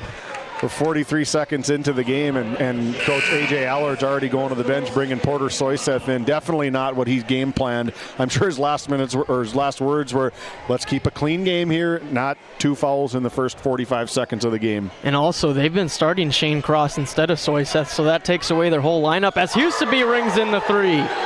If that's going to go for Huseby all night long, it could be a long night for the Alexander Comets if he can stretch that 3-ball out. You got to get into Huseby's body, make him put it on the floor. Novak top of the key, guarded by Huseby, uses the screen spin move. Novak loses it. Lindbergh with the steal, and here come the Ranchers. Again, I just said, I think Lindbergh's going to be one of those big X factors. Can shoots the ball from the outside and really, as Crowder goes big. Look at that two-man game. 2 points for Michael Crowder. I think, the Powers Lake Burke Central Ranchers have been here for 100 years. They've played in this game forever. I just think, are their execution and their fundamental basketball, their being here, knowing what to do, is that going to capitalize for them tonight? As Soyseth puts that one in for the answer. 5-4 on our NCC scoreboard early. Ranchers up 1. Reested for 3. No good. Gant skies for the rebound. Gets it up to Champion. Back to Novak. Soyseth left wing, guarded by Huseby. Novak top of the key. Going to use the screen from Champion. Over to Jaden Champion 4-3. That one's way short. And Colt saves it back in, but it's going to be off the Comets, actually. Smart heads-up play. You got to be ready for those when the ball's kind of lingering there in no man's land. You just got to be ready. As guys, you got to protect yourself. Yep. That ball's coming in fast. Ranchers should know they had to play with Tyson Inget as Reested scores. That's a press break right there. If you have a designed press break, video that, watch that. That's press break 101. Yeah, Ranchers carving up this Comets defense here to start the game. Gant left wing, guarded by Crowder. Novak top of the key again. Going to use that screen. He's going to take the deep 3. That one's no good. Tried to bank it in. Soyseth the rebound. Fade away. Jay is good. I love the offensive rebound turnaround. Nobody's on. He just put it up. It's a good little 8-foot shot for it. Yeah, look at Soyseth coming in the game and getting 4 points. Reested another easy layup. Carving up the defense yet again. That's on Julian Gant. Julian Gant has to get back. If the ball's opposite from you, you have to drop. Soyseth going to drive back out to Novak. Left wing. Skies it, and it's stolen away by Rice. Rice going to take on Champion and put in the easy 2 again. Everything's been easy for the Ranchers. Smart play from Champion, contesting without fouling. Yep. You don't want to let it snowball and giving them N1. It's tournament time. When you're going to foul, you're going to feel it. Exactly. Nobody's going to the basket for free. Gant, nice cut, and can't finish. Crowder skies for the rebound. Reset it by getting it to Rice. He's guarded by Novak. Gets by Novak, drives back out to Huseby, fakes the 3. Now he drives, he loses it. Soyseth gets the steal, and then Huseby gets a foul. That's not what you want. Frustration foul, his first personal foul. Frustration from Kyle Huseby. Gets Nick Erickson off the bench, our Brad Johnson Insurance Player of the Game. I think he could be another X factor, a guy coming off the bench, really starting his season about mid-February. Yeah. It was a long break for Erickson. Now he's back coming off the bench. That one's going to be tipped and stay with the Comets. I like the play. You just can't telegraph it. Yeah. The Ranchers are too good of a basketball team just to too fast throw it without them knowing that it's going to be there. Novak will inbound. Little screen by Gant. Get it to Jaden Champion instead in the left corner. Back out to Soyseth, and they reset. Champion down to Colt. That's what they want to do, and they draw the foul with it. That's almost the first time we've seen a post entry to Colt Champion. I want Colt Champion's hands to be on the ball probably every single possession because he can facilitate from the block. All the attention gets sucked down to him. He can kick it out to his shooters. Novak in the corner. He wants it. He gets it. There you go. 4-3. Big answer from Jacob Novak. Now they get back in their press. Now Julian Gant's got to be ready. He's got to drop. Their drop from Jaden. Look at this pressure put on by the Comets. Huseby fakes, gets him in the air, and then puts up the three. Can't get the roll. Rice offensive rebound. That one's blocked by Colt Champion, but it'll be off Jaden Champion and stay with the Ranchers. So we can catch a quick replay here. Heads up play from Colt Champion. Just kind of put his arm up there. Just walling up, defending. Good block from the back from Colt Champion. Ranchers to inbound. Bounce pass to Lindbergh. Handoff to Erickson. And that's an errant pass. And I believe that'll be a turnover by the Ranchers over and back. More importantly, that possession gets you down right underneath the basket. You know, you could get another big look. You could get another three-point kick from Novak. Novak's looking to shoot the ball real quick. Yeah, and he saw one go in, so that confidence is going to be there. And the Comets give it right back, stolen by Crowder. Here comes Erickson. Over to Huseby, thought about the three. Instead kicks it down to Lindbergh in the post. Colt Champion guarding him. Back out to Huseby. He drives, puts up the floater. It's good. Smart basketball from Kyle Huseby. In and out, make something happen. Drive, attack, little floater for two. As the Comets take the timeout, that'll bring us to a St. Luke's Medical Center timeout. We'll be right back with more first quarter action. You could put your dog in charge of deliveries. But like, maybe don't.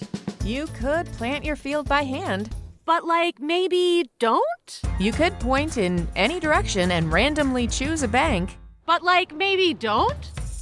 Cornerstone Bank offers high-tech, high-touch options when you want efficiency or need advice. Get the best of both, banking the way you want it.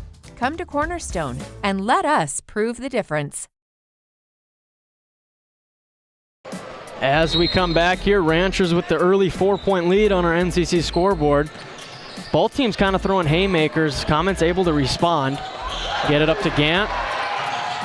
Down to Colt. Skies for it. Back out to Gant. And it's going to stay with the Comets as Huseby tipped it out. Good catch from Colt Champion, a lot high pass, but I'd like to have him do something with it.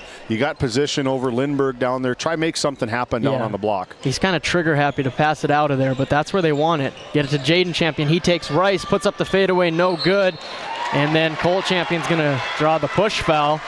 And that's where it gets scary. Once he gets his first one, you're kind of a little timid. Like, we do not want him getting any more of those. He has to play 32 minutes tonight. Exactly. If Alexander wants to win this game, he has to play 32 minutes, and that's probably about as perfect of a basketball scenario for Coach Allard. That one's tipped by the Comets. Rancher ball, Erickson up top now. Swings it to Rice, thought about the three. Back to Erickson. Little extended zone here from the Comets. Huseby wants the three, that one's left. And Jaden Champion with the rebound. Now Novak controls. Nobody picks him up. He wants to pull up three. Too hard. Lindbergh gets the rebound. Up to Rice. Here come the Ranchers. Huseby going to attack the rim. Can't get the layup to fall. Gets his own rebound. Puts it back. That one's no good. Rice. Another offensive rebound. Kick out to Erickson. Short jumper. No good. Three good opportunities for the Ranchers. Couldn't convert. Not a whole lot of times where Powers Lake doesn't convert on three offensive opportunities. And if you're the Comets, you got to take advantage of that. Jaden Champion swings it to Soyseth. Now to Gant on the right wing. Tried to get it to Colt. Takes it out instead. Way over to Novak on the left wing. Now they get it to Colt in the post. Kicks out Soyseth. Open three. Almost got the nice roll, but Champion gets the rebound, doesn't get that one, and then Gant gets the offensive rebound, and he'll go to the line. A lot going on here. As we take a look at our RTC Network's instant replay, that's got to be converted, and that has to be converted in semifinal night. Yep. Those two possessions from Alexander, one of you guys have to make that one. The Ranchers aren't going to give up a lot of open looks like that under the basket. You know, Coach Carlson's going to be on him like, we got to box out. We got to get that ball. He talked about one possession and out. Julian Gant back to the line, our Brad Johnson Insurance Player of the Game on Friday night. Julian Gant with 18 points, had an offensive explosion in quarterfinal night. Goes 2 for 2 from the line. It's a good-looking basketball player. Just a sophomore, 6-foot sophomore from Alexander. Good cornerback for Trey Jacobson on the Comets football team as well. Cody Rice on the left wing now, slow playing it. Jager Bredding in the corner for 3. That one's short, got his own rebound. Nice bounce pass to Crowder, and he converts. That is a phenomenal bounce pass. He was trapped in the trees down there, able to wrap one around the ankles of the Comets. Yeah, Bredding's got some length to him, used his lanky arms to get around the defense and find Crowder. Gant pressured by Crowder. Now that's Colin Spell in the game, swings it to Gant. That one's tipped. Colt Champion saves it right to Nate Evenson. And here come the Ranchers. Nick Erickson controls over to Rice. He's going to keep it, going to drive middle. No look pass. Nate Evenson saves it. Now out to Nick Erickson. And Rice got a little happy feet there, and he's going to pick up the travel. Quick turnover for Cody Rice, and he's so fast sometimes the ball just doesn't get put down before he takes off. Spell inbounds to Soyseth. Guarded heavily by Nick Erickson. Tipped, but Soyseth retains. Got 2 seconds to get it across, and they do. Now Gant in the corner. Crowder guarding heavily. Jaden Champion, now calling Spell again. He's a shooter, got to have a hand up at all times on Spell. Back to Soyseth, uses the screen, pull up Jay, too hard. Colt Champion rebound, can't get the putback. That's 4 points from Colt Champion that they could probably use right now. Your tie game right now. They find Crowder in the paint. He goes up with his floater. That one's too hard. Gant the rebound. 20 seconds left in this first quarter. Football pass up to Spell. Layup, no good. Nate Evenson the rebound. Now they got a chance to get the last shot in this first quarter. I like the fast break. I like to get it go, but again, that's 6 points in the last minute that Alexander hasn't been able to convert. 4 seconds. Rice way out deep. Finds Evenson. Get it to Nick Erickson at the buzzer, and it goes! And that'll do it for our first quarter.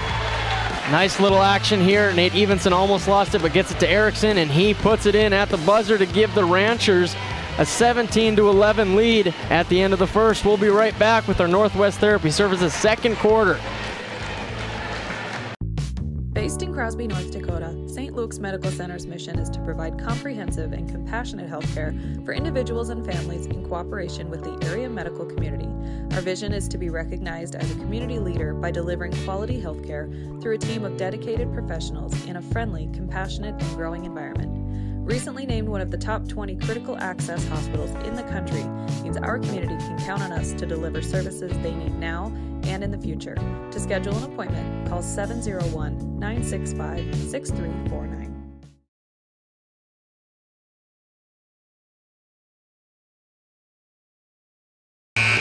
Hey, as we come back, David, let's look at this replay. Nice play. I don't know what they call it, but they've scored 1 million points off of this little backdoor play. Is that 50? I've heard Carlson yell 50 for 17 years. That's not 50, but I feel like I shouldn't share the secret, so I'll keep my mouth closed on that one. You may not be welcome back in Powers Lake if you give that away. Everybody knows what it is. They just don't know what it's called. Yeah, and then they can't defend it anyway.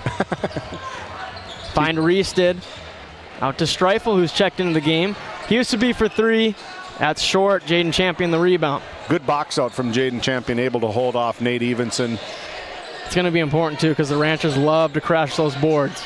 They got the size to do it. They got the depth to, put up with some fouls. Novak, stop and pop, banks it in. Probably not what I intended when he went up for the shot, but if it goes in, it's the best shot you have. Yep. He's got 5 on the night now. Reested in the corner, picks up his dribble, down to Streifel in the short corner. Now he used to be up top. He finds Streifel down low, and then that one's stolen away by Novak. Novak having a nice day so far. Yeah, Novak's got to come alive. He's one of the best players in the area, and Alexander just relies on him for everything. Bredding picked up his dribble, but gets it to Nate Evenson. Now Huseby controls. Dribble handoff to Streifel. Swings it to Bredding. Little spread action here from the Ranchers. Nice pick and roll, but it goes right through Evenson's legs. Reested recovers, and then it's tipped out by Gant.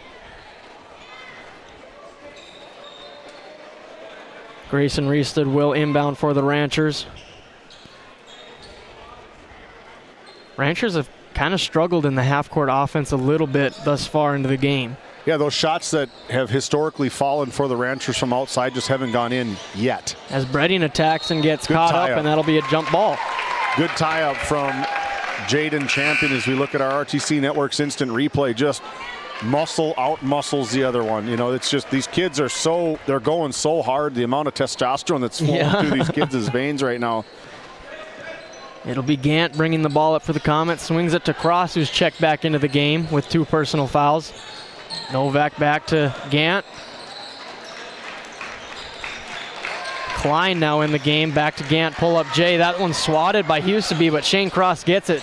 That's going to be a turnover as they save it to Grayson Reested of the Ranchers, up to Huseby. Little underhand dipsy-do pass, and Bredding draws the foul. Nice ball movement there from Huseby. Good ball movement, but I like the foul here. I mean, it's a second foul for Champion, but again, another good, hard, clean foul from the Alexander Comets. I've said it before, it's tournament time, and when you go to the rim, you better be prepared for some contact. Bredding, first free throw is up and short. Bredding averaging around 6 points per game off the bench. Hasn't shot the 3 ball as well as he would have liked, but he's one of those guys that can heat up fast if he sees one goes in. I just like what Powers Lake can do. They don't have to rely on freshmen. If you're a freshman playing for Powers Lake this day and age, you're really, really good. Very senior-heavy offense. Very, they just kind of wait their turn. They don't have to throw a young kid in a bad situation.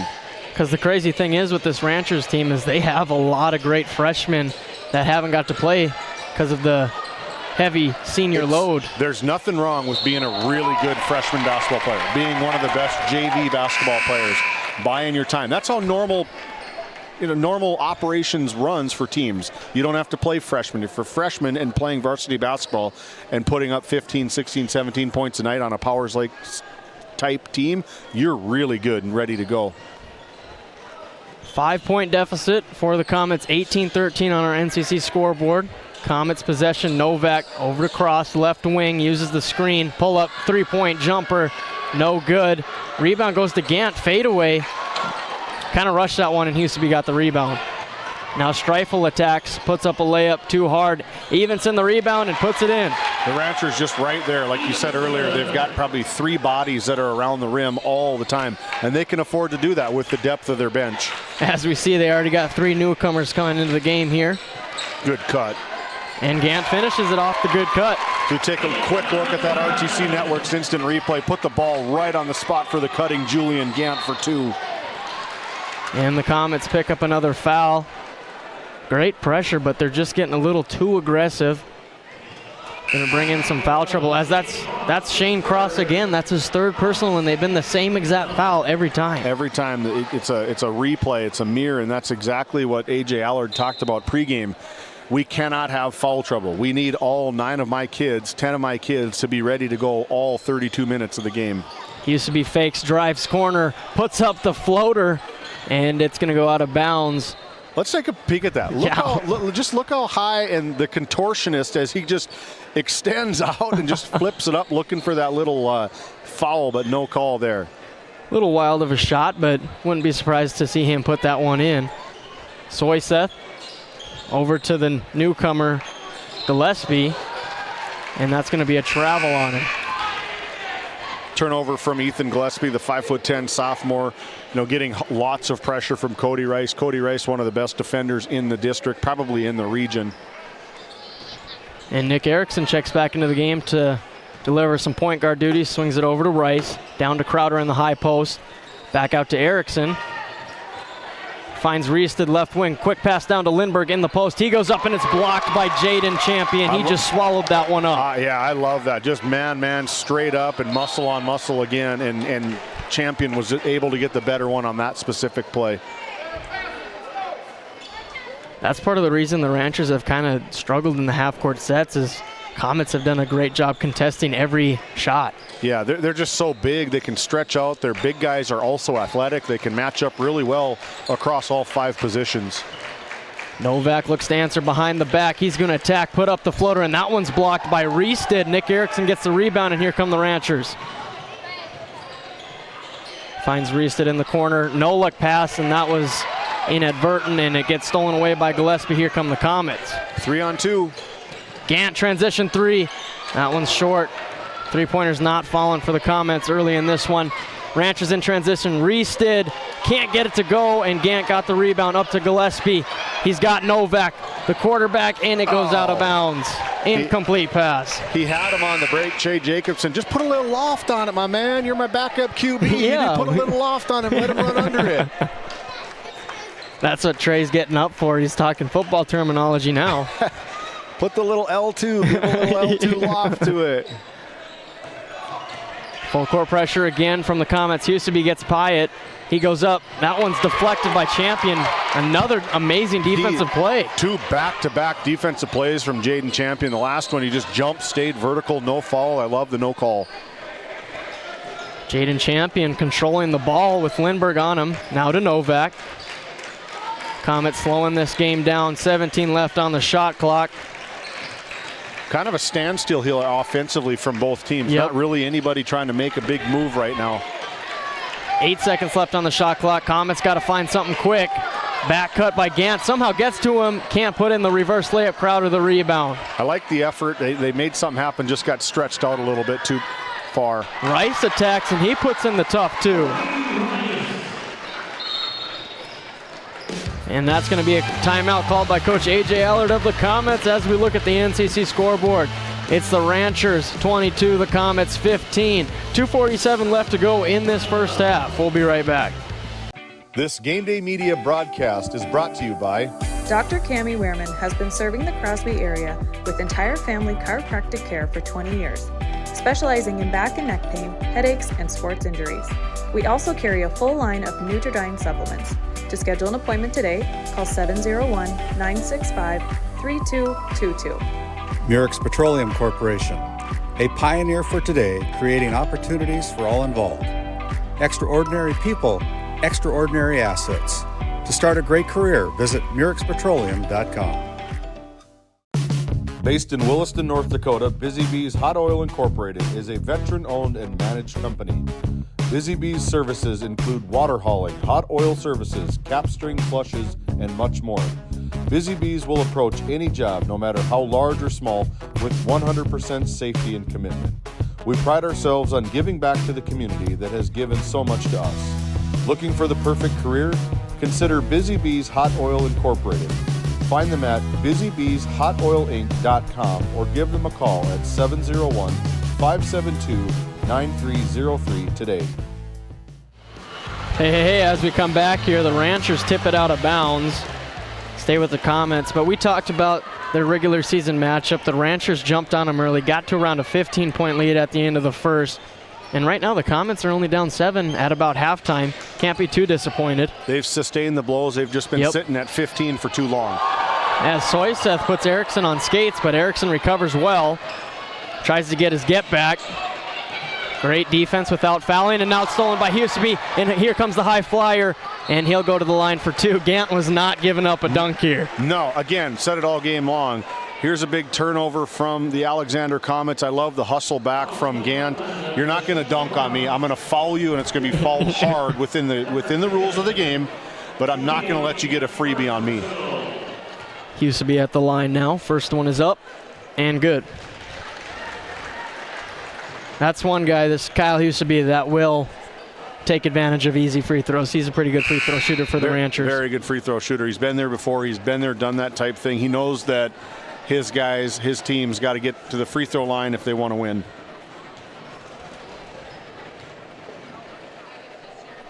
Well, maybe one of the contenders for the District 5 Player of the Year. Yeah. Tioga's Second one was good too. District 5 Player of the Year. A lot of good athletes around the area. Oh, Cody yeah. Rice. I mean, it could be anybody's game right now. Ranchers pressure getting to the Comets. That one's tipped, stolen by Erickson. 3-on-2 break for the Ranchers. Pull up 3. is short. And Novak skies it right away up to Champion. He's going to drive, put in the layup. Nice response from the Comets. I love the up play. That's a hard pass covered in blanket pressure on the ball side. And then Novak, a little aggressive, picks up the foul. So we take a look here at the RTC Network's instant replay right off the make, up hard, and that's Novak climbing the ladder, trying to do anything to get his Comets going, whether it's one of those aggressive fouls to get his team going, like, come on, guys, let's go. If they can turn those aggressive plays into turnovers instead of fouls, Comets could be sitting pretty good. 14 fouls for the Comets, none for the Ranchers. Lindbergh was in the high post, kick back out to Rice. Back to Lindbergh, finds Huseby, corner three. Book it. Kyle Huseby from downtown. Book him, Dano.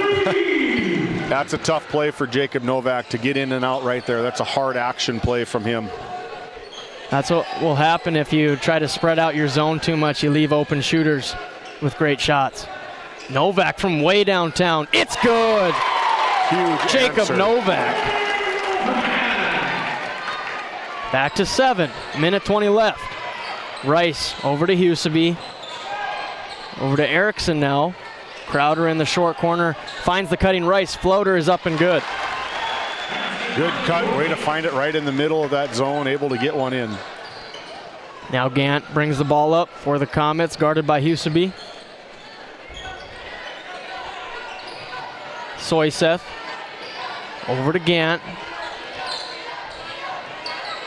Now Jaden Champion. Comets, the pressure defense from the Ranchers getting to him. They got it down to Spell, and then he's fouled. First team foul for the Ranchers. Bredding and Reesid will check in for the Ranchers with 48 seconds to go in this first half. 29-20 Rancher lead on the NCC scoreboard. Spell finds Soyseth, corner three. That one's no good. Huseby got the rebound. Champion fell. Now Huseby up to Reesid. 3-on-1, no look pass to Crowder, and he gets the layup. 11-point lead for the Ranchers.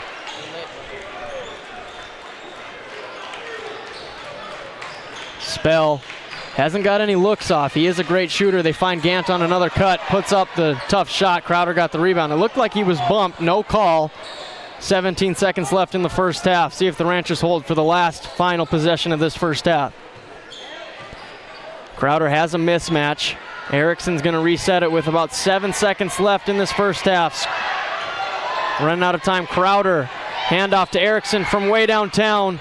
Too hard, and that will end our first half here at the Well at Williston State College. As we look at the NCC scoreboard, it's the Ranchers 31, the Comets 20. When we come back, it'll be the Bank of Tioga halftime show. This Game Day Media broadcast is brought to you by... We hope you're enjoying today's broadcast. White Mountain Electric of Williston encourages you to join them by supporting your local team at home or in the gym. White Mountain Electric, a proud supporter of Game Day Media. Hey, as we bring it back here, David's caught up with head coach Jordan Carlson before he goes to the locker room. Take it away, David. You're up 11 right now over the Comets. You got to appreciate from, I'd say Cody is just balling out on defense. Yeah, defensively we're doing all right. Just offensively, our transition game, we're missing open guys that would create some extra points. What's the message to try close this out in the second half? Yeah, we just got to make better passes. You know, we're settling for outside shots in our offensive end. Defensively, I like our effort. Okay, that's Jordan Carlson, head coach of the Ranchers. They're up 11 going into the half. Back to you. Thanks, David. As we bring it back here, we're going to send it to a break before we come back with our full Bank of Tioga halftime show. We'll be right back. Stay tuned. D&L Paraffin Incorporated is a local family-owned hot oil company that has been in operation since 1981. We work hard to develop good business relationships with the oilfield companies in the Tioga area. While offering services north of Lake Sakakawea, we focus on integrity, hard work, and safety. For all hot oil services, call dispatch at 701-641-3065 or 701-641-6310. And for hiring information, be sure to follow us on Facebook at DL Paraffin.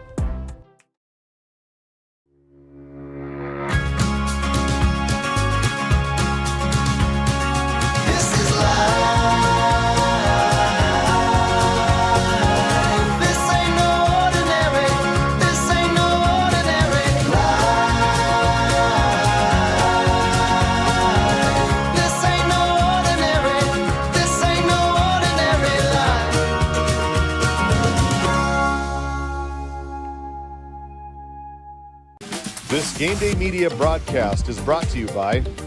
Established in 1938, Ray Farmers Union Elevator is now your full-service grain and agronomy service facility in northwest North Dakota. Based in Ray, North Dakota, we can assist you with everything from buying the seed in the spring to burn down in the fall. Get more done in a day with Ray Farmers Union Elevator. Roustabout Service and Insulating, servicing the oil and gas industry since 1963. Located in Crosby, North Dakota, Brad Johnson Insurance has been helping clients find insurance coverage since 1986.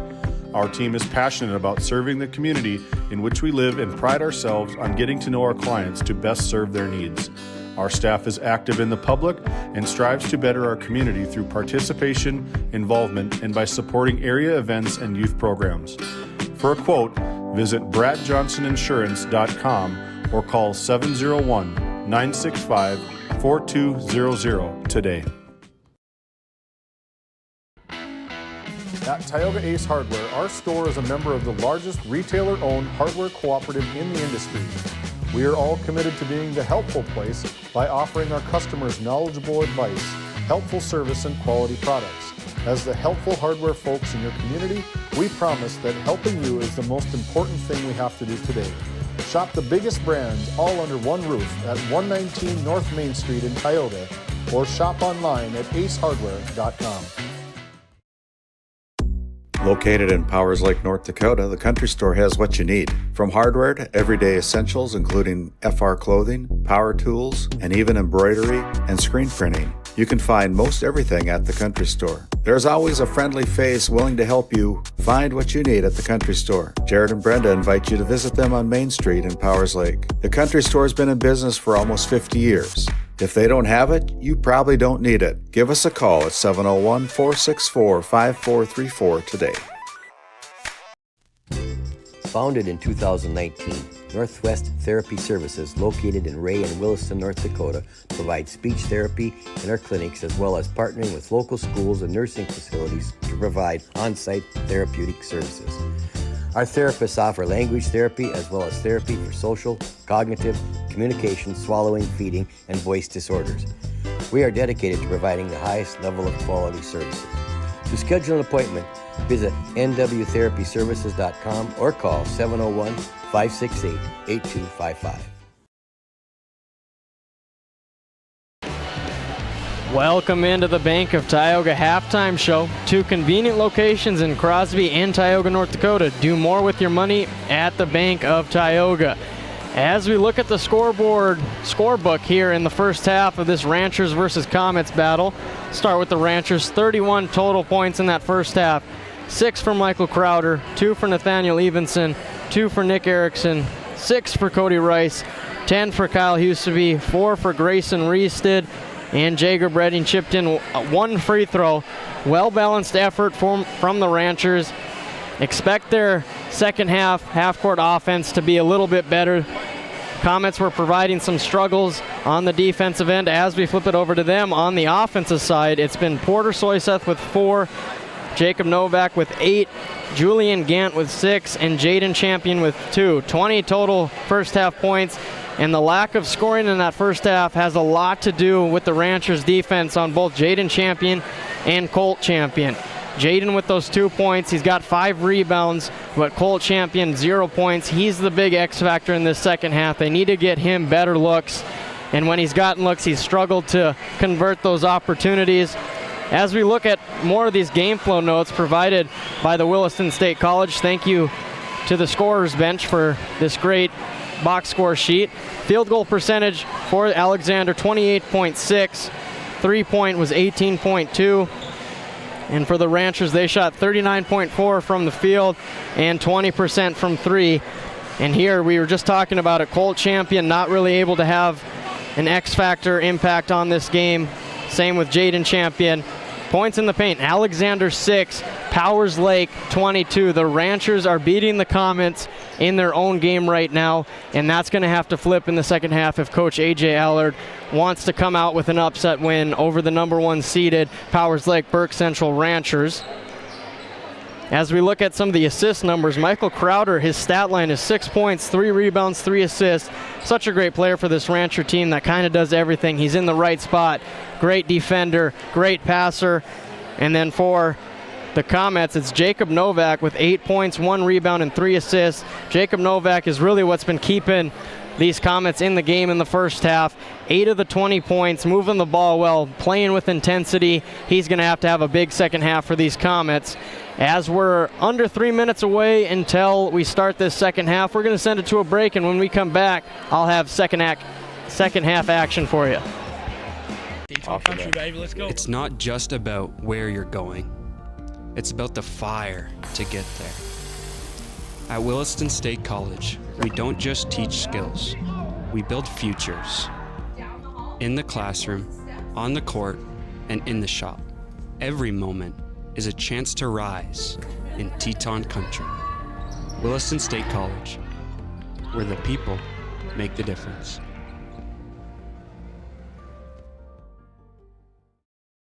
Sund Manufacturing is hiring exceptional welders, carpenters, assembly technicians, and coating technicians. If you're right for Sund, Sund is right for you.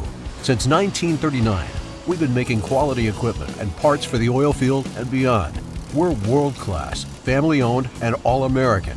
And as our business grows, we need to grow our team in Newburgh, North Dakota. Sund Manufacturing offers great pay, great benefits, and a great community to raise a family. Apply today.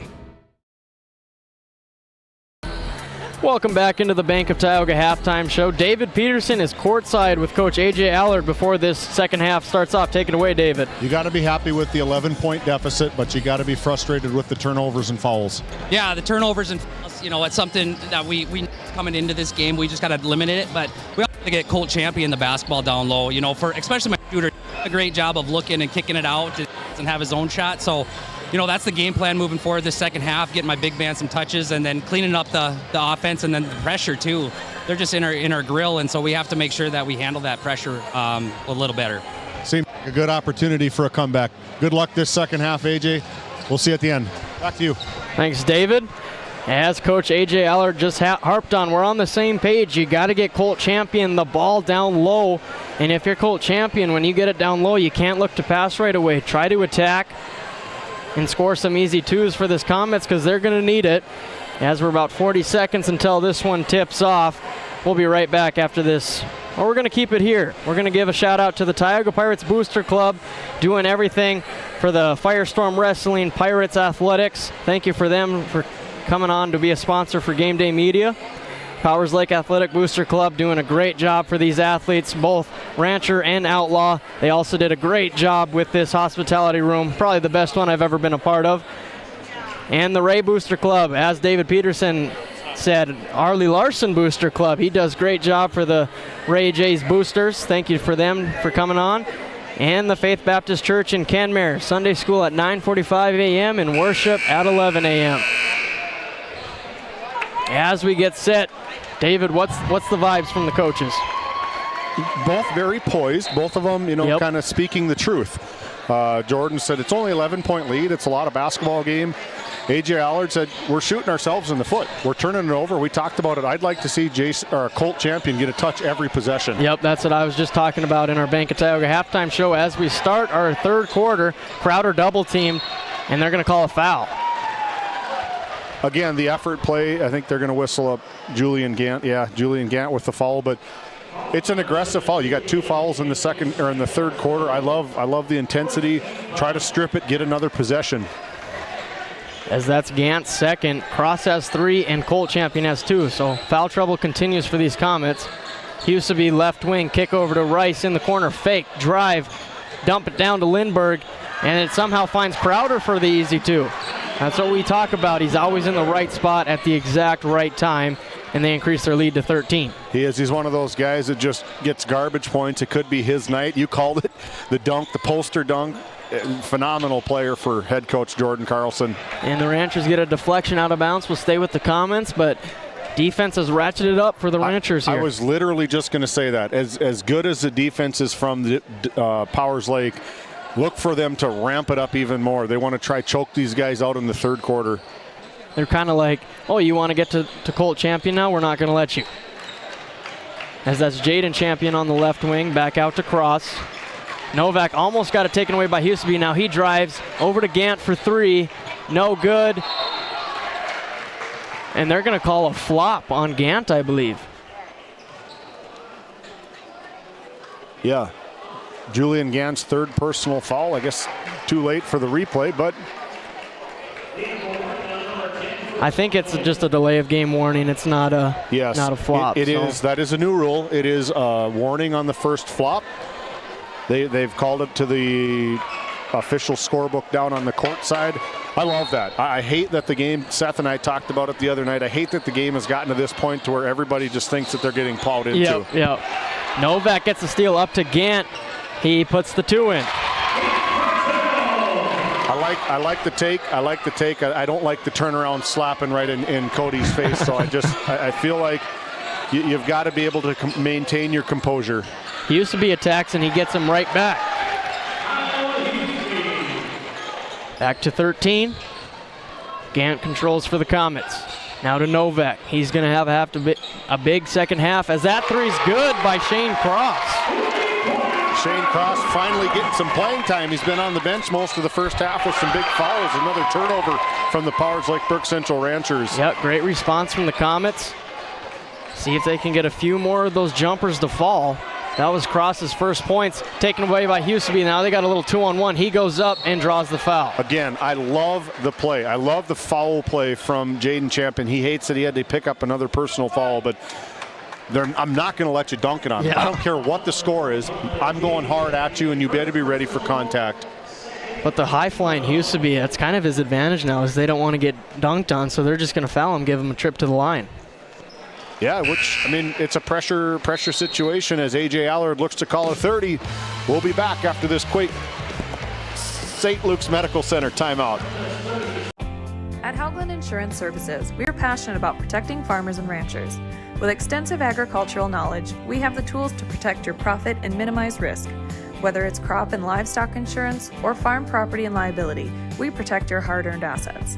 We can also assist with farm transitions, commercial insurance, life, health, and disability coverage. You work hard to feed our world, and we work tirelessly to protect what you've grown and built. Call us at 701-965-4066 or visit us online at hauglandinsuranceservices.com. Hey, welcome back. As Kyle Huseby has one more free throw from the Service Valley Dental Group free throw line in Minot, North Dakota, voted #1 dentist in Minot. And he's short, can't convert, goes 1 for 2. Comets get the rebound, it's Novak. See if Alexander that can one's thrown right to Rice. He's going to go up. And Huseby pulled it off the rim, honestly. Just about. This could be a stuff here. Nope. And Colt Champion can't convert the easy 2. Reested got the rebound. Bounce pass over to Lindbergh. That's 6 points that I remember that Colt Champion hasn't finished at the rim. Yeah, that's been one of his struggles this year. Huseby hits a tough fadeaway. What a tough shot from Huseby. Able about 15-foot fading away off one leg, able to get it to go. Huseby is a guy that if he gets some confidence, he will take this game over and put the Comets away. Stretching the lead out to 13 here, as you know, said it all season long when we've covered Powers. Like, they're such a good team. It's a heavyweight fight. They just lean on you, wear you out, lean on you. Jaden Champion from the corner, it's good. Jaden Champion is having an awesome game. He's only got 4 points, 5 points on the night thus far, but what he's done defensively, able to keep on the floor and contest all those fouls. I think he's got 3 personal fouls, 2 personal fouls maybe, but he's having a phenomenal game. Yeah, he's leading all players in rebounds. It was a great first half of rebounding for him. He had 5 in the first half. Contested shots, blocks, he's really doing everything. Yep. Rice in the corner. Finds Crowder now. Back to Erickson. Reested finds Crowder, jumper, short, fight for the rebound, goes to Champion. This is where they need to get a big 3 or a big 2, and they just had 2 big stops here on their end of the floor. See if Cross can answer. That one's short, Rice the rebound. That was from way downtown also. Take another step in, it's probably going through the hoop. Erickson handoff to Rice. Reset, he's gonna drive, take it back out. Crowder high post look again. Out to Lindbergh for 3. That one rattles in and out. Jaden Champion, another rebound. I've seen a lot more of those go through the hoop than rattle out like that for Lindbergh. Very sneaky good outside three-point shooter. Is. He's been working on that shot. Gant guarded by Crowder. Finds Champion. Thought about another three. Instead, he's going to take it. Down to Colt. Back out to Jaden Champion. Fake. Drive. Goes up. And that'll be a foul on the ground. Both coaches want, I mean, you can't, like, they both want him to go up at the rim. Both of them are standing up saying, go to the hoop, man. Yeah. And it's got to be frustrating because they know that he's this close to being able to take over a game on the block. Gant almost lost it, but controls and throws it right to Grayson Reested, who's going to go coast to coast. 4-2. 6 points on the night for Reested. Here comes the full court pressure from the Ranchers. Up to Novak. This is where it could escalate out of control for the Ranchers. Now Jaden Champion, he's got a lane, kicks out to Gant for the three, puts it in, Julian Gant. Big answer from Julian Gant. He's not ready. He wants to tell me to shut up. I'm not ready to go. I'm not ready to be done. Another aggressive foul from the Comets. Hey, thanks for tuning in. Make sure you hit that subscribe button. Get us over that 3,000 mark. We got a lot of things in store already. Crazy to think already 2025, 2026 season is like 6 short months away. Yeah. It's hard to believe. It goes fast. We got a good team here at GameDay Media supporting everything that everybody does around this area. We really appreciate the support. And that's an errant pass, and it's going to be a Rancher turnover. Yeah, another good defense. You know, if they can get this under 10 and keep it under 10 going into that fourth quarter, I really like Alexander's chances. But you look at back when they played back on January 31st, it was probably about this score in the third quarter about this time as well. They just have to get over that hump. Probably a little bit of mental side too. We're good enough to play with this team. Let's show it going forward.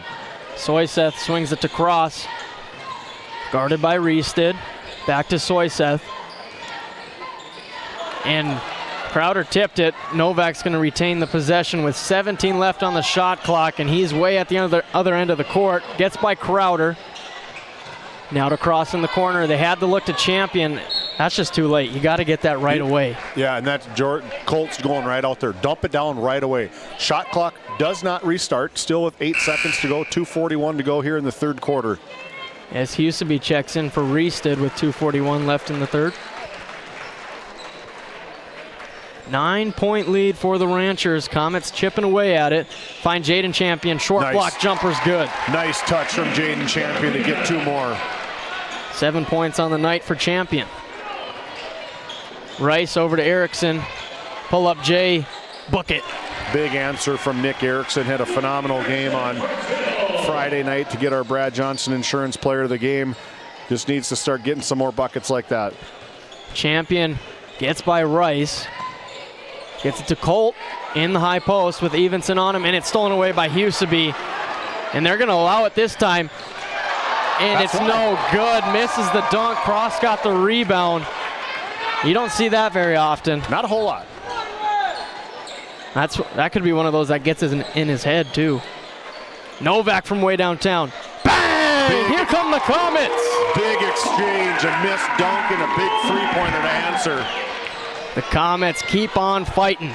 Crowder over to Huseby. He's going to attack. Layup no good, but he draws the foul and will go to the line. You got to love it here in our RTC Networks instant replay. The missed dunk, Novak's big answer, and then a no-no from the big man. Got a foul. I'm fine with it. Again, a contested bucket. That is his third, though. 3 fouls, minute 41 to go. I'm not really worried. I'd maybe get him out about a minute. They going to get him out right now? Yeah, I'd get him out right now. Just went against if he goes everything into I the fourth with 3 personal, that's a lot better than going in with 4. Yeah. So I like that sub. This last 141 in the third quarter. Huseby goes 2 for 2. 8-point lead for the Ranchers now. Spell over to Champion. 5th team foul for Alexander, so next foul for Alexander will send Powers Lake Burke Central back to the line for 2, but can they handle on for another minute and a half? Soyseth over to Novak, who just hit a big shot, looking to attack again. He does. Puts it up. Hard take. Can't get the roll. Evenson the rebound. A lot of contact on that one. They're letting them play a little bit more, it looks like. Huseby crosses over the smaller spell and finds Crowder, but he can't convert, gets it again, and draws the foul. If that's on Jaden Champion, that could be a big one, because I think that's Jaden Champion's. Could be his fourth. That could be his fourth personal foul. Third. Both Champion brothers in a familiar territory with 3 personal fouls. 1 minute, 8 seconds to go here as Matthew Klein set to check in, the 6'1" junior for the Comets, as Jaden Champion takes a seat on the bench next to, keep some separation from his brother. I like the call. Crowder hit the first, one more here, and he goes 2 for 2. Big free throws from Crowder. And that'll be a timeout called by head coach Jordan Carlson. Ranchers back up to a 10-point lead on our NCC scoreboard, 46-36. We'll be right back. 1:08 remaining in the third. Hey, Dad, will you check the cows? Use this instead, Grandpa. The cows look fine, Dad. In my day, we had to sleep in the barn to check the cows. Combining tradition and technology, respecting the past while embracing the future. RTC Networks. As we come back here, Comets made a nice rally there to put it to 6, but then a couple possessions later and it's back to double digits. 10-point lead on your NCC scoreboard, closing in on 1 minute to go. Soyseth controls over to Spell. Now Gant guarded by Rice. Back over to Soyseth. Gets the screen. Gonna attack it. Floater. Dangerous pass, and it's stolen away by the Ranchers. Evenson gets it up to Huseby. Tried to bounce pass. It's gonna go off Gant anyway. The Neon Girls, what's the theme night tonight in Powers Lake? They just saw their life flash. I really don't know. Saw their life flash before their eyes. Erickson gonna inbound. No look pass to Huseby. Corner 3. Short. Gant the rebound. And then the Ranchers get an over-aggressive foul. I like the contested rebound from Powers Lake, but look at the defensive rebounding from the big man, Julian Gant, able to sky for the rebound in traffic and secure it. Only the second team foul for the Ranchers. Comets get it to Spell. It's a big possession right here. Guarded by the lankier Bredding, and Bredding picks up the foul.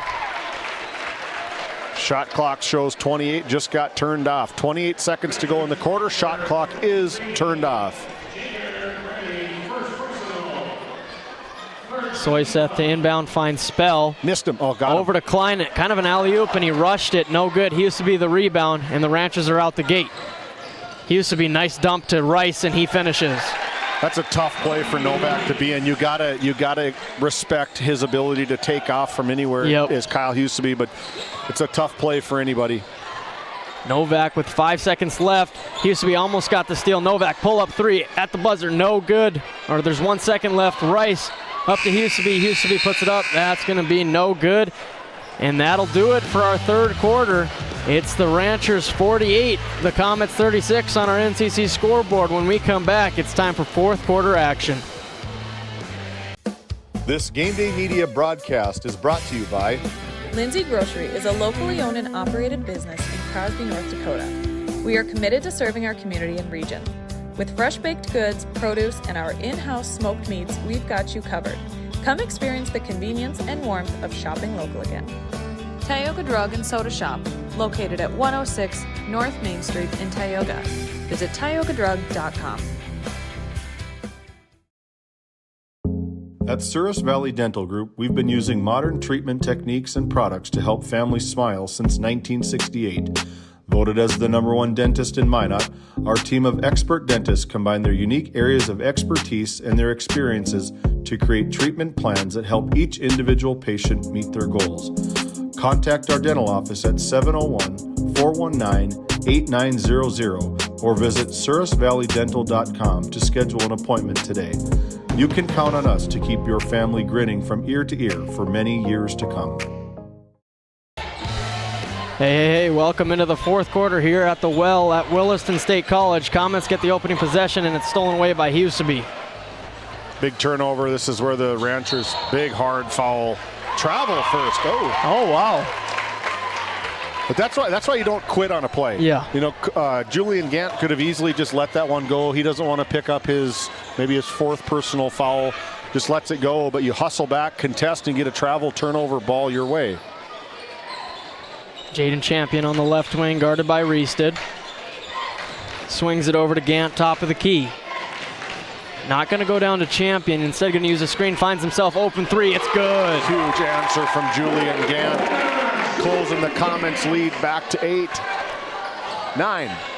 9-point lead for the Ranchers. Comets hanging around. Nice pass from Huseby to Reested for 2. I think he got away with the travel. I think everybody that's wearing red thinks he traveled too. Shane Cross in the corner, guarded by Bredding. Thought about the pull-up J. Instead goes to Jaden Champion. Back to Cross. Now Gant, top of the key. Soyseth in the corner. Screen from Champion, back out to Gant. They're really not trying to, there they get it down to Champion. Errant pass, kick out to Jaden Champion for 3. No good. Big touch. Ooh, let's take a look at that RTC Network's instant replay. Kind of fumbled around here. I had it maybe looking off number 11. Nope, off of Cody. Good call. Why would we question? Yeah, exactly. Soyseth in the corner with Huseby on him. Now Jaden Champion down to Colt. Picked away. Reested gets the steal up to Huseby. 2-on-2 break. Huseby goes up and puts in the layup. I like the layup. Again, I like the hustle from Shane Cross, the lone senior on Alexander's team. Again, I'm not going to let you just do what you want against us. A contested shot from them again. Shane Cross finds the cutting Soyseth. Kick out to Jaden Champion. They need it. Big bucket. They get it.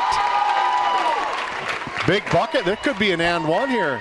I think they got. Yeah, a whistle was blown. Connor Lindberg? Is it Connor Lindberg's going to get?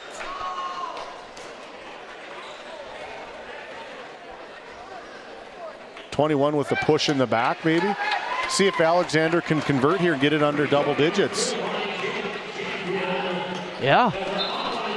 Must have been a push in the back or something like that. Maybe some extracurricular, maybe. That's the word I was looking for. Couldn't find it. They want to go to the big man. Nice give and go. That's kick out Gant. This would be huge. That's too hard. Lindberg fight for the rebound, and it's going to be called on Gant. And Lindberg getting a little over-aggressive and then pushes. You don't see that from a whole lot of Lindberg, but good display of officiating from both of these guys. Just clearing the area. Yeah. Let's clear the area. There's some heat going on, no doubt. I like what Dustin Urbis did. He took Colt Champion, kind of guided him away from any potential problems, and took his arm around him and said, "Hey, bud, get out of here. It's too good of a game for you to get rung up for anything extracurricular." And that's Gant's third, and then it's a technical on Lindberg. So that's a big call. Connor Lindberg, I didn't see that. Good catch, partner. But and Trey Jacobson over there like, dude, guys, we got to calm down. We've got to calm down. They are the district champion. They're the repeat district champions. If we want to get a run on these guys, we got to keep our composure as Soyseth goes 1 for 1. Make it 1 for 2. But what is even better for Alexander is that they get the possession back, because I think it would have been Rancher's ball. Technical foul comes out, and they get the ball back. So they had the three-pointer. They had 1 free throw. This could be a 6-point play here if they get some. 7 if they get a 3. Would be quite the turnaround for the Comets. They get it to Soyseth. Under 6 minutes to go in this fourth quarter. 52-43, Ranchers up. On that last play, when Jaden Champion went in, he really took a hard one on his left knee. Hopefully his knee is okay. Novak throws that one out of bounds. Comets turnover. Yeah, Jaden Champion has just been playing phenomenal tonight. He's really doing everything. He's guarding inside, guarding outside, hitting some really big shots from the outside. We need Colt Champion. Alexander needs Colt Champion to get more involved. Huseby tries to save it, takes it out of the Tyson Ingot playbook and throws it off Soyseth. That knocked the wind out of me. My goodness here, guys, look at this. If you don't think these guys have anything to play for, guess again. Ball spikes off of his stomach. My goodness. I bet that really hurts when Huseby gets to elevate, load it up, and then throw it. Not a lot of people can do it like that. Looked like Derek Jeter in the World Series. Reested to Crowder, now Evenson. Back to Crowder, they find Huseby for the easy 2. Big timeout here from Jordan Carlson, try to settle things down. As we look at the NCC scoreboard, it's the Ranchers 54, Comets 43. 5:24 left in this fourth quarter. Don't go anywhere, we got a good one. This Game Day Media broadcast is brought to you in part by Nessa Consulting, located in Tioga, North Dakota. Visit nessaconsulting.com. Community Rewards checking account not only offers cash back, but also gives you... Rivera Bank is an employee and director-owned community bank, here to serve you as you forge your path ahead, offering the robust digital services you want with the warm local feel you expect. Voted a top 20 critical access hospital in quality, our trauma center is ready to handle all your emergency needs. With our acute stroke ready certification and full lab and radiology departments, our physical, occupational, speech therapy providers are available for all your rehab care, and our family practice clinic provides a variety of care, including well child and child immunization. Psychiatric care is available by telehealth, and mental health is available in person. Schedule an appointment by calling us at 701-628-2505 and find us on our website at stanleyhealth.org. Montreal County Medical Center, here to help you throughout a lifetime. This Game Day Media broadcast is brought to you in part... As we come back here, Comets down 11. They have the possession. Points are needed. Now it's Gant. Back cut to Novak. Crowder tipped it out of bounds. It'll stay with the Comets. David, we talked about it in the pregame. The Ranchers in their regular season matchup against the Comets were able to get out early and then kind of maintain. We're kind of seeing that here tonight. Kind of seeing what can happen. I want to see Colt Champion get a touch every possession. I know it's like I was in that huddle. He wants Colt Champion, AJ Allard, that is, to get a touch every possession. It's been a while since they started a possession off with a Colt touch as Soyseth puts up the floater too hard. Rice gets the rebound. Swings it over to Reested. Now Huseby controls up top. Reested left wing 3. Can't get it off the front rim. Colt Champion a rebound out to Soyseth, and that's a terrible turnover for the Comets. Big, huge turnover. A big defensive stop here as we look at our RTC Network instant replay. Champion skies up and just leads out. Yeah, sometimes you can tell they're too amped up and passes don't go where they want it to go. Oh, we've seen it all night. A little chippy, a little extra after the whistle, but I love it. Yeah, for sure. These guys know what's on the line. Action here from the Ranchers. Huseby fake. Finds Reested in the corner for 3, short. Novak the rebound. Here come the Comets. And guess who stops that? Mike Crowder is able to just stop. Nice bit of dribbling here from Novak. Again, I want a big touch here. Nate Evenson's playing big defense, but I want my big man to get the ball. Yeah, you got to trust him in these moments. Champion going to go to work. Puts up the fadeaway, and he'll draw the foul and go to the line for 2. As we take a look at the RTC Network's instant replay, Champion, nice touch here, but you got to watch that left arm push off. That could possibly be a big offensive foul with 4:06 to go here in the fourth quarter. Got to rely on your skills, all of your stuff you worked on all summer long. Gets the nice drop from the well on the first. His first point of the ball game comes here in the fourth quarter with 4 minutes and 6 seconds left.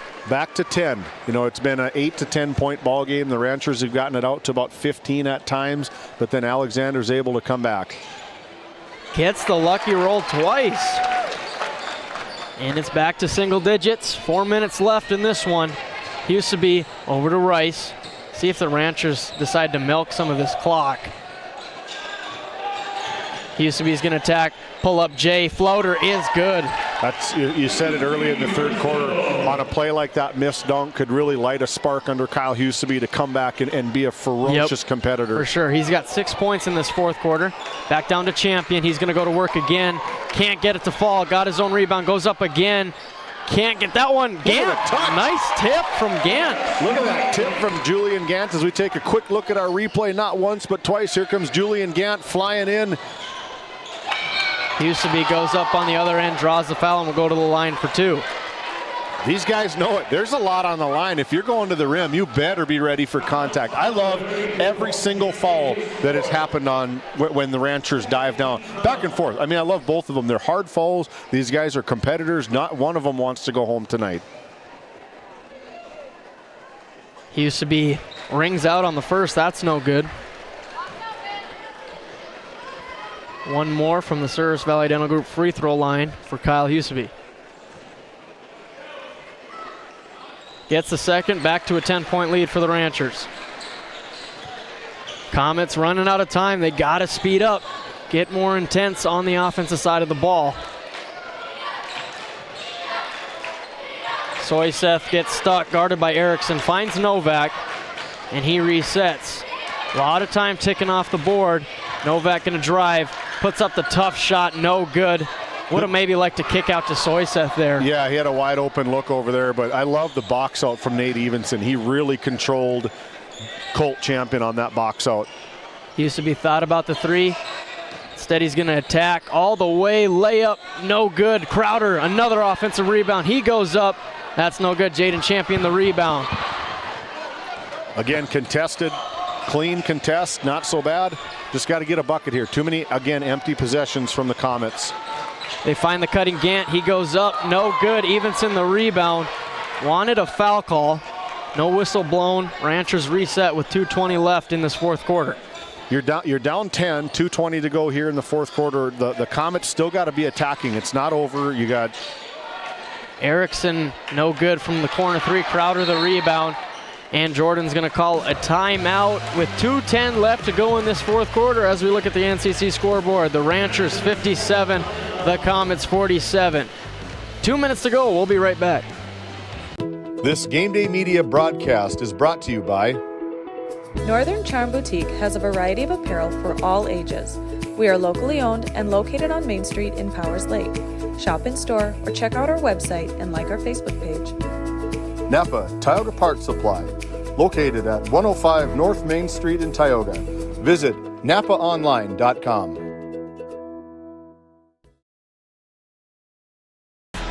Hey, welcome back into Game Day Media. Thanks for choosing Game Day Media, your live streaming sports coverage leader in Western North Dakota, as we take a look at our sponsors, the Tioga Pirates Booster Club, as the Pirates are down getting ready to take on the Ray Jays. The Pirates Booster Club supporting all things Firestorm, Pirates, and Northwest Stars Gymnastics. The Powers Lake Athletic Booster Club sponsoring and supporting all things Ranchers and Outlaws. Faith Baptist Church over in Kenmare, North Dakota. Make sure you visit Mike Fraunfelter's church, Faith Baptist Church, Sunday School 9:45, worship at 11. And the Ray Jays Booster Club, established in 1986, all coming on, supporting their teams and talents and supporting Game Day Media. As we come back here, Nick Erickson will inbound for the Ranchers with 2:10 to go. Look for the Ranchers to use clock or not, as Huseby puts it right up and they get their own rebound. You got to know Coach Carlson's like, here, seriously, use some of that clock. Yeah, I like the shot attempt. You know, it's just kind of, I think he just threw it at the rim is what Huseby did. He just kind of got caught in the air and just threw it, just about went in though. It did. As Huseby attacks again, puts that one up, no good. Jaden Champion the rebound. Here come the Comets again. Up to Gant, he saves it. Pull up 3, no good. Novak, key offensive rebound. He goes right up with it, gets the roll. Big offensive rebound. Full timeout here from A.J. Allard, getting it under 10. 8-point lead for the Ranchers, 57-49 as we go to break. We'll be back after this timeout. Growing family? The City of Ray has shovel-ready lots available, 12,000 to 20,000 square feet.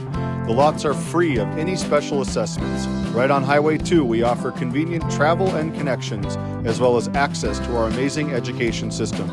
Your family's future is important to us. Let us help you with that first big step.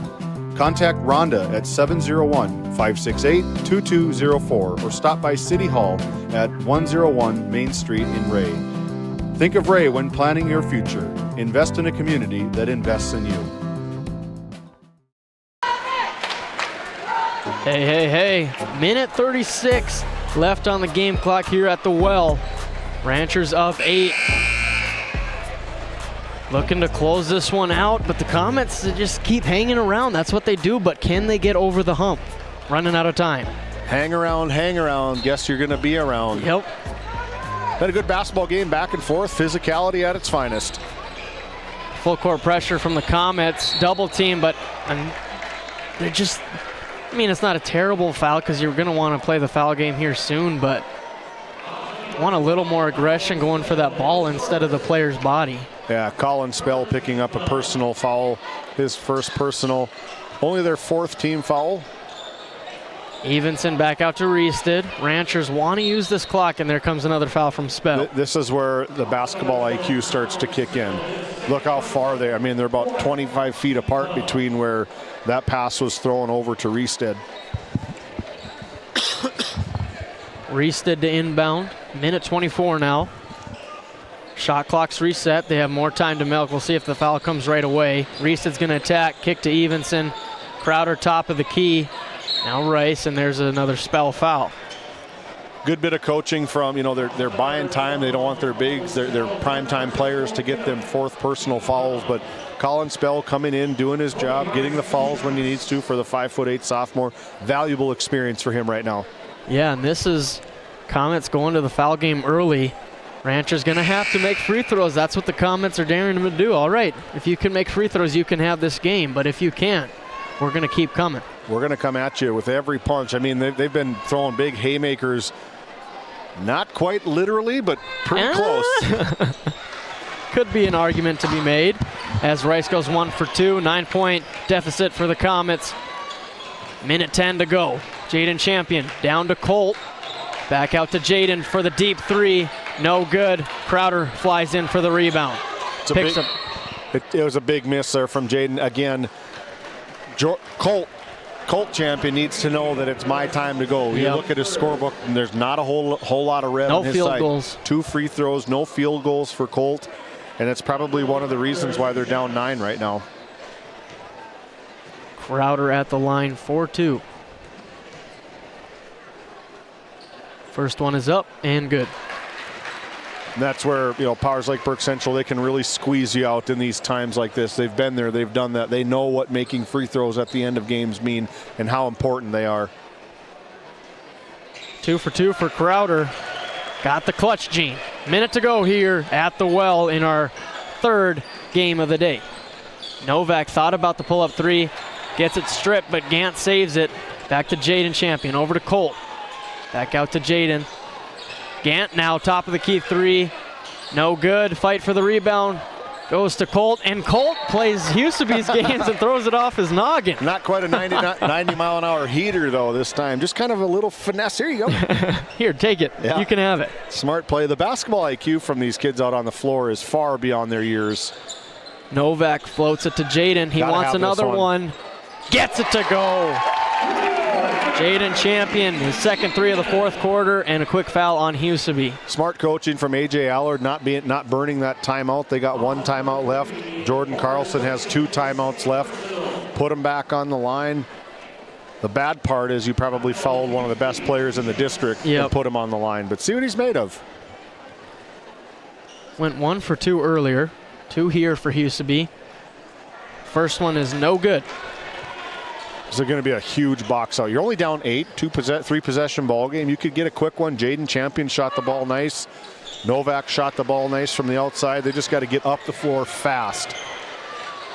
Husaby went 1 for 2. Comets. That one's deflected to Crowder. He's going to go up, and he gets rim stuffed. Here come the Comets. Down 9. Little life left. Gant, corner 3. Bucket! Alexander Comets. Let's keep it right here. We don't want to miss any action, but a big stuff miss from the... I hate even talking about kids missing dunks because they're the only people in this gym, in this city right now that can do that. But it's a huge miss, which you turn around and you give up another 3 down in the corner, and now it's 2 possession ball game. Well, I think the David Peterson jinx lives on because you kind of nudged me like, all right, get ready for this, and then he got rim stuff, so... Sorry, just got to throw David under the bus there. I was just going to say, Noah had one of the best calls on Game Day Media with the rack attack up in Kenmare, where Mike Crowder was able to get his first dunk. He's been really working, trying to get that lower leg strength up and going. And I think he surprised himself because Cody Rice come over and he looked at him and goes, "That go in?" He goes, "Yeah, that dropped." That's a great call. Well, I just want to bring up a little story. My buddy Noah Schroeder tried to dunk in partial my freshman year in a close game, and it didn't go in, and Jordan Carlson scared us all that day. So I'm not sure if they're getting the same reaction out of him. Two of them. Two missed dunks right now, and two, big missed baskets. It would be a 10-point game for easy buckets. Crowder gets fouled, and he'll go to the line, see if he can redeem himself from that missed dunk. Shaking in his shoes over there. Carlson kind of gives him the coach's glare. Now's your chance to redeem yourself, buddy. If you make these two, I might let it pass.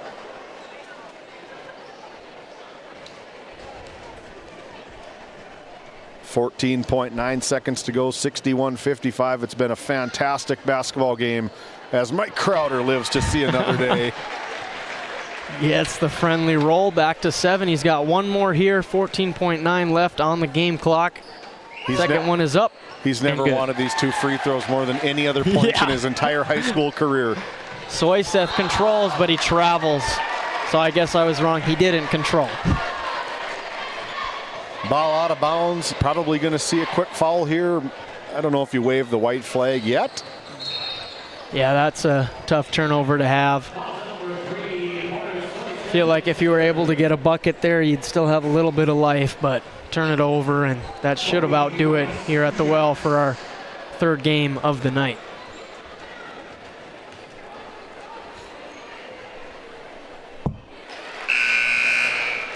First one's good from Rice.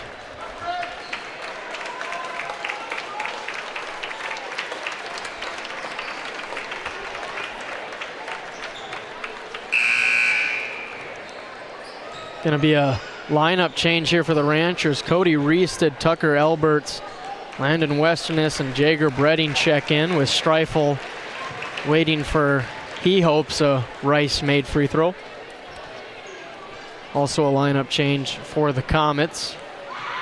White flag has been brought out as Streifel checks in for Rice after he makes another free throw. 10-point game, 9.7 left before this one's wrapped up officially. Spell, handoff to Cross. Gillespie, see if he puts one up. He does. And that's no good. And that'll do it.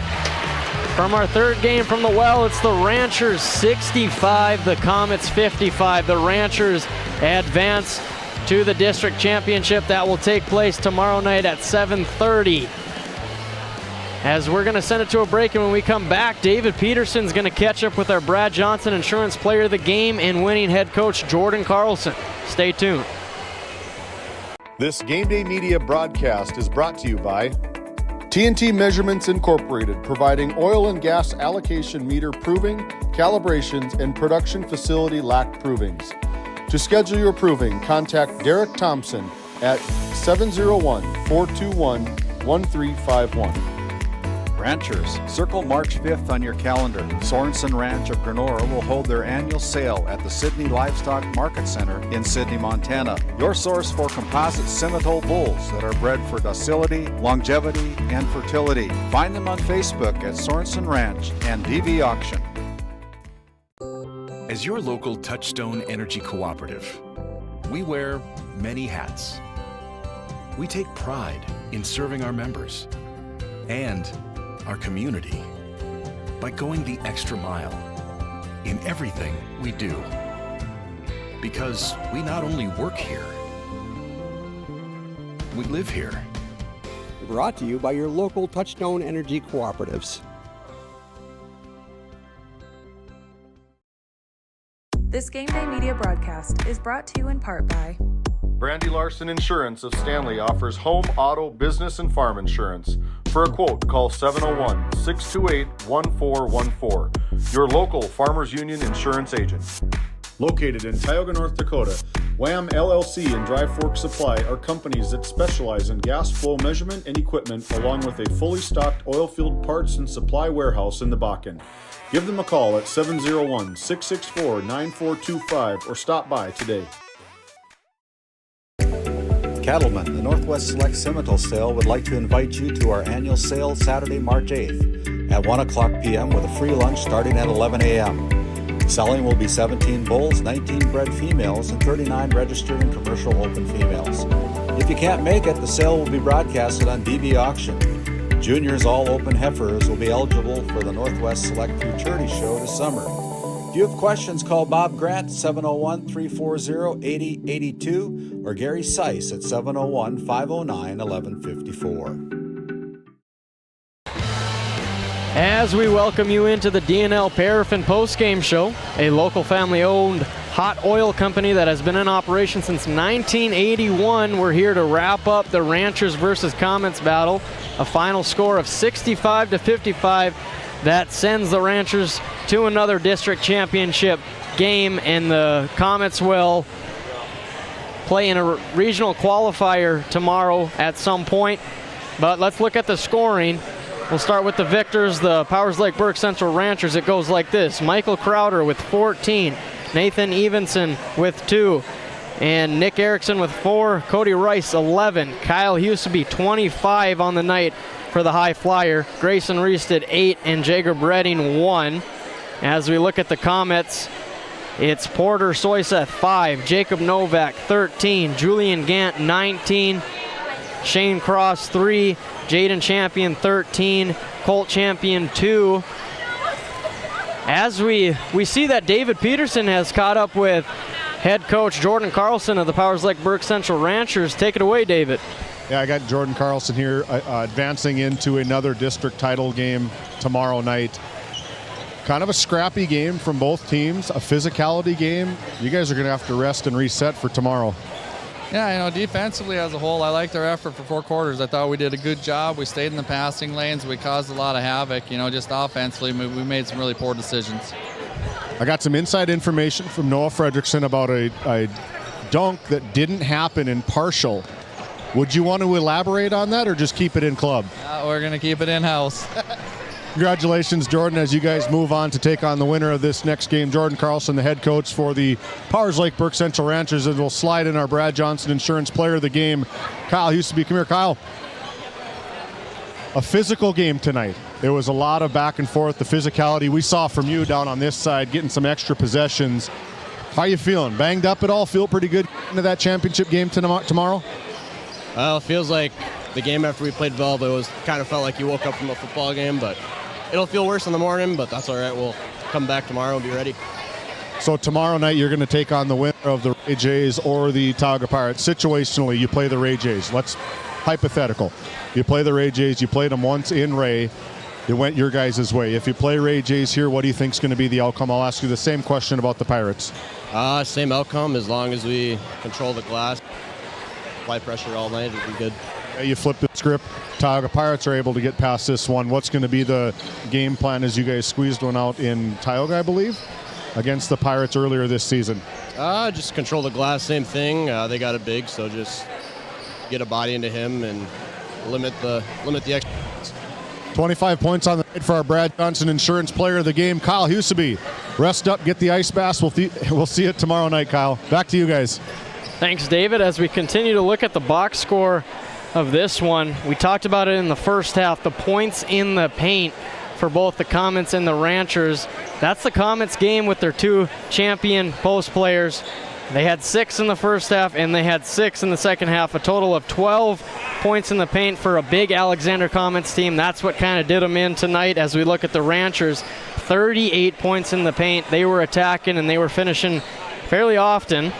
As we look at some more of these stat lines for the Comets, Jacob Novak, 13 points, 3 boards, 6 assists. He came to play tonight. Great effort from Novak. Julian Gant, our Brad Johnson Insurance Player of the Game from their first round victory over the Honkers, had 19 points, 9 boards. Jaden Champion, 13 points and 10 boards. and Colt Champion, 2.6 boards. Just wasn't able to get any clean looks in that post. Credit the Ranchers defense. They knew what to focus on, and it helped them come away with the victory. As we look at the Ranchers, it was Michael Crowder, 14.7 boards and 4 assists. Just a phenomenal player for this Rancher team that does everything for him. Rebounds, passes the ball well, and he can score in the paint. Cody Rice, 11 points, 8 boards, 3 assists. Just great team rebounding from the Ranchers to help on the glass against a big Comets team. And then our Brad Johnson Insurance Player of the Game, Kyle Huseby, 25 points, 3 boards, and 2 assists, including 7 of 10 from the free throw line. Grayson Reested, 8 points, 1 board, and 3 assists. And Nate Evenson, kind of an unsung hero in this game tonight. 2 points, 5 rebounds, 1 assist, but he was doing an excellent job in the post guarding Colt Champion. So credit to the Ranchers as they punched their ticket to a district championship. As we officially flip the page to Ray Jays versus the Tioga Pirates, one of the best rivalries in this state. When we come back, we'll set that one up for you.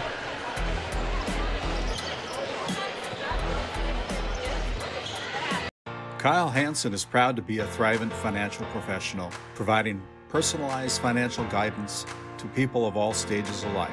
Thrivent believes humanity thrives when individuals make the most of what they've been given, and Kyle is here to help you do just that. Larson Boston Agency, your Farmers Union insurance agents located at 106 Main Street North in Crosby, North Dakota, offer multiple lines of insurance, including crop, farm and ranch, home, auto, commercial, and health insurance. Give Chell or Robbie a call today at 701-965-6335.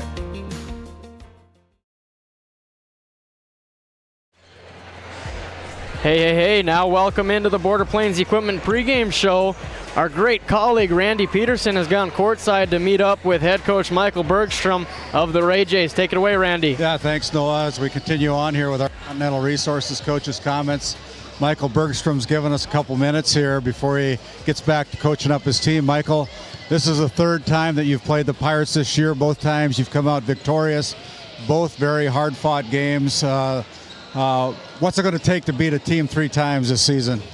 I guess that's kind of the cliche, but, we're just have to come and play our game. They gave us probably their 2 best punches of the year, and we're still standing at the end of them. They were able to control the tempo a little better than we'd like to. So I think the big thing for us is to, force them to play our style a little bit more than we did in those first 2 games. But, at the end of the day, it's going to be whoever executes. I mean, it's a pretty simple game, really, when you get down to it. And we're ready, and I'm sure Pat's got his group coached up, but should be a fun one. For those people that are watching for the first time tonight, your Ray Jays, very youthful team, a lot of young legs out there. They don't seem to run out of gas, do they? We're the best in shape team in this tournament. I'm pretty certain on that. And we conditioned to play 32 minutes at 100%. So if you do play 32 minutes, you can go at 100%. And these guys don't take days off. So we're ready to roll. Thanks for the time, Michael. It's head coach Michael Bergstrom here on our Continental Resources Coaches Comments, the head coach for the Ray Jays. Send it back to the Tioga Medical Center sports desk. We'll continue on with Pat Alberts after this timeout. Thanks, Michael. Based in Williston, North Dakota, Busy Bees Hot Oil Incorporated is a veteran-owned and managed company. Busy Bees services include water hauling, hot oil services, capstring flushes, and much more. Busy Bees will approach any job, no matter how large or small, with 100% safety and commitment. We pride ourselves on giving back to the community that has given so much to us. Looking for the perfect career? Consider Busy Bees Hot Oil Incorporated. Find them at busybeeshotoilinc.com or give them a call at 701-572-9303 today. As we bring it back into our Continental Resources Coaches Comments, Randy Peterson has crossed half court and is now with Pat Alberts of the Tioga Pirates. Take it away, Randy. Yeah, thanks a lot, Noah. Again, been able to catch up and get a few minutes from head coach Pat Alberts of the Tioga Pirates. And Pat, this will be the 3rd time that you've played the Ray Jays. It's been, the first game was a knock 'em out, drag 'em out game up in Ray there. You're right there with them. And the game down in Tioga, you played with them for 3 quarters and had the lead there for a while in that game and kind of run out of gas a little bit. But You know, your team is starting to come around. I think you surprised a few people with the number of wins you had this year.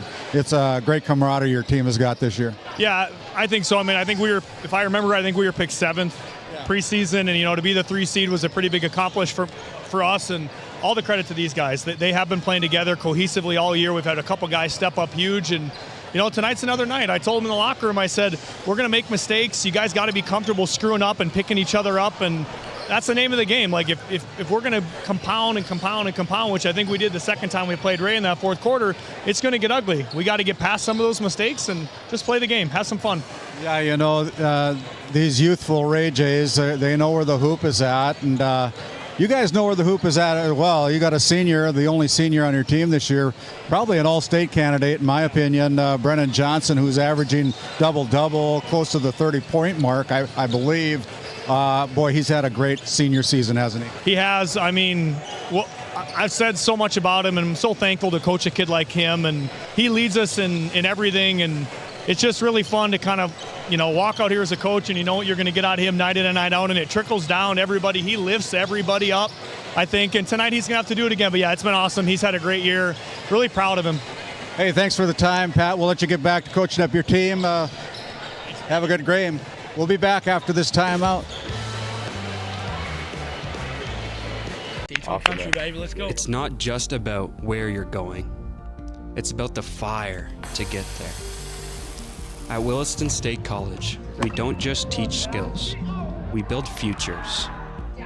In the classroom, on the court, and in the shop. Every moment is a chance to rise in Teton country. Williston State College, where the people make the difference.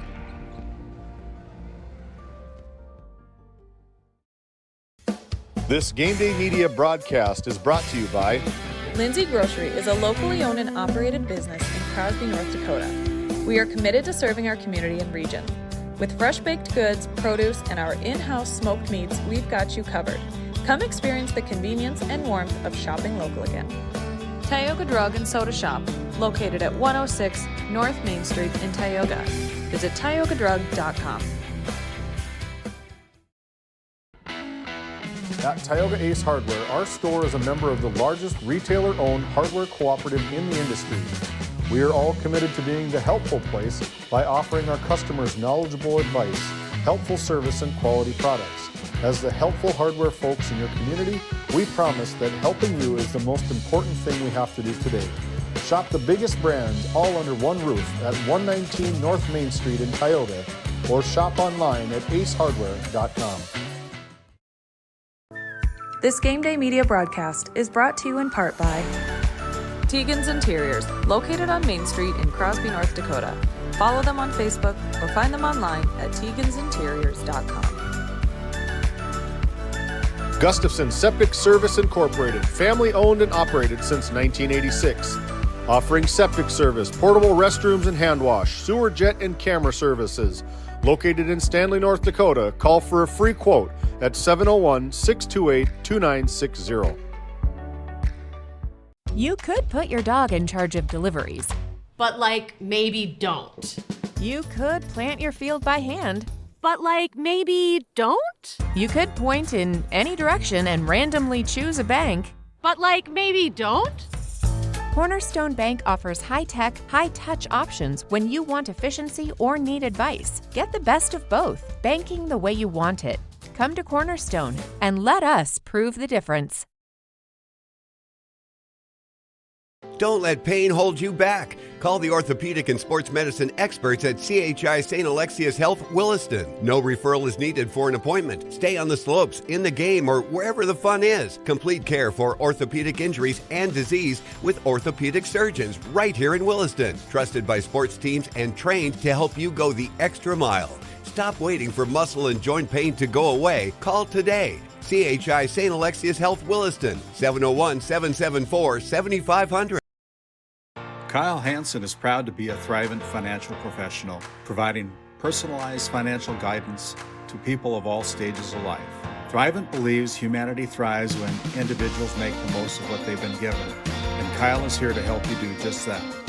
Larson Boston Agency, your Farmers Union insurance agents located at 106 Main Street North in Crosby, North Dakota, offer multiple lines of insurance including crop, farm and ranch, home, auto, commercial, and health insurance. Give Chell or Robbie a call today at 701-965-6335. This Game Day Media broadcast is brought to you in part by Border Mobile Grain Cleaning, based in Columbus, North Dakota, offers custom on-the-farm grain cleaning for spring wheat, durum, and barley.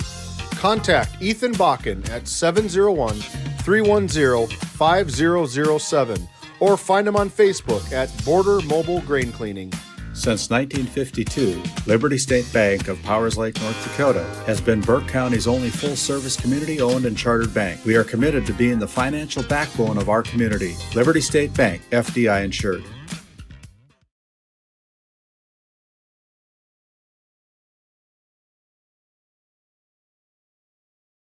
Voted a top 20 critical access hospital in quality, our trauma center is ready to handle all your emergency needs. With our acute stroke ready certification and full lab and radiology department, our physical, occupational, speech therapy providers are available for all your rehab care, and our family practice clinic provides a variety of care including well child and child immunization. Psychiatric care is available by telehealth, and mental health is available in person. Schedule an appointment by calling us at 701-628-2505 and find us on our website at stanleyhealth.org. Montreal County Medical Center, here to help you throughout a lifetime.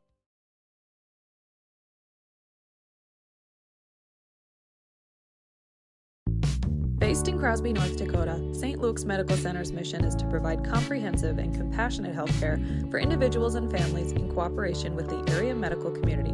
Our vision is to be recognized as a community leader by delivering quality health care through a team of dedicated professionals in a friendly, compassionate, and growing environment. Recently named one of the top 20 critical access hospitals in the country means our community can count on us to deliver services they need now and in the future. To schedule an appointment, call 701-965-6349.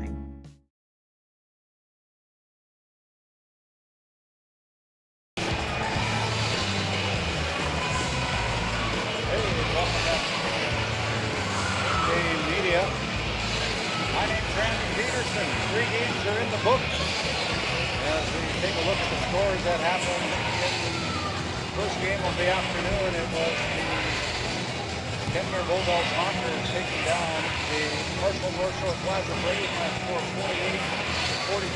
Punch their tickets to the regional play-in game that'll be held tomorrow night, tomorrow afternoon. And then the Trinity Christian Crusaders out of Williston taking down the Divide County Maroons by a score of 65-44 to close out the Maroon season at 7-14. The Steelers advance with a 9-11 record to the regional play-in game tomorrow. Our first semifinal game tonight, a very good game. 65-55, the Powers Lake Central Rangers taking on the Powers Lake Burke Central Ranchers taking on and defeating the Alexander Comets by a score of 65-55. And our final game here this afternoon, it'll be the Ray Jays taking on the Tioga Pirates. And with that said, we're going to send it down to our PA announcer, Jeff Graupie, for the introductions of our national anthem. Our starting lineup, excuse me, the Country Store starting lineups. Country Store located in Powers Lake, North Dakota. If they don't have it, you probably don't need it over there at the Country Store.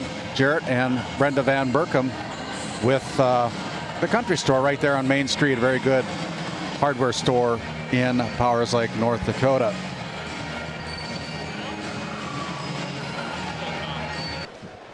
As we bring it back here to the well at campus of Williston State College, my name is Randy Peterson, and it's time to send it down to Jeff Graupie for our starting lineups here. For the District 5 Boys Basketball Tournament. Tonight's second semifinal game features the Pirates from Tioga. Which one are you? And the Jays from Ray.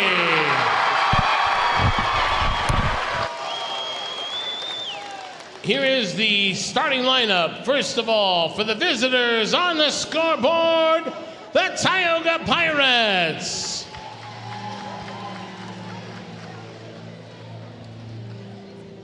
At one guard, an 8th grader, number 23, Cooper Hayes. At the other guard, a junior, number 3, Gunnar Moberg. At one forward, a freshman, number 5, Jaron Juan. At the other forward, a junior, number 2, Rylan Hollingshead. And the center for the Pirates, a senior, number 30, Brennan Johnson. Pirates assistant coach is Carter Valerie. The head coach of the Pirates, Pat Alberts. Now, here is the starting lineup for the home team in the scoreboard, the Ray Jays. And one guard, a junior, number 1, Brady Parizek. And the other guard, a freshman, number 2, Blake Bergstrom. And one forward, a freshman, 0, Chase Becker. And the other forward, an 8th grader, number 5, Ty Barman. And the center for the Jays, a junior, number 24, Brody Siner. Assistant coaches for the Jays, Matt Ray, Arlie Larson, and Tyler Deary. The head coach of the Jays, Michael Bergstrom. Here we go. Your officials for this tournament have been chosen for their demonstrated abilities by the District 5 coaches. They are Jeremy Milhoff, Kyle Hennix, and Monty Lund. We're ready to go. Monty Lund going to throw it up here as we look at our country store starting lineups, and we're underway. As the opening tip on your Northwest Therapy Services opening tip-off is controlled by the Pirates. The Pirates wearing their blue uniforms and the Ray Jays wearing their white uniforms here tonight. Pirates are the visitors on the scoreboard. The Ray Jays, the home team, on the scoreboard. Just underway here in this final game of the night of day number 2. Gunnar Moberg's got the ball on the left wing. Now picks up his dribble, goes out on top to Hayes. Hayes with the dribble, 1 8th grader against the other. Ty Barman at the top of the key. Going over to Johnson from the free throw line, and Brennan Johnson gets the Pirates on the board. That's what they're going to have to do every possession, get the ball to Johnson. He's going to be tough to defend with this Ray J lineup. Here is Parizek going to the left wing with Bergstrom. Now Becker goes around Ron, runs into the real estate problem, and that's ball stolen away by Tioga. Great start from the Pirates. Turnover number 1 against the Ray Jays. Welcome in to our listeners on KTGO 1090 AM, 92.7 FM as Gunnar Moberg rings the bell from 3. Pirates meeting the moment here so far. 5-0 lead early. Out on top, it is Brody Sinar. Sinar giving it up. Now it goes through the legs of Brady Parizek. He runs it down before it goes out of bounds. Here's Blake Bergstrom. His effort from 3 is no good. And then we're going to have a foul from behind. That'll be a foul call against Grady Parizek. Yeah, Parizek brought Jensen down hard on that left shoulder. We hope Brennan's all right. And I believe Jaron Ron's coming out. He probably got a little bloody nose the way it looks. And it'll be Weston Lawlem checking in, the freshman for the Pirates. Lawlem faces Ty Barman, who gives it up to Cooper Hayes. Got to go. into the front court. Here's Lallam getting it over to Johnson. Johnson got one-on-one against Parisic, and Johnson missed the opportunity. Goes out of bounds. Last touch by the Ray Jays. So it stays with Tioga as Cooper Hayes. We're going to trigger the inbounds pass. That's one you don't see Brennan Johnson miss very often on the drive. Here's the ball out of bounds. Good defense there by Signer. Brody, the 6'1" junior, not a senior on the team for the Ray Jays. If you're just tuning in for the first time, these Ray Jays are very youthful, but they play beyond their youth. Here is Hollingshead going over to Lallam from three. That's no good. Almost got it to fall.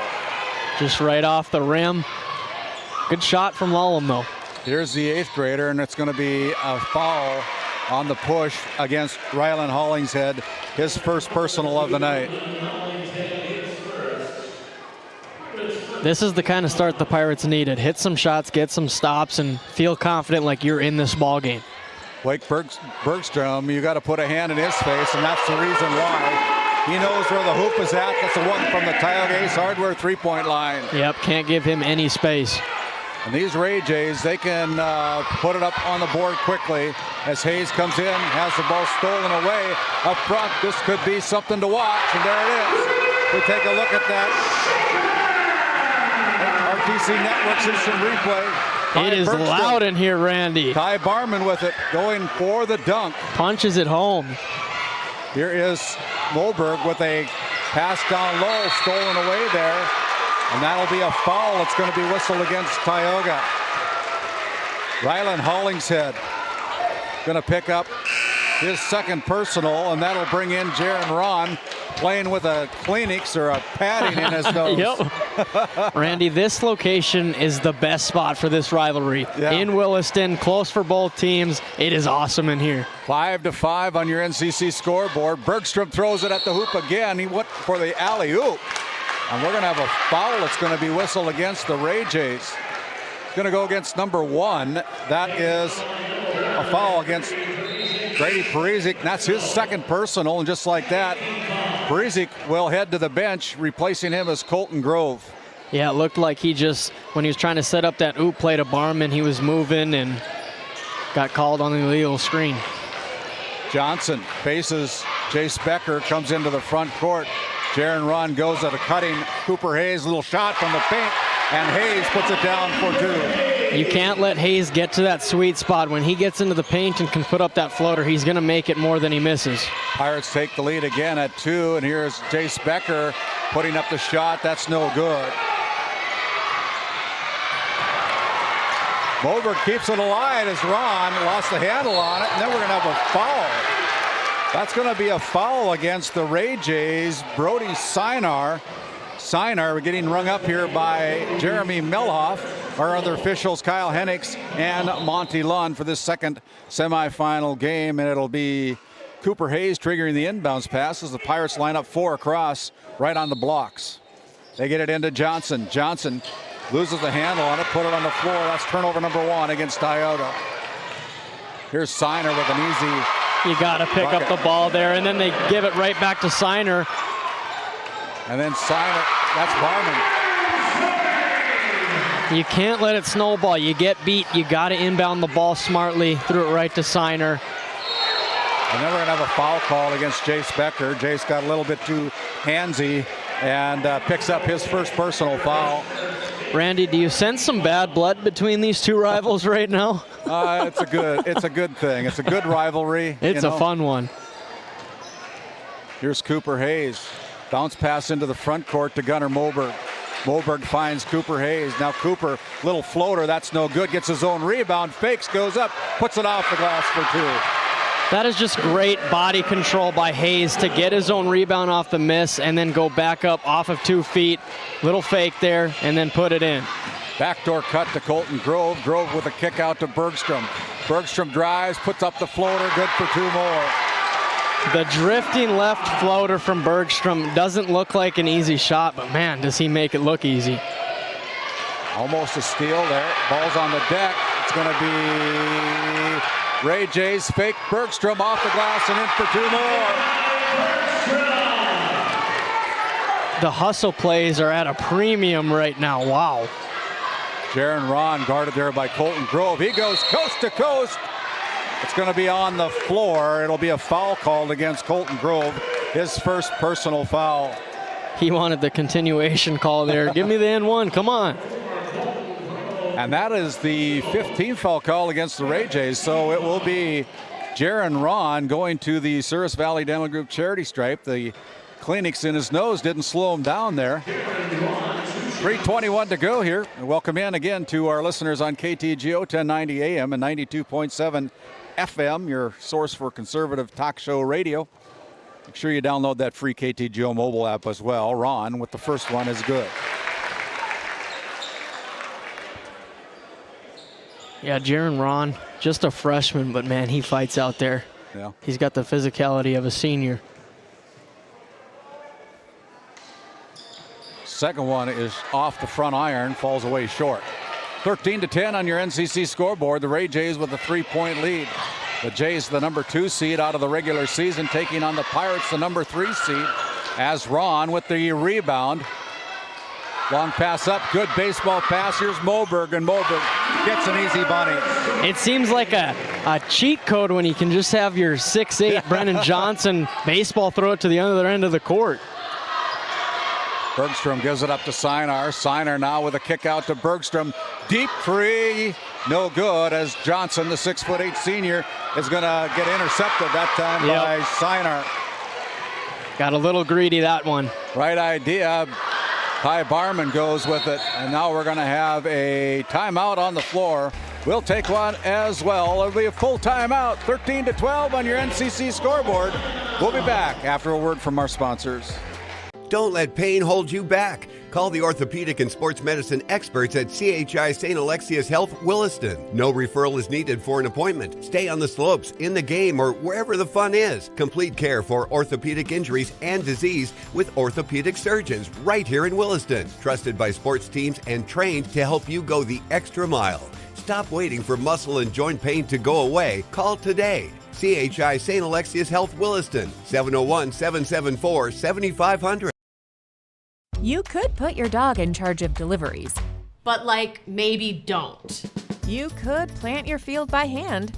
But like, maybe don't? You could point in any direction and randomly choose a bank. But like, maybe don't? Cornerstone Bank offers high-tech, high-touch options when you want efficiency or need advice. Get the best of both, banking the way you want it.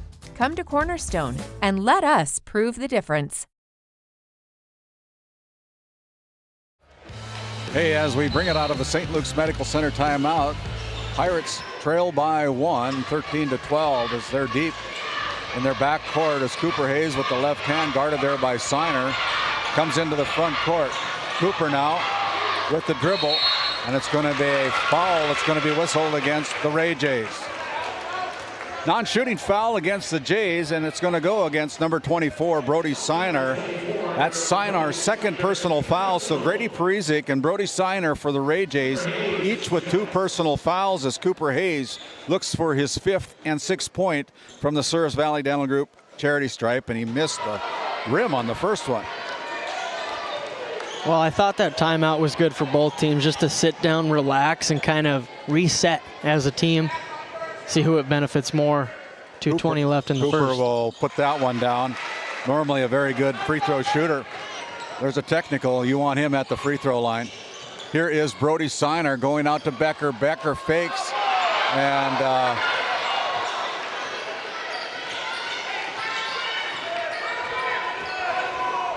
13-13, I guess.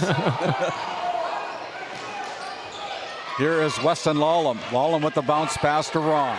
Now out to Moberg, goes to the left wing.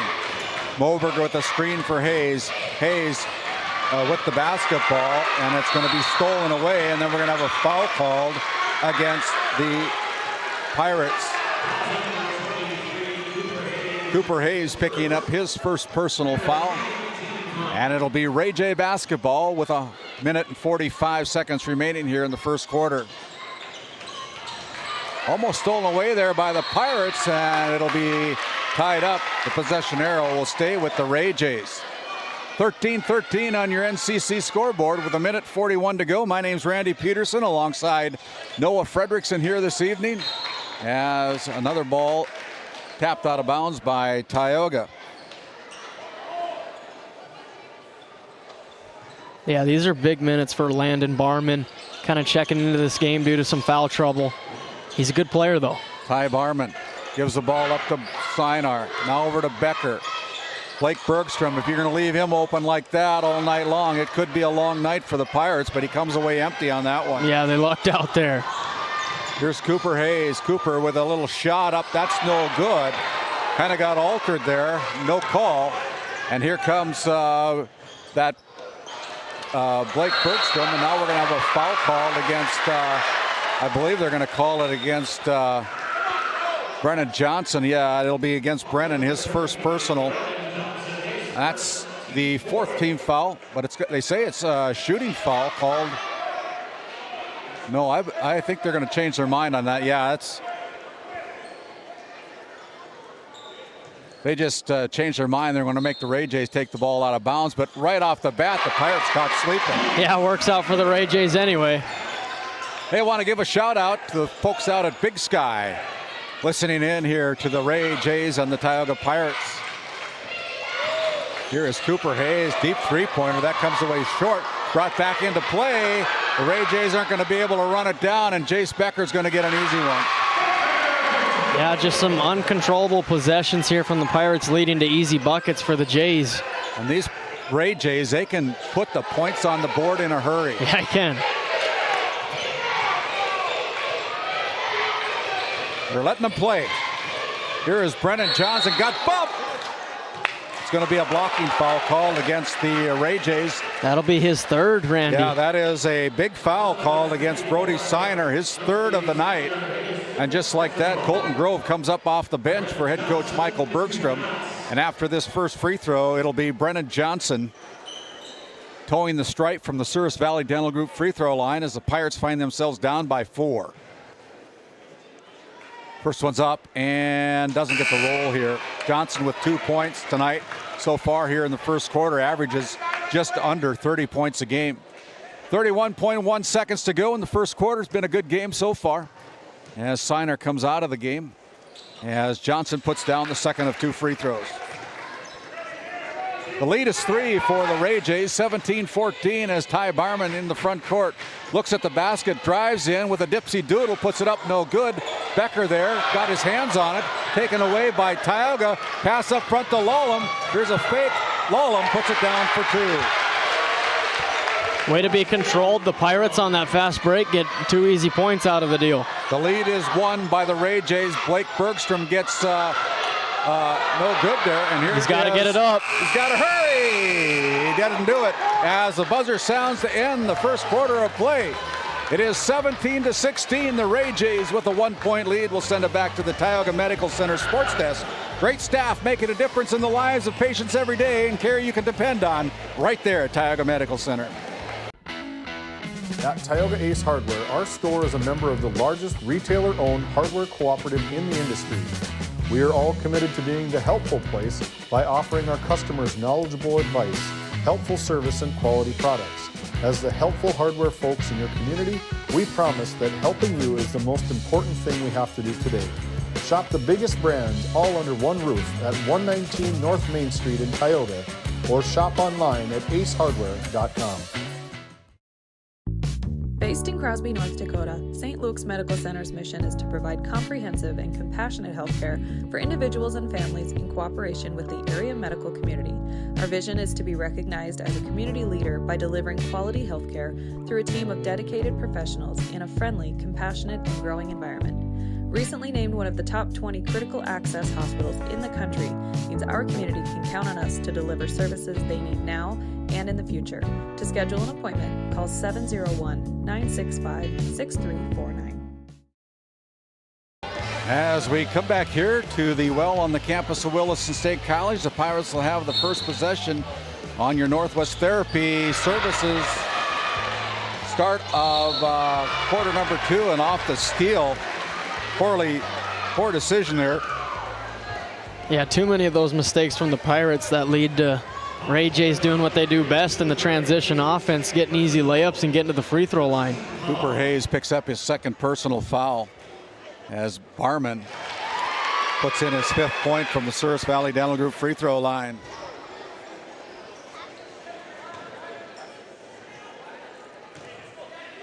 Kind of an awkward way of approaching the free throw line, but whatever works, you know? It works for him. Can't pick your dribble up there. And there's another steal. Tioga imploding right now as they find Barman. He missed it, and it's going to be run down there by the Pirates. Pass up front, and there's a pass that's too much in front of Cooper Hayes. Another turnover for Tioga. You just got to make the simple pass. They're trying to do too much too soon right now. They have started out this second quarter with 3 consecutive turnovers. Pirates have. Here's Barman going in from the right block, puts it up, no good, and the ball is on the deck. It's picked up there by the Pirates. Got numbers. Here's Johnson, got 3-on-1, and here is Brennan Johnson. He's going to get a foul called against him on the offensive foul. Well, let's look at this one on the RTC Network's instant replay. They just got him with the shove. It's always that arm extension. If that arm extends at all, they're going to call it an offensive. Second personal against Brennan Johnson as Barman into the game for the Ray Jays. Here's Jace Becker. Becker with the footwork gives it up to Parizek from the free throw line. No good somehow. The 6-foot Becker gets the rebound, gets blocked. Now it's Barman for 3. Good. Ty Barman rings the bell from the Tioga Ace Hardware 3-point line. You got to give credit to Becker for keeping the ball alive. He was up and down so fast. Beat Johnson to the ball. 22-16. The Pirates still looking for their first point of the quarter. Over to Brennan Johnson. Then he has a pockets pick. Ball's on the deck. And it's going to be a jump ball. Possession arrow will go over to the Ray Jays. That'll be counted as a turnover. That's the 4th turnover of the quarter against the Pirates. And we're only a minute and a half into it. They just haven't been able to take care of the ball. They're not getting into their half-court sets at all. 22-16. Here is Jace Becker now with the drive to the paint. Spin move, fakes up, good. As Coach Pat Albert calls a timeout for the Pirates. 24-16. The Pirates looking for their first point of the quarter. They're down by 8. Back after this timeout. Kyle Hansen is proud to be a Thrivent financial professional, providing personalized financial guidance to people of all stages of life. Thrivent believes humanity thrives when individuals make the most of what they've been given, and Kyle is here to help you do just that. Larson Boston Agency, your Farmers Union insurance agents located at 106 Main Street North in Crosby, North Dakota, offer multiple lines of insurance including crop, farm and ranch, home, auto, commercial, and health insurance. Give Chell or Robbie a call today at 701-965-6335. Looking for top quality groceries and ready to go meals? Visit The Depot, owned by Julie and Josh Bummer in Crosby, North Dakota. This specialty grocery store offers a wide selection of premium meats, including 100% ranch-sourced beef from the Nelson Livestock Company, essential grocery items, and delicious pre-made meals perfect for any occasion. If you're planning family dinner, need something fast, or need a special order for an upcoming event, The Depot has you covered. Support local and shop The Depot in Crosby today. Find us on Facebook at The Depot LLC. As we were in break there, Brennan Johnson comes up with a big bucket. Want to give a shout out to the Ray legend, Bob Rosenvold, watching in from Big Sky, I believe. Or they're having a watch party down there in Fargo. And there'll be a foul called against the Ray Jays. Yeah, they got Barman with the charge this time. Barman picks up his first. Yeah, we got listeners from all over the place right now. Everybody's tuning in to see this big rivalry game. Over 1,200 people watching the game here tonight. Welcome into Game Day Media. Give us a thumbs up every once in a while. We'd appreciate that. And you can find us on our Game Day Media channel as there's a steal. Turnover number 5 of the quarter against the Pirates. Becker goes right side to Barman, now gets it back. Jace Becker challenges down low, puts it off the glass for 2 more. He made that look very easy. He's so great at that spin move. Gets you thinking he's going to the right, spins right back to the left.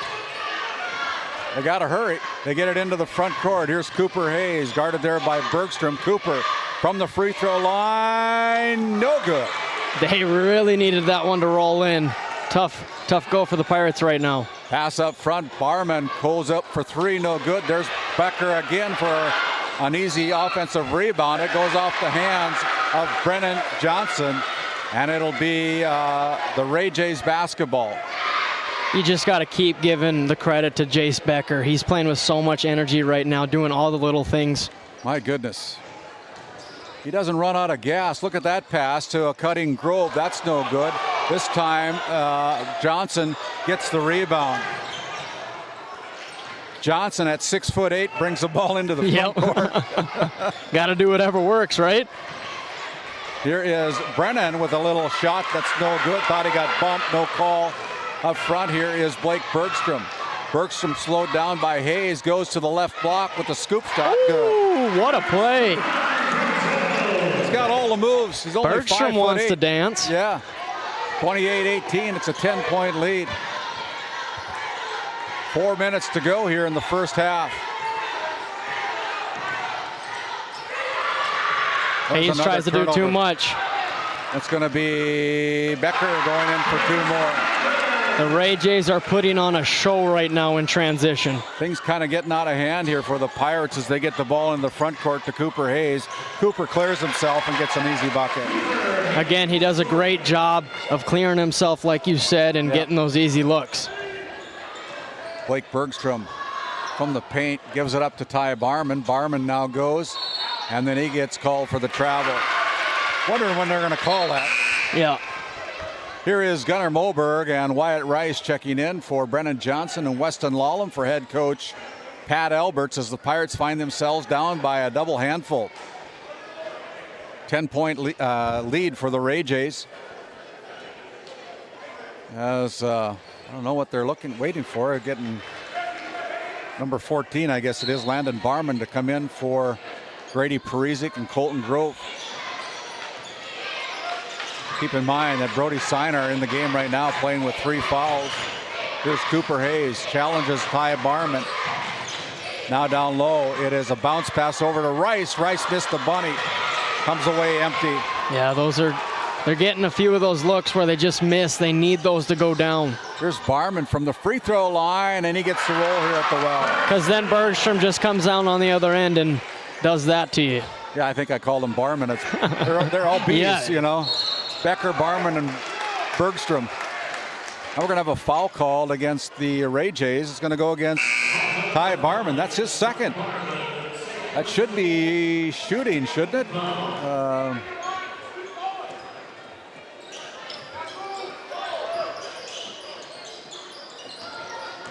Guess not.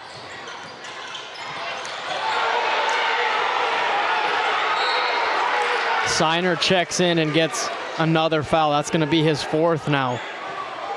Yeah, Brody Siner just got his 4th personal foul here with 2:44 to go in the first half. Keep your eye on that one as Grady Parizek will check in.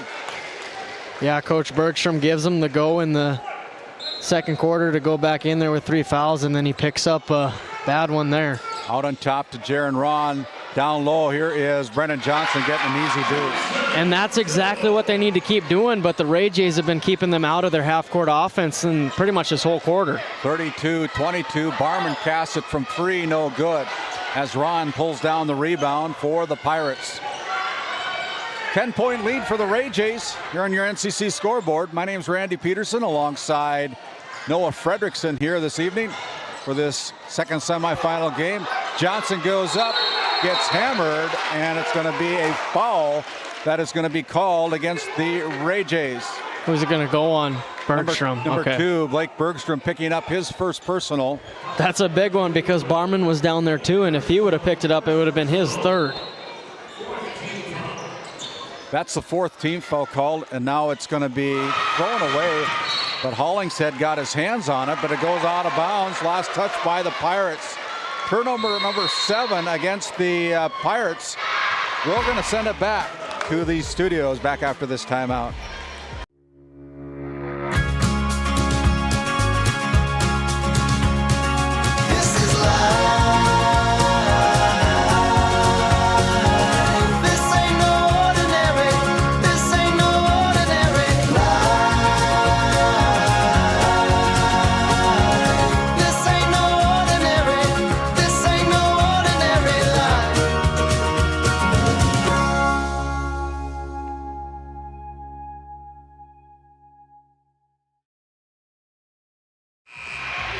Hey, and as we bring it out of the St. Luke's Medical Center timeout, St. Luke's Medical Center located in Crosby, North Dakota, providing great health care to the community of Crosby and the residents of Divide County and surrounding areas. Ray with the basketball. Here's Becker from the baseline, rattles in and out and in. He's starting to heat up. He's got 8 points in the quarter, 12 in the game. Yeah, I'm interested to see his stat line at halftime because he's just doing everything for these Jays. Here's Cooper Hayes. Brings the ball in, gets left alone, casts it from 3. That's no good. Barman clears the boards for the Pirates. Pirates are really relying on Hayes getting into the offense, and it's really starting to wear him out. Grady Parizek with a bounce pass. They double team Becker. Now they give it up to Parizek. Now to Becker. He's going to cast it from 3. No good. As the rebound taken away there by Hollingshead.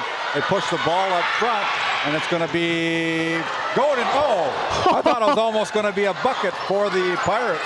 Just pure chaos out here right now, Randy. My goodness. And there's Barman going for 3, and now they have a pass up front to Hollingshead, and Hollingshead gets the bucket. Pirates turn that chaos into an easy bucket for themselves. The lead is 10 for the Ray Jays with under a minute to play here in the half. However, Bank of Tioga halftime report at the conclusion of this first half of play. Down low, here is Barman turning around. That shot's up, no good. Barman there, no good. And then we're going to have another foul that's going to be whistled against the Pirates. Yeah, this is one where you got to box Barman out. A couple Pirates players are already trying to go back on the offensive side, but you can't do that until you get the rebound. Landon Barman, a 6'1" freshman, toes the Souris Valley Dental Group free throw line. And he's off on the first one. Seeing a lot of time here because Grady Parizek is, or Brody Siner, excuse me, is on the bench with 4 personal fouls. Cooper Hayes just picked up his 3rd foul here.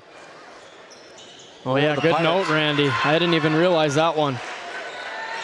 So both teams with 4 fouls here with 40 seconds remaining in the quarter. As Cooper Hayes into the front court. Cooper tries to fake. Now goes cross court, throws it away. Turnover number 9 of the quarter, and here's Jace Becker. And it's going to be a foul. It's going to be whistled on the shot against Ryland Hollingshead. Becker just going 100 miles an hour on every play. Yeah. Attacks the rim, and he'll get to go to the free throw line. 35-24, 25 and a half seconds to go as Jace Becker will toe the Souris Valley Dental Group free throw line. Wears 0 and puts in the first one. What a half he is having. Yeah. My goodness. You know, Bergstrom made the comment that he believes they're the most conditioned team in this tournament. They're kind of proving it tonight, especially Jace Becker. Now we see Ty Barman checking out of the game with 25 and a half seconds to go as the second one missed there by Becker. And then the Pirates lose the basketball on an unforced turnover. That's 14 turnovers here in the first half for Tioga. They're not doing themselves any favors. They're down by 12, and they're going to bring Ty Barman back in for Colton Grove. The Ray Jays are. Try to get another offensive set here before the end of the first half. Yeah, if I'm Coach Bergstrom, I just want them to get this last possession. Try to stretch the lead to 14, maybe 15. Barman gives it to Becker. Fakes, spins, paint, shot, good. Becker going to work. Pirates almost turn it over again. Johnson with it, going coast to coast off the glass for 2. He gets a head of steam, goes downhill pretty good. as we look at that RTC Networks instant replay all the way to the lane at the end of this first half. Your halftime score on your NCC scoreboard, it is the Ray Jays 38, the Tioga Pirates 26. We will step aside. David's got as we're Bergstrom gonna send it down there. to David Peterson. Hey, I got Coach Bergstrom here. The Ray Jays are up 12 right now with a fast-paced back and forth basketball game. Bergstrom's, Michael. Coach. No. Jace is having an awesome first half. What's it going to keep this 12-point lead, stretch it into the second? Well, they're cherry picking 2 guys, so we're going to have to get back on that. We're going to have to get in front of Johnson when he, drives it in there.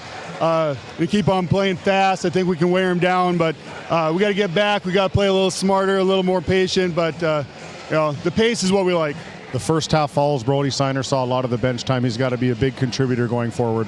Yeah, I mean, we got some other guys coming in, putting big minutes. When he gets back in, he'll be ready to go. Okay, thanks, Bergie. Back to you guys. Thank you, David. We'll send it back to the Tioga Medical Center sports desk as we continue on after this timeout with our Bank of Tioga halftime report. This Game Day Media broadcast is brought to you by. We hope you're enjoying today's broadcast. White Mountain Electric of Williston encourages you to join them by supporting your local team at home or in the gym. White Mountain Electric, a proud supporter of Game Day Media. Based in Williston, North Dakota, Busy Bees Hot Oil Incorporated is a veteran-owned and managed company. Busy Bees services include water hauling, hot oil services, capstring flushes, and much more. Busy Bees will approach any job, no matter how large or small, with 100% safety and commitment. We pride ourselves on giving back to the community that has given so much to us. Looking for the perfect career? Consider Busy Bees Hot Oil Incorporated. Find them at busybbeeshotoilinc.com or give them a call at 701-572-9303 today. This Game Day Media broadcast is brought to you by The Alexander Public School Foundation is dedicated to supporting the needs of students and the staff of Alexander School. We believe that the strength of the community is rooted in the strength of its school. Best of luck to all of the athletes, coaches, and fans from the Alexander Public School Foundation. Located in Tioga, North Dakota, Patriot Oilfield Service Incorporated is a proud supporter of the Tioga Pirates, supporting the Bakken with hot oil and water hauling services. For your service needs, call our dispatch office at 701-664-2016 today. D&L Paraffin Incorporated is a local family-owned hot oil company that has been in operation since 1981. We work hard to develop good business relationships with the oilfield companies in the Tioga area. While offering services north of Lake Sakakawea, we focus on integrity, hard work, and safety. For all hot oil services, call dispatch at 701-641-3065 or 701-641-6310.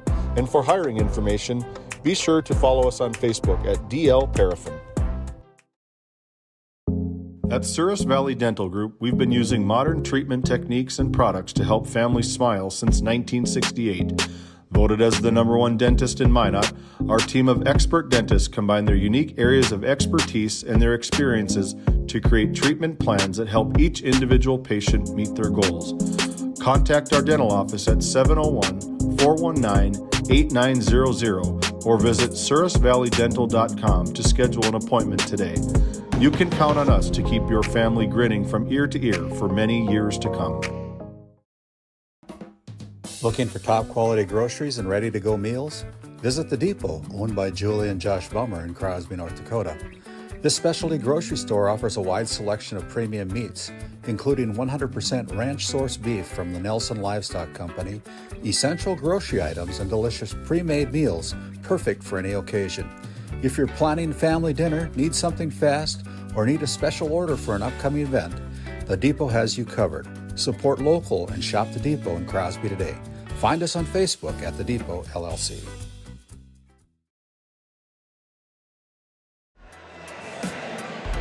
Hey, as we bring it back here to our Bank of Tioga halftime report, your NCC score, it is the Ray Jays at the half leading 38-26 as we take a look at the numbers here of this final game of day number 2. The Ray Jays 16 out of 28 from the field, 4 out of 6 from the Souris Valley Dental Group charity stripe.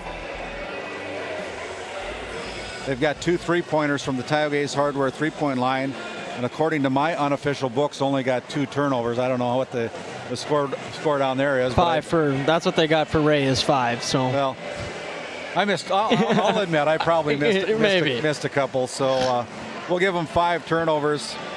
But for the Pirates, they're 11 out of 22 from the field, 3 out of 6 from the free throw line, 1 3-pointer. But I have them for 14 turnovers, 10 of those coming in the second quarter. Well, Williston State's box scores got him for 16. Oh. So.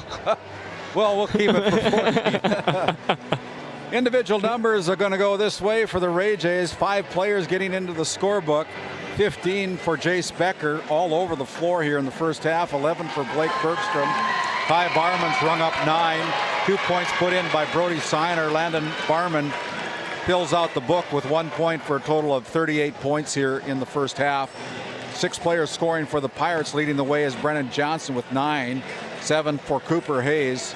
5 for Gunnar Moberg. 2 each for Rylan Hollingshead and Weston Lallam. And 1 point for Jaron Ron for a total of 26 first half points. A little bit of foul trouble for both teams. Brody Siner has got 4 personal fouls for the Ray Jays. Cooper Hayes and Rylan Hollingshead each with 3 personal fouls for Tioga. Brennan Johnson's got 2 fouls as well. And for the Ray Jays, Ty Barman has got 2 fouls and Grady Parizik's got 2 fouls. So it was a little bit of a rougher game in that first half. Yeah, and Randy, when I look at it, the second quarter, the Ray Jays outscored Tioga 21-10, something like that. And that was pretty much without Siner because he was in foul trouble. He came in for a little bit and then picked up another foul. But they were able to jump on the Pirates without one of their leading, one of the OGs, the junior, not even a senior, but he's one of those leaders. And they were able to do it without them. We'll see what the strategy is in the second half with Siner. But the big thing that stands out, we know about the Tioga turnovers, but here's the points off turnovers. Ray 24, Tioga 7. That's been the difference in this ball game. Yeah, 38-26, about 3 minutes to go before we get underway here in the second half. We'll send it back to the Tioga Medical Center Sports Desk for a few words from some of our great sponsors. But we're going to, before we do that, we're going to send it down to David with Pat Alberts.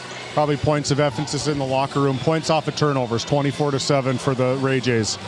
Yeah, we got 16 turnovers at the half. I mean, you're not going to win a ton of games against anybody, let alone these guys with 16 turnovers. But listen, we're with those. We got a couple of shots that if they were to fall in, we got a couple bunnies that we make. We're only down 4 or 6 points, even with that.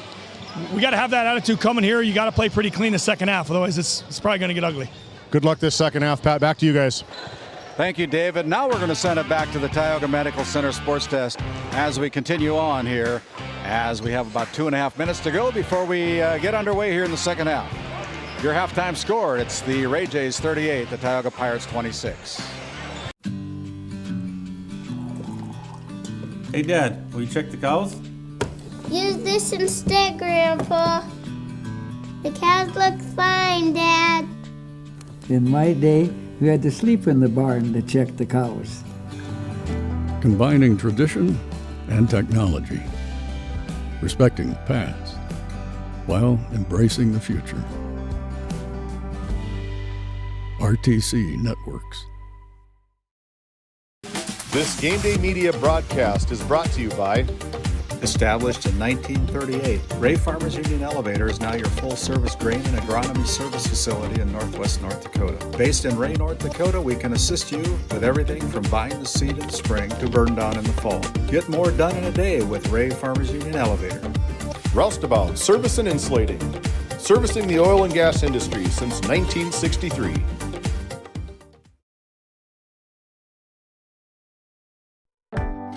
Located in Crosby, North Dakota, Brad Johnson Insurance has been helping clients find insurance coverage since 1986.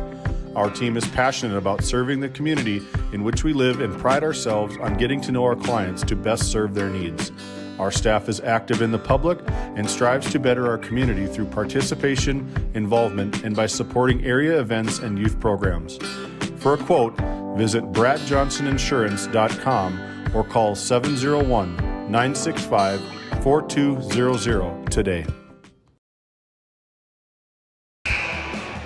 Hey, as we set to begin here with our Northwest Therapy Services start of our second half, it'll be The Pirates with the first possession of the night here in the second half as they inbound the basketball into the backcourt for Cooper Hayes. Barman still into the game. Here is Brennan Johnson going in.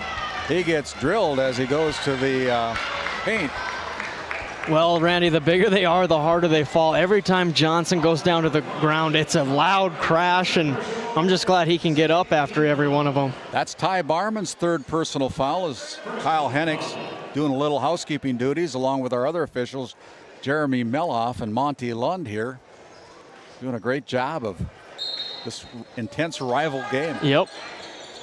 Jaron goes out to Cooper Hayes. Cooper goes to the baseline, got a little floater.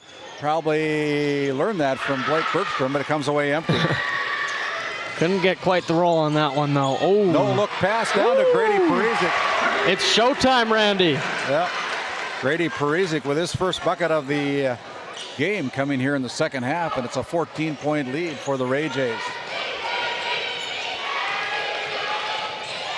Hayes lost the handle on it. Now it's going to be a foul in the backcourt. And who's that going to be whistled against? Kyle Hennigs is going to go to the scorebook. It's going to be against number 3, Gunnar Moberg. That's his first personal. 7:22 to go. No pressure in the backcourt for the Pirates. Ray Jays come in. Here's Jace Becker guarded by Jaron Ron. Goes to the paint, fakes with the head, goes up, puts in 2 more. He's got 17 points. 17 points, 6 boards, 2 assists, 2 steals, and 1 block. Becker doing everything for the Jays tonight. He has come to play for sure. Here's Brennan Johnson, guarded there by the 8th grader Ty Barman. The ball's going to go out of bounds. Last touch by the Ray Jays as look at this hustle by Parizek. I thought Carter Valier was in jeopardy of his life over there as Grady Parizek made them lose their papers over there. Yeah. All kinds of things going on down there. No, just like that, and there's a foul called against Jaron Ron. As we look at this RTC Network's instant replay, just great hands from Barman. Gets the steal, draws the foul. I don't think they realize how tall he is. Yeah. And the arm length that he's got. My goodness, arms go down to a middle of his thigh. He's quite the specimen. Oh boy. Mark my words, if he doesn't get hurt, he's going to be a Mr. Basketball candidate in his years to come as we look at that one. You teed it up, Randy. You teed it up. My goodness. It is fun to watch. Oh, yes. These guys work so hard at Ray, and it's certainly paying off for them. Here's Cooper losing the handle on it, then they're going to get a foul. It's going to go against the Ray Jays. I believe it will be on the floor. It's going to go against Blake Bergstrom. That's Blake's second personal. Yeah, just got a little arm. Pirates still looking for their first point of the quarter. The Ray Jays have scored 6 already. Cross-court pass over to Gunnar Moberg, and then we have an offensive foul called against Gunnar Moberg. We talked about it earlier, Randy. Every time you extend that arm, it's going to get called on you. You're never going to get away with that. Nope. No matter how much you plea or whatever, you're not going to get away from it. Grady Parizek. Blake Bergstrom with the bounce pass over to Becker. Becker now goes over to Barman. He lets it fly from 3, deep in the corner for 3. Those are just killers. You're focused on the Ray Jays' main scores, and then Landon Barman dices you up from the corner 3. And there's another steal for the Ray Jays as Barman goes in, and it'll be a foul call against Jaron Ron.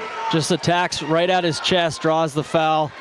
There's not much Ron can do in that situation. Yeah. Except make sure he doesn't get dunked on. Well, that's probably the reason why he did it. I mean, you steal the ball, you're not going to dunk it on me. I'm going to foul you before that happens. But Barman puts down the first one.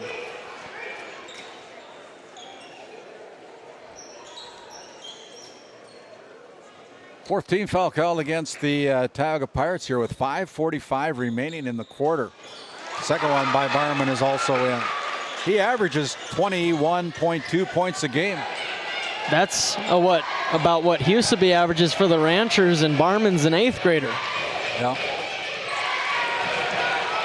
Now the Pirates got numbers if they hurry. They get it to Cooper Hayes down low. It's Hollingshead with a nice assist there by Cooper Hayes. Their first point of the third quarter. The Ray Jays bring the ball in a hurry to the corner. Now they give it up over to Becker. Becker with the dribble into the paint, goes around Jaron Ron and puts down 2 more. We've said it all night. Becker is here to make a statement, and that he's doing.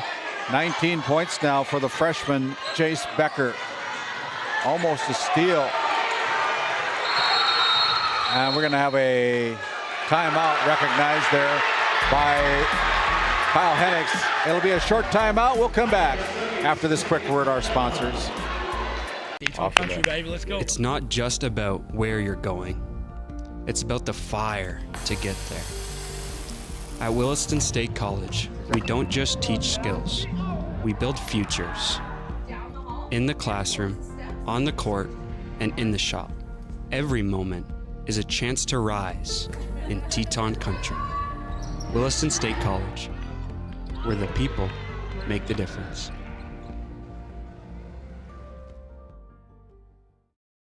As we bring it out of the St. Luke's Medical Center timeout, again, if you're just joining us, the Ray Jays leading by 23, 51-28. This has been the Ray Jays ball game since the start of the second quarter. Yeah. It was 17-16. The Jays had a lead of 1 at the end of the first quarter, but Pirates kind of imploding a little bit. Here's Hollingshead going in for the easy bucket. 2-point field goal. It's 21-point lead for the Ray Jays, 51-30. Barman getting a lot of minutes here tonight as Lallam got his hands on it.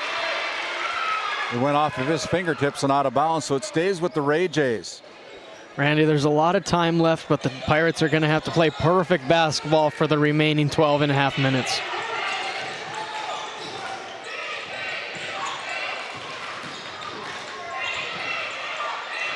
There is a reverse layup by Brady Parizek. The Ray Jays got Parizek making reverse layups on Johnson and Landon Barman hitting corner threes. Yeah, there's not much you can do to defeat these guys right now.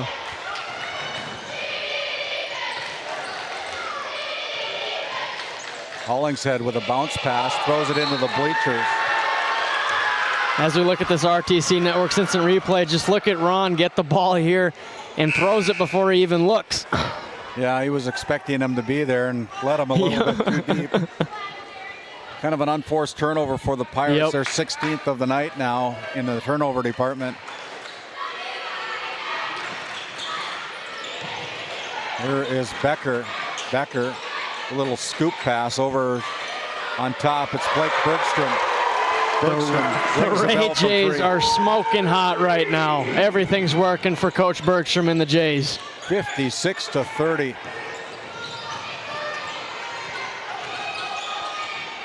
Cooper Hayes, he's going to cast it and launch it from 3. That's no good. Here come the Ray Jays again. Barman. And it's going to be a foul as Cooper Hayes got him with the body. They say the bucket goes in for Ty Barman. They didn't get the dunk on him, but they got an and one. They might get an extra point out of it. Yeah, they might get an extra point out of it as Ty Barman, with 15 points on the night so far, can make it 16. That's Cooper Hayes' 4th personal foul.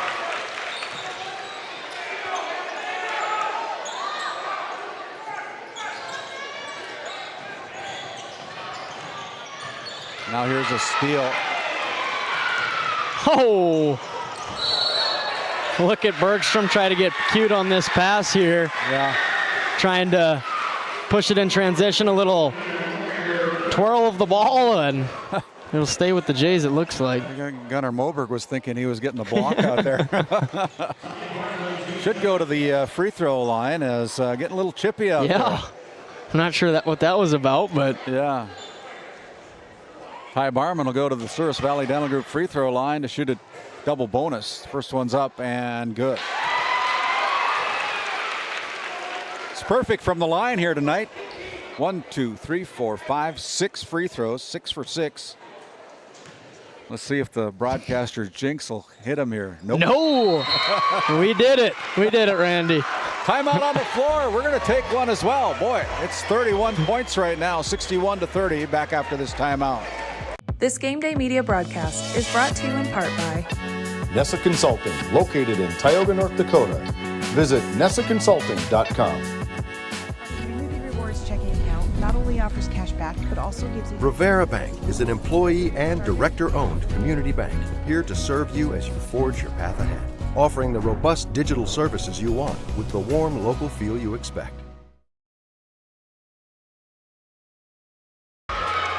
Hey, out of the St. Luke's Medical Center timeout, it's 31-point lead, 61-30 for the Ray Jays, as this third time that they've met. You know, there's always a saying that it's hard to beat a team 3 times in a season. Well, the Jays are making it look easy tonight. Yeah, they are. Here's Cooper Hayes. Cooper Hayes with the dribble, double teamed there at the top of the key. They go to Weston Lawlem.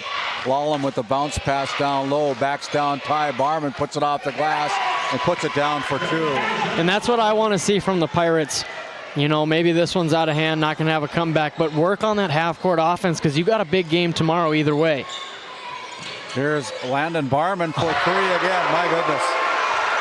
Landon Barman, who doesn't get many minutes on a regular basis, steps in due to foul trouble, and he's just been casting from outside. Darren Ron goes to Gunnar Moberg. Gunnar Moberg drives in, puts a little scoop shot with a little English on it. It comes off the arms of Tioga, so it will go back over to the Ray Jays. 64-32, the Ray Jays have doubled up the Pirates here in this semifinal game. Blake Bergstrom goes out to Barman. Now back out to Blake. He's going to cast it from a deep 3 and hits the bottom of the net. Wow, my goodness. Confidence is flowing from Ray J to Ray J. They're all letting it rip. They're all going 110%. Great effort tonight from the Jays. Here is Johnson with a little right-handed shot. Puts it down for 2. Ray Jays are up 33, and they're still just getting it out in transition. They're trying to put this one away over and over again. A foul is whistled against number 10, Weston Lawlem. It's his first personal, so Ty Barman will toe the stripe to shoot 2. First one's up and no good. His first miss here in the contest. 67-34, Barman again, the unconventional free throw stance, misses both of them. Was that the jinx just delayed? I didn't say anything. I mean, yeah. It's true. We didn't say anything that time. Not our fault. No credit from us. Here is Cooper Hayes missing it. Off of a nice fake, goes up and one for Brennan Johnson. Brennan still fighting, got the bucket to fall, gets to the Souris Valley Dental Group free throw line as the whistle called against number 1, Grady Parizek, with his 3rd personal. You got to love it if you're Pat Alberts to see your senior leader still putting in all the effort, getting these tough buckets, not giving up. As Kyle Hennigs puts on his housekeeping duties, and he'll be able to get the sweat and perspiration off the floor as Brennan Johnson will go to the Souris Valley Dental Group free throw line to do the traditional 3-point play. Johnson's free throw is good here at the well. Having a nice quarter. He's got 7 points in the quarter, 16 in the game. Minute and a half to go in the quarter. Here's Chase Becker. Becker goes in, fakes. Good defense there by Jaron Ron. And that'll be a foul call against the Ray Jays, I believe. Going to go against Jace Becker with his 2nd personal. 67-37. As the Pirates trying to cut this lead down a little bit more. They're down by 30. Here's Brennan Johnson going in, and it's going to be a foul as Brennan Johnson hits the deck, helped up off the floor by Landon Barman. Great aggressive attack on our RTC Network's instant replay. Gets to the line. Brennan Johnson goes to the Souris Valley Dental Group free throw line to shoot 2.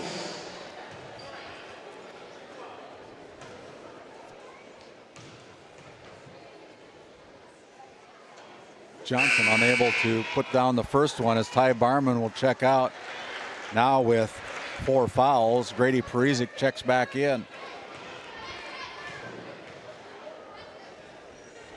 Next one is off the mark as well, and it's going to be kept alive there by Gunnar Moberg. Good effort there by Moberg, but unable to keep it into the hands of Tioga. So the Ray Jays will have the basketball. 1:07 to go here in the third quarter. Blake Bergstrom comes into the front court, goes to Colton Grove. Becker gets triple teamed, and now we're going to have a foul call against Tioga. Going to go against number 10, Weston Lallam. So the double bonus still in effect here with 57.8 seconds to go. Jace Becker will toe the Souris Valley Dental Group free throw line to shoot 2. Becker with the first one in, now with 20 points.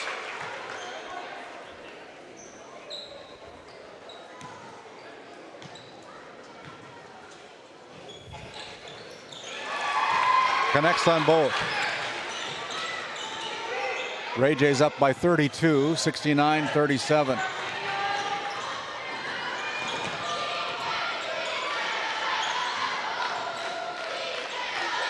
Over to Weston Lallam.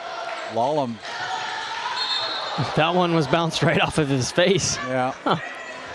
Nothing intentional there as the ball goes off the face of Weston Lallam, but it stays with the Pirates. As, I think he's got a bloody nose. He's going to have to come out of the game, take care of that bloody nose, and that's the second one for Tioga as Jaron Ron. Yeah, you're right, Randy. Half a roll of toilet paper stuck in his nose earlier in the game.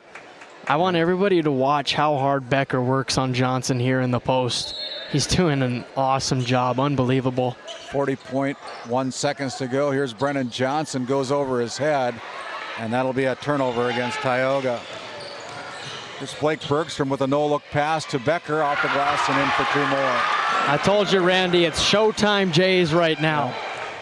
Jace Becker just having one whale of a game here tonight. He wants to play for the championship. Oh, yeah. Here's Hollingshead going in. Had a layup, give it up. Out to Hayes. Here's Cooper. Cooper throws it up from 3. That's no good. Lands in the hands of Johnson. Johnson is going to go to the free throw line on the foul call against the Ray Jays.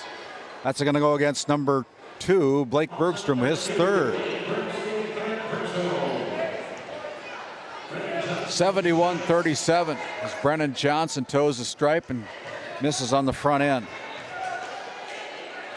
Missed his last 3.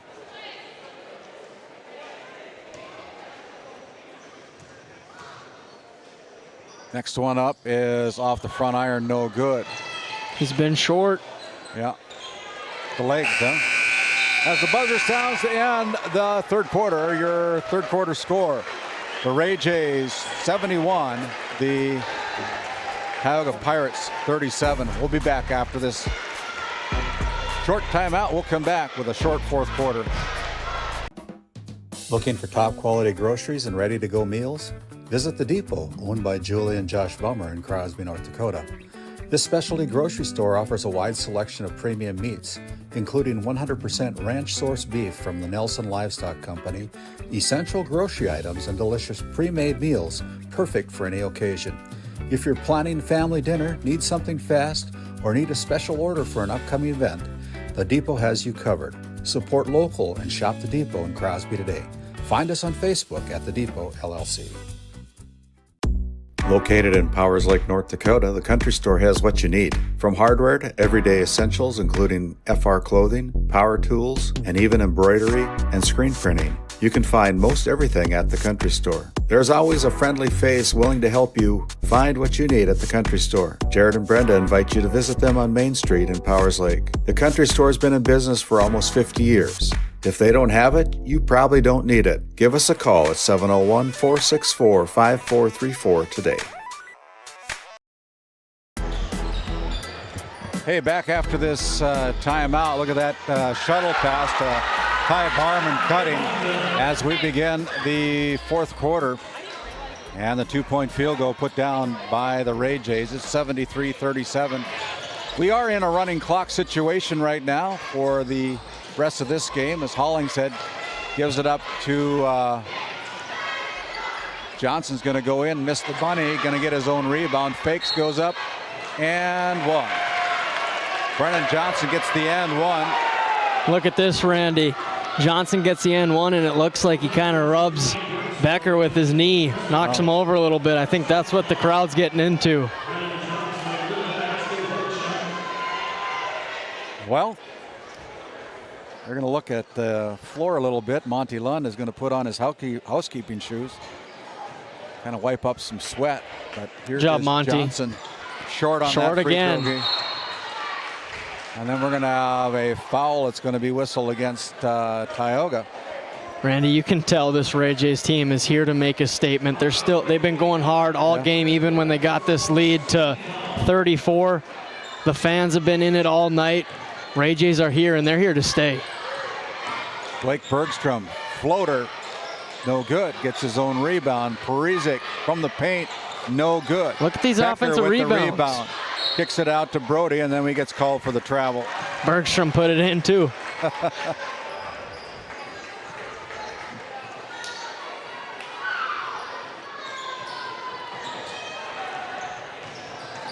Here's Hollingshead with a bounce pass over to Moberg, comes away empty. Shot put up there by Brennan Johnson, picking up the garbage bucket. And we have a timeout on the floor. We'll take one as well. 73-41, 6:39 to go here. Ray Jays look like they're going to advance to the championship game against the Ranchers tomorrow night. Back after this timeout. Don't let pain hold you back. Call the orthopedic and sports medicine experts at CHI St. Alexius Health Williston. No referral is needed for an appointment. Stay on the slopes, in the game, or wherever the fun is. Complete care for orthopedic injuries and disease with orthopedic surgeons right here in Williston. Trusted by sports teams and trained to help you go the extra mile. Stop waiting for muscle and joint pain to go away. Call today. CHI St. Alexius Health Williston, 701-774-7500. Growing family, the city. Hey, we'll bring it back here as that was a short timeout as Pat Alberts has decided to empty his bench. And I believe just live to see another day. Done that as well. Brady Parizek into the game. Brody Sinar taking a shot from three and no good. He's probably a little cold. He's had to spend a lot of this game on the bench with all those fouls. Pirates forgot which way they're going. Just shot it at Tioga's hoop. Let's take a look at that. Brody Sinar shot a basket to the Tioga basket. He missed it. Michael Grimes took the ball. He was going to go the other way before Pat Alberts caught up I with was him. confused also. Yeah, I got to check back into this game. Well, Grimes, he's going to go to the free throw line on the foul called against Grady Parizek. And Kyle Hennigs, Michael Bergstrom laughing about it. Pat Alberts has got a little chuckle on his face as Michael Grimes puts in his first point off the bench for the Pirates. As Brody Sinar says, Coach, I was on the bench for so long I forgot which way we were going. Last time I was in was when we were going that way. Grimes, he hits 2 for 2 from the Souris Valley Dental Group charity stripe. There's always something new that pops up, Randy. Yeah, there he is. I've been doing this for 20-some years, and I don't know that I've seen that too often. Bridger for 3. It's off the back iron. Just about close to our hoop cam there. Watch out, buddy. As that shot goes over the backboard and out of bounds, it comes back to Tioga. Randy, we've talked about this Grimes kid. He likes to play 110%. Yeah, he's going to get 6 minutes of run here. Chance to impress the coach as Graham Schaefer puts up the shot. That's no good. Bridger's going to go for 3. That's off the back iron, no good as Wyatt Rice handles the rebound.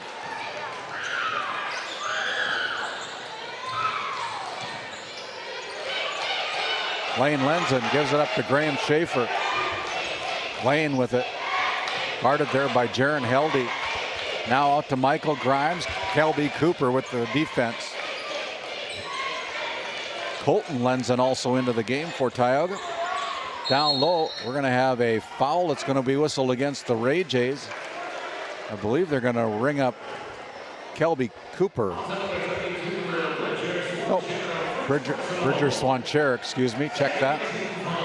5 minutes to go here in this running clock situation here in the fourth. Ball goes over the head of Graham Schaefer. Now Graham gets it back with a bounce pass up to Grimes. Down, bounce pass over to the Pirates. Number 24, Lane Lenzen. That one's no good.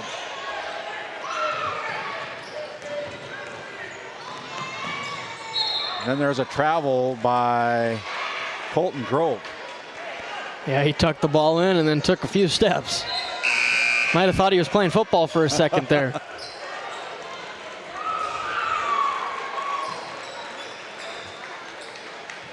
Bodie Donnelly checking in for their head coach, Michael Bergstrom. Grimes directing traffic. They get the ball over to Lenzen. Now it's Lenzen to Lenzen. The brother team. Lane with the dribble goes to Graham Schaefer.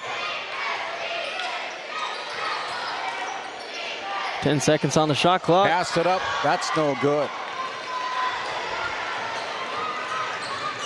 Here's Jaron Heldy with a bounce pass out to Donnelly. Donnelly for three, no good. Kelby Cooper passes it over to Jaron Heldy, blocked by Rice. Michael Grimes runs down the loose basketball. Grimes goes down, throws it into the bleachers. Turnover, Tioga. 73-43.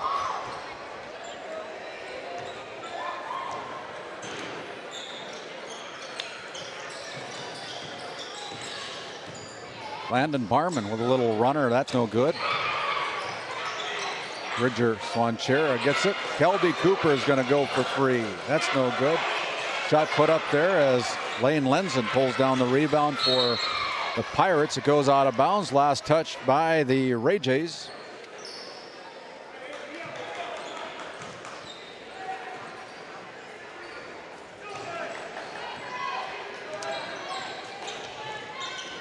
Grimes with the dribble for Tioga.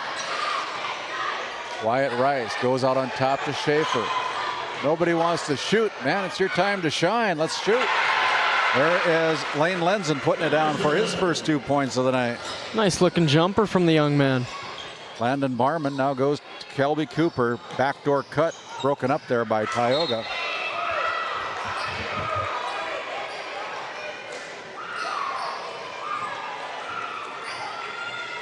Folks are starting to leave. Going to watch the rest of the game here on GameDay Media. Or on Bridger Swanchera. KTGO. As Cooper throws it at the hoop, that one's no good. Kind of looks like he's the fan favorite, Kelby Cooper. Good old hype man for this Ray J squad. Lane Lenzen for three, good. Hits another one. From the Tioga Ace Hardware three-point line. He's got 5 points. I bet those two shots help him build his confidence as he begins his high school career. Yeah. Yeah, he'll be wearing the uniform next year, getting a lot of playing time, I'm sure. Here's Bridger Swanchera, minute and a half to go. Cooper dribbling in. Tucks and weaves and puts it off the glass for two. Look at the smile on his face.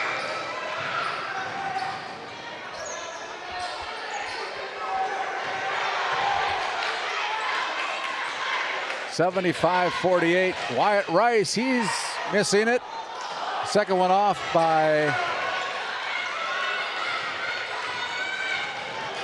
Colton Lenzen is no good. Here's the Ray Jays. Under a minute to play. Landon Barman goes over to Bridger. Now out on top to Donnelly. Cooper is going to let it fly again. This time it's short. Brought back in for the Ray Jays by Donnelly. Blocked by Rice. They were all looking for it. Didn't realize it was blocked. Landon Barman now with a step back free. Good for Barman. Pouring salt on the wound, the Ray Jays are. He's got 10 points tonight for the Ray Jays. Down low, Wyatt Rice is going to get 2 points. His first 2 points of the night.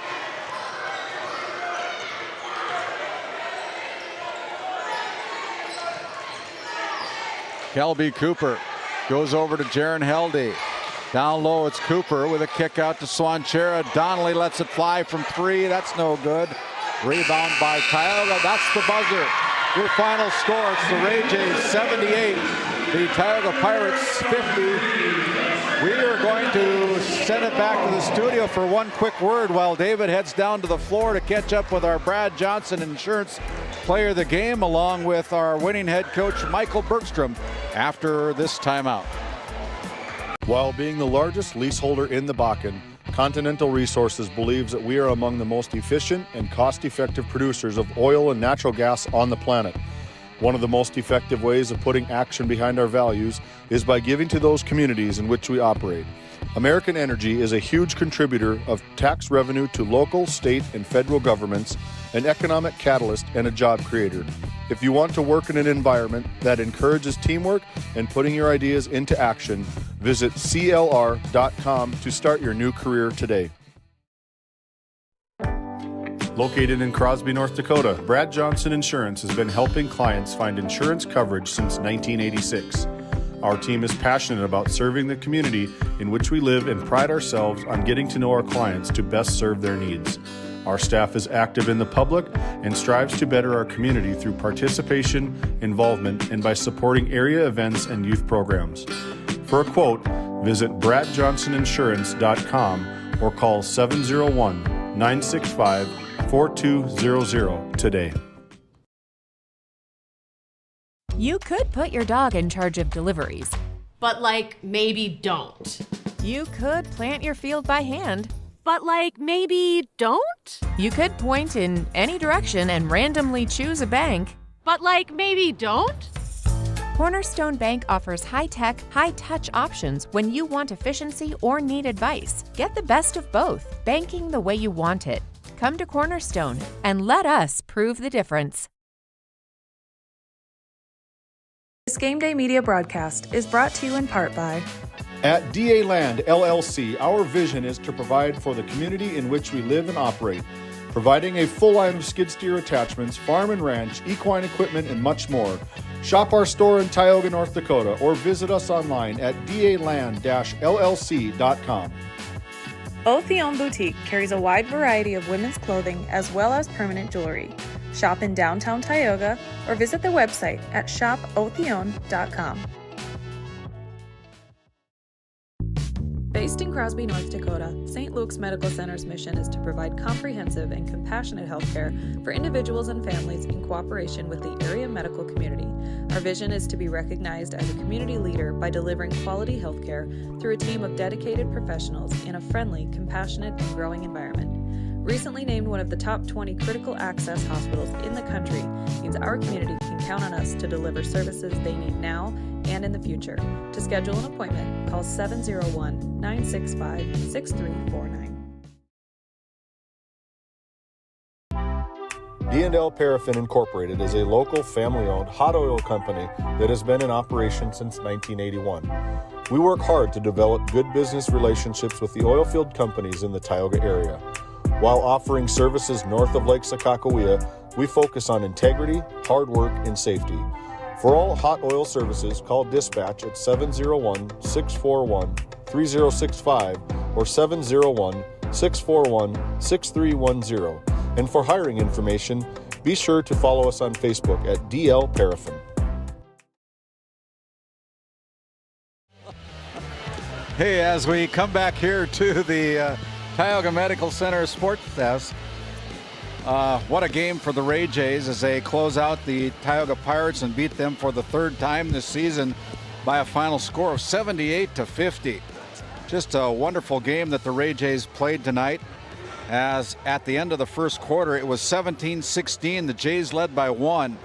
They outscored the Pirates 21-10 in the second quarter to take a 12-point lead to the locker room. Then get this, they put up 33 points in that third quarter compared to 11 for Tioga. Led at the end of the third quarter, 71-37. Your final score here tonight, it was the Ray Jays 78 and the Tioga Pirates 50. As we look at the book, 30 out of 50 from the field tonight, according to my unofficial books. 11 out of 15 from the Service Valley Dental Group free throw line. 7 3-pointers from the Tioga Ace Hardware three-point line, and only 7 turnovers according to my books. That's probably debatable, but they got them for 6. They got them for 6, so I give them one more than real they have. Close. Pirates were 21 out of 42 from the field, 6 out of 14 from the charity stripe, 2 3-pointers. They had 19 turnovers, and 10 of those 19 turnovers came in the second quarter. Individual scoring goes this way. Jace Becker with 23 points tonight. Ty Barman added on 20.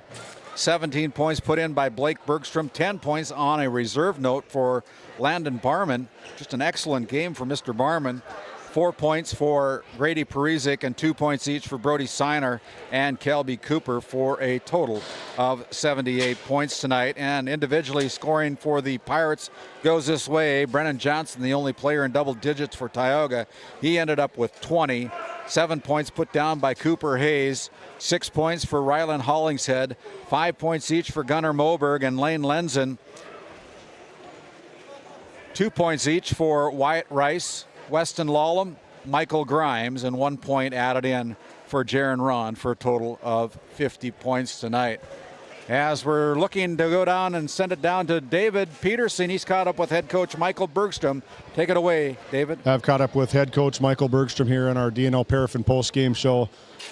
Conditioning, you talked about it early in the pregame show. You know, you said that you were probably one of the best conditioned teams in the district, probably in the region. Tonight in that third quarter before the bench is emptied, it looks like you were ready to go maybe another 2 or 3 quarters. Yeah, like I said, you know, we take pride in that. We know we're not super deep, but, you know, we want guys to be ready to go for however long they need to be in there, and our guys work really hard, and some we hang our hat on, and we thought we didn't think Tioga could keep up with the pace. I know they try to be physical with us, which I guess I'd probably try to do the same, but they can't be physical if they couldn't catch us, and that was kind of our mindset going into the second half. Second half, you came out of the third quarter with what they have is 33 points in that second quarter. That's hard to contend with no matter which basketball you're playing.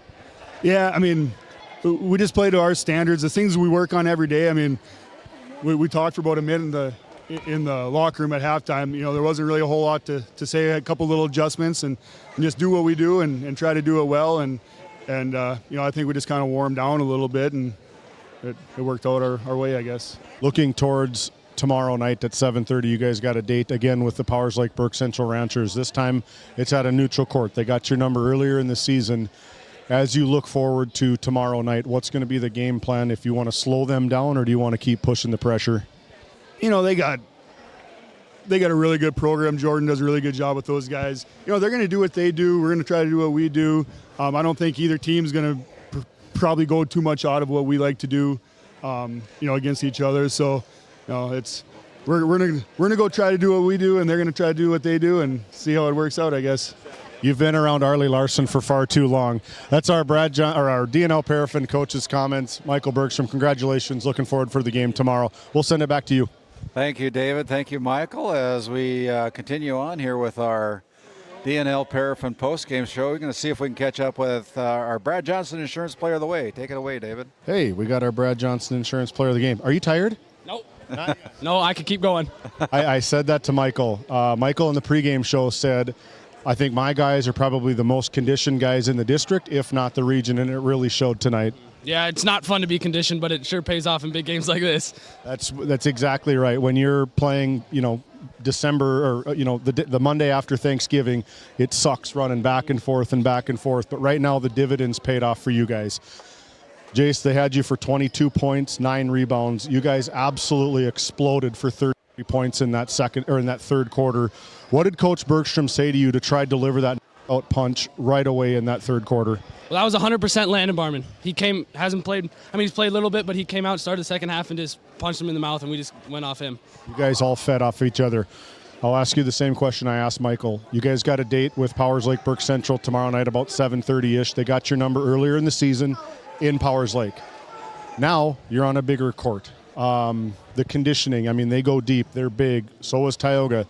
The way you guys played, you want to look to push it back and forth or to try to slow them down, play offense? We're just going to do our game and go from there.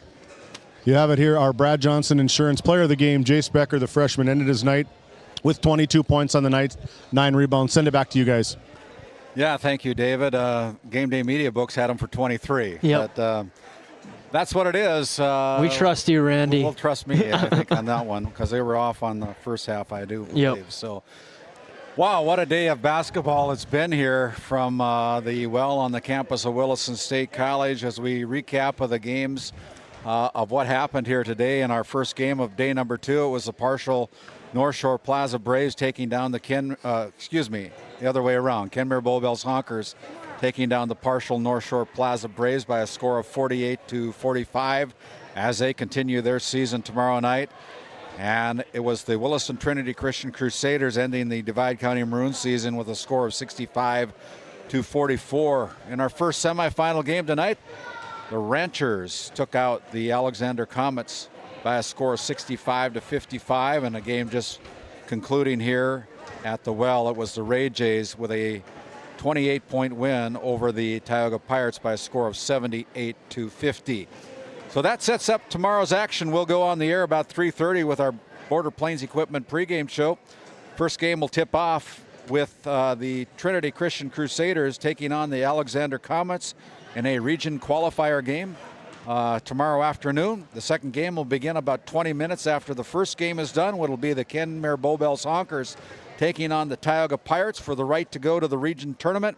And then for all the marbles, about 20 minutes after that second region qualifier game, it'll be the Powers Lake Burke Central Ranchers taking on the Ray Jays, and that's going to be a good one. Oh yeah, Randy. You know, first 2 days of the tournament, the intensity increased from day 1 to day 2. But tomorrow is the day that means the most. You got the championship, and you got 2 winner-go-home games. I can't wait for Game Day Media to bring all the action tomorrow. We're excited. It's going to be a fun day. David, any final comments? I know you're a little bit out of breath coming up here, running the stairs here, but you got a few words of wisdom for us here? Yeah, I just think, these guys are playing. It's incredible basketball. This reminds me of probably back pre-2021. The facility is plumb full. There's hardly any seating, and these kids absolutely fuel on that. Get to the gym early, support the concession stands, support the kids that are playing. They do a phenomenal job. And you've played in a couple of these yourself. Like, what's the mentality of the Ray Jays? Never played in a district championship game. The mentality for the Powers Lake Burke Central Ranchers. What's that mentality like as a player? Well, in 2018-2019, when we went to state for the first time in however many years, it was kind of the opposite. The Ray Jays had the number 1 seed, and we were number 2 because Ray Jays beat us in the regular season. But the energy we had in that championship, that's the most I've ever had with anybody, any team. We were clicking on all cylinders. So I kind of expect that from the Ray Jays tomorrow. They've been waiting for this. Last year was kind of a rebuild year. They were starting to get used to it. Now they know what they want to do. The Ranchers got that target on their back. It's going to be a fun one tomorrow night. I just know they better start pumping in some more oxygen into this facility because the kids playing are going to suck it all out of you and they can leave any left for us. Hey, there you go. Words of wisdom from our play-by-play and color analyst, David Peterson and Noah Fredrickson. Boy, what a day it's been. As one more thing we want to mention before we sign off here tonight, we're going to be over at the Rough Rider Center in Watford City on March 10, 11, and 13 with coverage of the Division A Region 4 Boys Basketball Tournament. Looking for sponsorships. We've got plenty of opportunities. If you'd like to put your business out there on our platform, we'd love to talk to you about that. But yeah, a great day of basketball. We got one more day of basketball here for the District 5. Tomorrow afternoon, we'll go on the air at 3:30. First game tips off at 4 o'clock. And what a day of basketball it's going to be tomorrow. We're looking forward to it. On behalf of our team here this afternoon and this evening, I want to thank Seth Wistoff, David Peterson, Noah Fredrickson, Aaron Griffin, Owen Miller, James Myers. My name's Randy Peterson signing off for one last time. Once again, your final score here It was the Ray Jays taking out the Tioga Pirates 78-50. Good night, everybody. We'll see you tomorrow. Come out to the gym. Tonight's Game Day Media broadcast was brought to you by NCC, Tioga Medical Center, The Country Store, St. Luke's Medical Center, Otheon Boutique, Souris Valley Dental Group of Minot, Haugland Insurance Services, D&L Paraffin, Brad Johnson Insurance, Bravera Bank, Continental Resources, Northwest Therapy Services, Nessa Consulting Service, Roustabout Service and Insulating, DA Land LLC, Tioga Ace Hardware, Border Plains Equipment of Stanley, The Bank of Tioga, Tioga Parts Supply, Tegan's Interiors, Tioga Drug and Soda Shop, Prairie Home Furnishings, Farmers Union Insurance, Larson Vossen Agency, Montreal County Health Center, Brandy Larson Insurance Agency, Kyle Hansen, Financial Advisor, Border Mobile Grain Cleaning, Wham LLC and Dry Fork Supply, Liberty State Bank of Powers Lake, Crosby Chiropractic, the City of Ray, Lindsay Grocery, Northern Charm Boutique, Montreal Williams Electric Cooperative, Brook Divide Electric Cooperative, Mirex Petroleum Corporation, Powers Lake Athletic Booster Club, Faith Baptist Church of Kenmare, Ray Farmers Union Elevator, Gustafson Septic Service Incorporated, Tioga Pirates Booster Club, The Depot LLC, Big Memo Laser, TNT Measurements Incorporated, Patriot Oilfield Service Incorporated, Alexander Public School Foundation, The Food Barn, Busy Bees Hot Oil Incorporated, White Mountain Electric, Sun Manufacturing, Northwest North Dakota Select Cimental, Williston State College, CHI St. Alexius Health, Sorensen Ranch, Western Education Regional Co-op, Cornerstone Bank, RTC Networks, Flag Family Media.